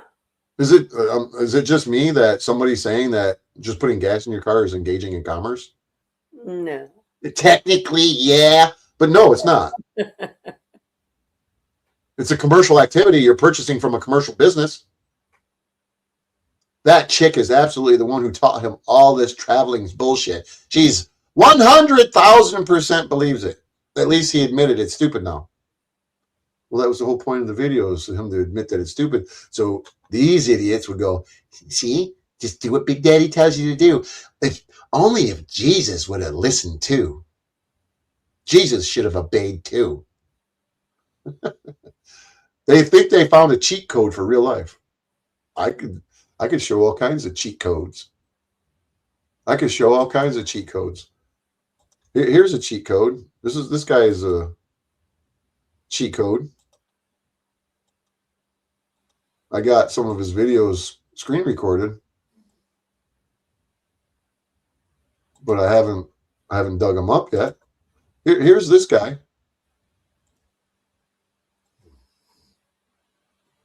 And this is what he's got to say about his experience. At the end of the day, I think the reason why I have very good right to travel stops is because I'm very focused. You know, when people get stopped by the police, they also they almost like they get in survival mode and a survival instinct when they get pulled over. A lot of people like and they like react so bad that it makes the officer, we put them in a predicament that they don't feel comfortable. They don't think you know what you're talking about. They don't think you a leader or anything like that. When they pulled me over, I didn't argue with them. I talked to them. I didn't try to overassert authority. I didn't even mention right to travel. Y'all notice that when I really deal with police, I don't mention it a lot of times, my right to travel. Yeah, this is Taquan. This is the guy that I pay attention to. And he doesn't, when he gets pulled over, he gets pulled over quite often. He never tells them, this is my right to travel. I can do what I want to do. He doesn't do that.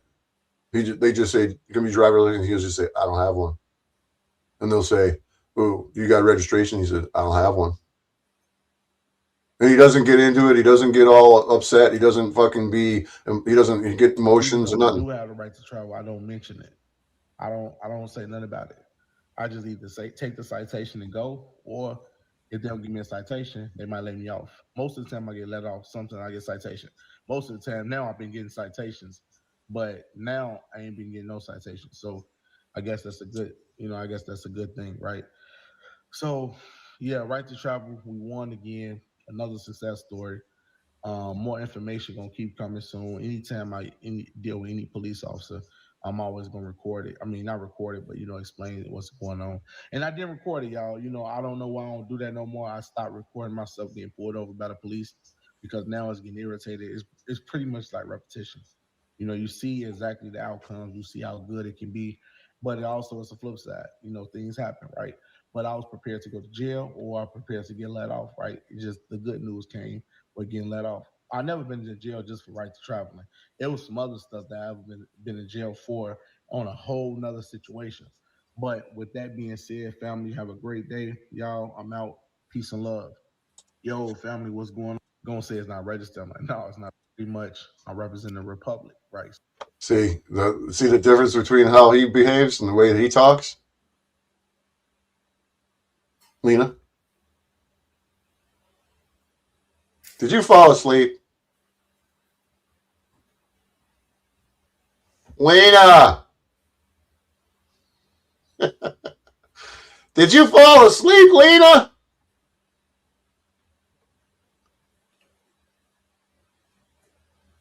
I think Lena fell asleep. No, I'm here. Oh, okay. All right. No. Did you watch this? Did you see what he said? But to click back on there. Did I see what who said? Did you see what he said? No. Where'd you go? I stepped out of the room for a second. They didn't find none in the truck. You free to go. They said, I'm like, oh. I'm talking super, super nice. Because they kept complimenting the truck. They're like, oh, man, the truck is very beautiful. It's really known for being like a drug trafficking. So they end up saying, who cares? So they didn't find none in the truck. And so about 10 minutes later, they was like, oh, man, I don't want to go through all this paperwork and everything like that. What else he told me? He said, so basically you just get ready to play. He said it'd be a good idea if you decide to get registration. I'm like, oh, okay. I'm not getting no damn registration, but I'm listening. I'm going along what he's saying. And after that, he said, you're free to go. He let me drive off. He said, drive clean off. No problems, no nothing. He didn't give me one citation. He didn't give me nothing, nothing. I didn't get a citation, nothing, not even a warning. He just told me, be careful. He said, because if you ever get stopped by another officer, now listen to what he's saying. He's gonna explain how he handles it when he gets pulled over. They might just try to prolong and do it. So, at the end of the day, I think the reason why I have very good right to travel stops is because I'm very focused.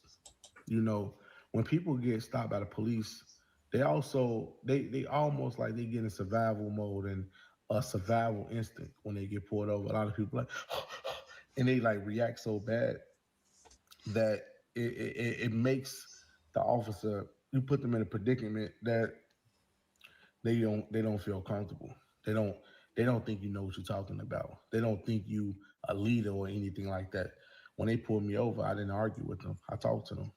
I didn't try to overassert authority. I didn't even mention right to travel. Y'all notice that when I really deal with police, I don't mention it a lot of times, my right to travel. Even though we do have the right to travel, I don't mention it. I've been following this guy, if you want to call it that. I've been paying attention to this guy for 4 or 5 years now, and he's had multiple times that he was pulled over.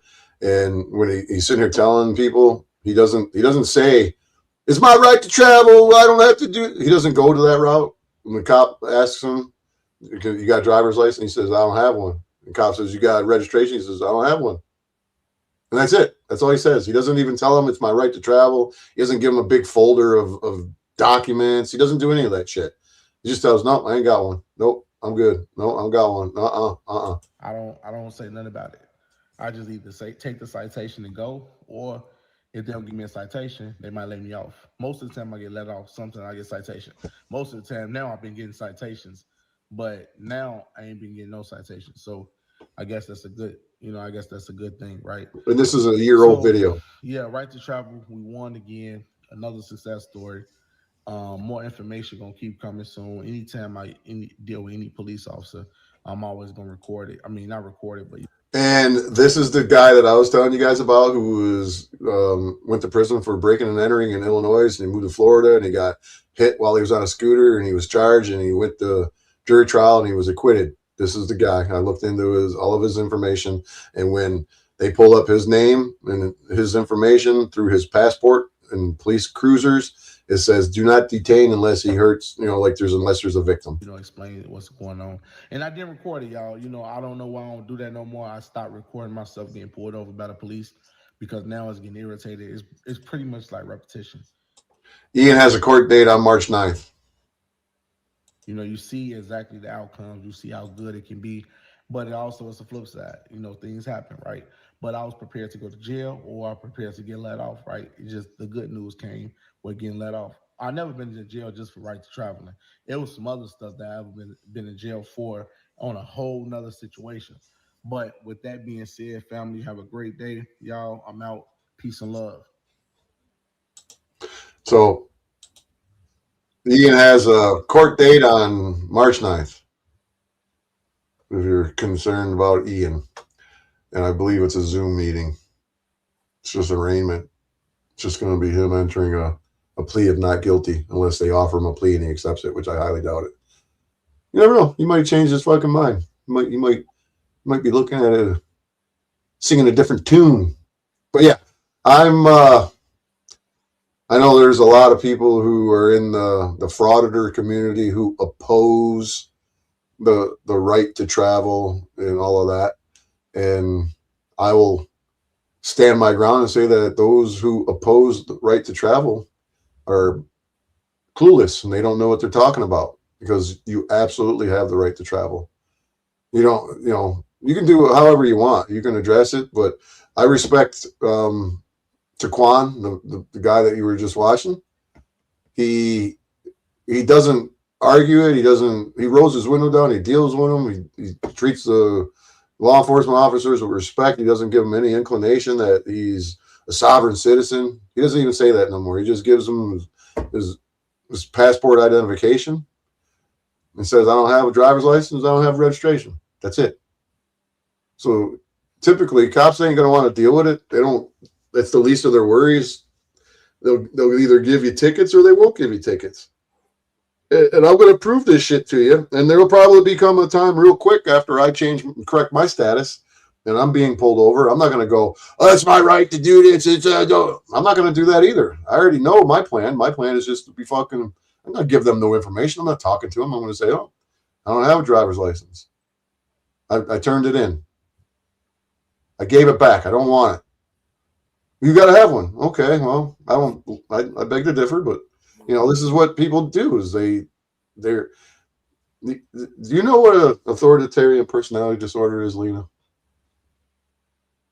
Do you know what that is? Did you walk away again? I think she walked away again. Or she fell asleep again. Let me see here. I'm going to shut this down in a minute.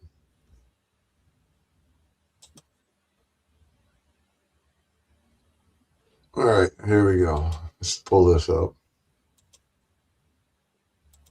Share this with you real quick, y'all. Authoritarian personality disorder. Authoritarian personality disorder is characterized. Oh, let me pull it up. There we go. Here we go. It's characterized by a strong need for order, strict obedience to authority, and a rigid thinking style. Key traits include respect for authority. Individuals with this personality type often believe authority figures deserve unquestioned respect and obedience. Rigid thinking. They tend to see the world in black and white with little tolerance for ambiguity. Submission to authority. They exhibit a strong desire to conform to established rules and maintain a strict social hierarchy. Aggression towards rule breakers. They may show aggression against those perceived as violating societal norms. Historical context. The concept originated from the studies conducted by Theodore Adorno and his colleagues after World War II, aiming to understand how ordinary people could support oppressive systems, kind of like the Nazis, And this personality type has significant implications for understanding political behavior, social attitudes, and particularly in contexts where authoritarianism is prevalent. And that's where we're at today in society. Most of you people out here in society, you suffer from authoritarian personality disorder. You think that you're, the rule of law, we got to obey. And society is suffering from stink think. There's no freedom in authoritarian personality disorders. Most people will be like, hey, fuck that guy, man. Who's he think he is telling me that I have some authoritarian personality disorder? No, if the shoe fits, fucking wear it. That's the problem. So most of you people are suffering from this and you don't even know it. You really are. Authoritarian personal type describes individual who strongly value order, structure, authority, blah, blah, blah. They tend to believe the world works best when people follow rules. This is K-Fart. K-Fart, that guy, if you guys don't know who Kevin Farrar is, K-Fart is a guy with K-Fart Reacts. That's his channel. And he is one of the really, really biggest sufferers of authoritarian personality disorder.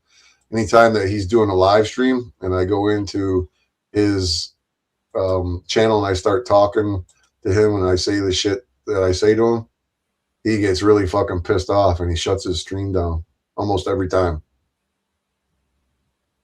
They have a tendency to control others. This is like K-Far. He wants to control people, whether they're in relationships, families, workplaces. They prefer being in charge and dislike situations where they feel powerless. This can sometimes lead to domineering behavior, micromanagement, or intolerance towards differing opinions. If this isn't K-Far, I don't know what is. But hey, whatever. Lena, fell asleep again, didn't you? She did. Snoozy! Snoozy McFloozy! All right, I'm getting off here anyways. So, unfortunately, we're in a society that is stricken stricken with the key traits of authoritarian personality type, the psychology behind the control. This is what you guys are, most of you people out here are about. Aggression towards outsiders. Authoritarian individuals often show hostility towards people they perceive as different, whether that's based on race, religion, culture, or social values. This aggression stems from insecurity and fear of losing control over their worldview.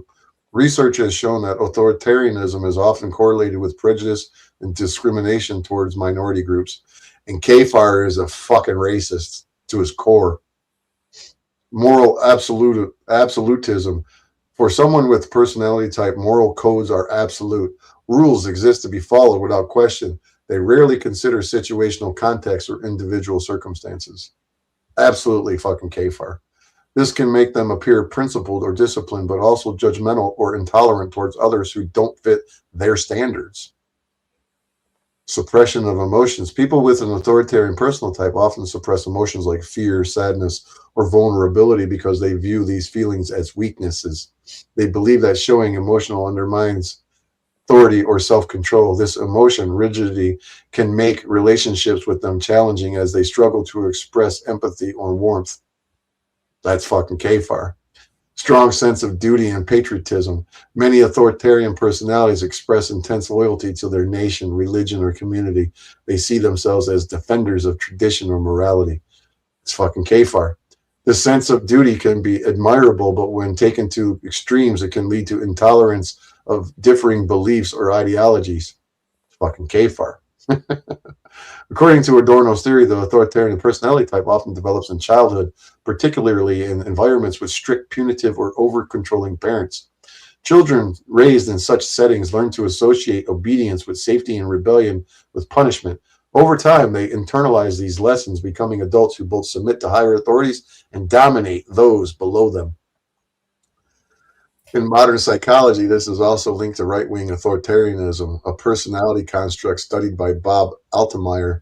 It measures three main dimensions: authoritarian submission, obedience to authority; authoritarian aggression, hostility towards outsiders or dissenters; and conventionalism, strong adherence to traditional norms and values. The pros and cons of authoritarian personality disorder. These types, the positive traits, they have strong leadership qualities, reliability and discipline, respect for structure and order, a sense of loyalty and duty. The negative traits are lack of empathy or openness, difficulty adapting to change, intolerance toward differing opinions, proneness to prejudice and aggression. When balanced with emotional intelligence and empathy, some authoritarian traits like structure and discipline can actually be strengths in leadership or management. Can the authoritarian personality change? Yes, but it requires self-awareness and emotional growth. Through therapy or self-reflection, individuals can learn to question rigid beliefs, tolerate ambiguity, and develop empathy. Understanding that not every rule defines morality and that authority can be questioned constructively helps loosen the grip of authoritarian thinking. The final thoughts are that authoritarian personality type reveals how deeply early experiences and social conditioning shape human behavior. While this personality thrives on control, order, and hierarchy, it also exposes our universal need for safety and certainty in a complex world. Recognizing the traits of authoritarianism in ourselves or others isn't about judgment, it's about understanding. And we see how fear and structure influence behavior. We can build relationships and societies grounded not in dominance, but in respect and balance. Nah, not for KFAR. Not for KFAR. That's not quite the way it works. But anyway, since Lena fell asleep and I'm here talking to myself and nobody likes the truth, they run away with their fingers in their ears, their shirts over their eyes, and their socks in their mouths, and they go, la, la, la, la, la. I hear no evil, I see no evil, I speak no evil. They run away. Well, good night, Lynette. Good night, Rainer's Clips. Chicken Little said so, all of you. Sasquatch, Clash with Bow, Browns Boy, LCJC, Snoozy McFloozy. Running with Scissors, Sasquatch Moon, and the rest of you that are 75%. Halo. I know I'm a Rip Curl. All of you. Excuse me. And even all you losers, UH-op chat comms, and the rest of you scumbags, Orthodox guy, you fat fuck. Assalamu alaikum, Ward Hall Matal, whatever you are. Fuck you too. And last but not least, Biscuits and Groovy. Have a good night. And I hope that I kept you fucking sitting here waiting for something special, Snafu, because I know you watch this entire thing. I should start putting my shit on members only.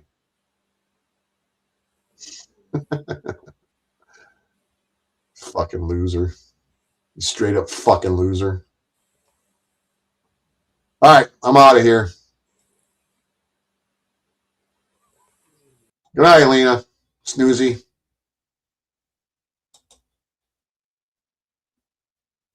Kicking her from the studio. How's that?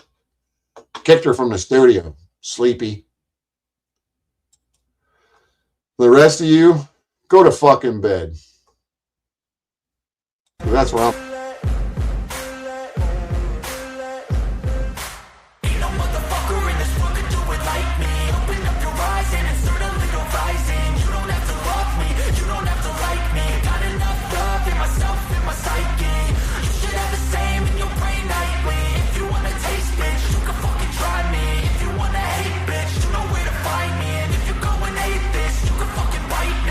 Cruising in my lane fast, call it high speed. I've been working hard, yeah, I've been working nightly. If you think you'll win, ha, not fucking likely. I be taking shots, yeah, cold-blooded, icy. Watching numbers grow is what I call sightseeing. In the front row, run it up when they hype me. The following grows, they know how to ignite me. Call me CEO, I've been running shit right, see.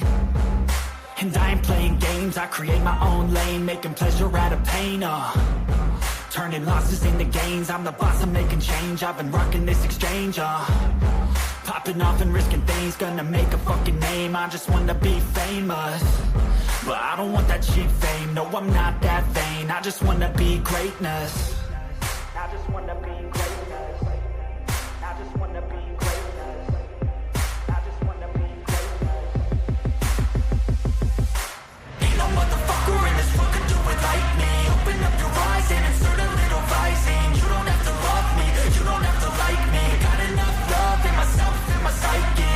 You should have the same in your brain nightly. If you wanna taste, bitch, you can fucking try me. If you wanna hate, bitch, you know where to find me. And if you go and hate this, you can fucking bite me. Okay, I'm going off every chance I get. I don't really take a loss, well, I'll admit. That's why I'll make it to the top, yeah, I'll commit. And no, I'm never getting lost, I get after it. Investing in my own stock, cause it's faster than any crypto hits go, let me spend. Everything that you see is something I invent. And it's only 1%. I'm gonna take shots. If I miss all, forget it. I'll take a fat loss just to learn all that's in it. I'm taking snapshots, learning how to fall and get it. I'm getting back up, always stand tall, don't sweat it. I never back up, I don't miss a thing or regret it. I'm always learning, you could call me academic. I'm always working, never been apathetic. Bad energy is like a poison, needs some antiseptic.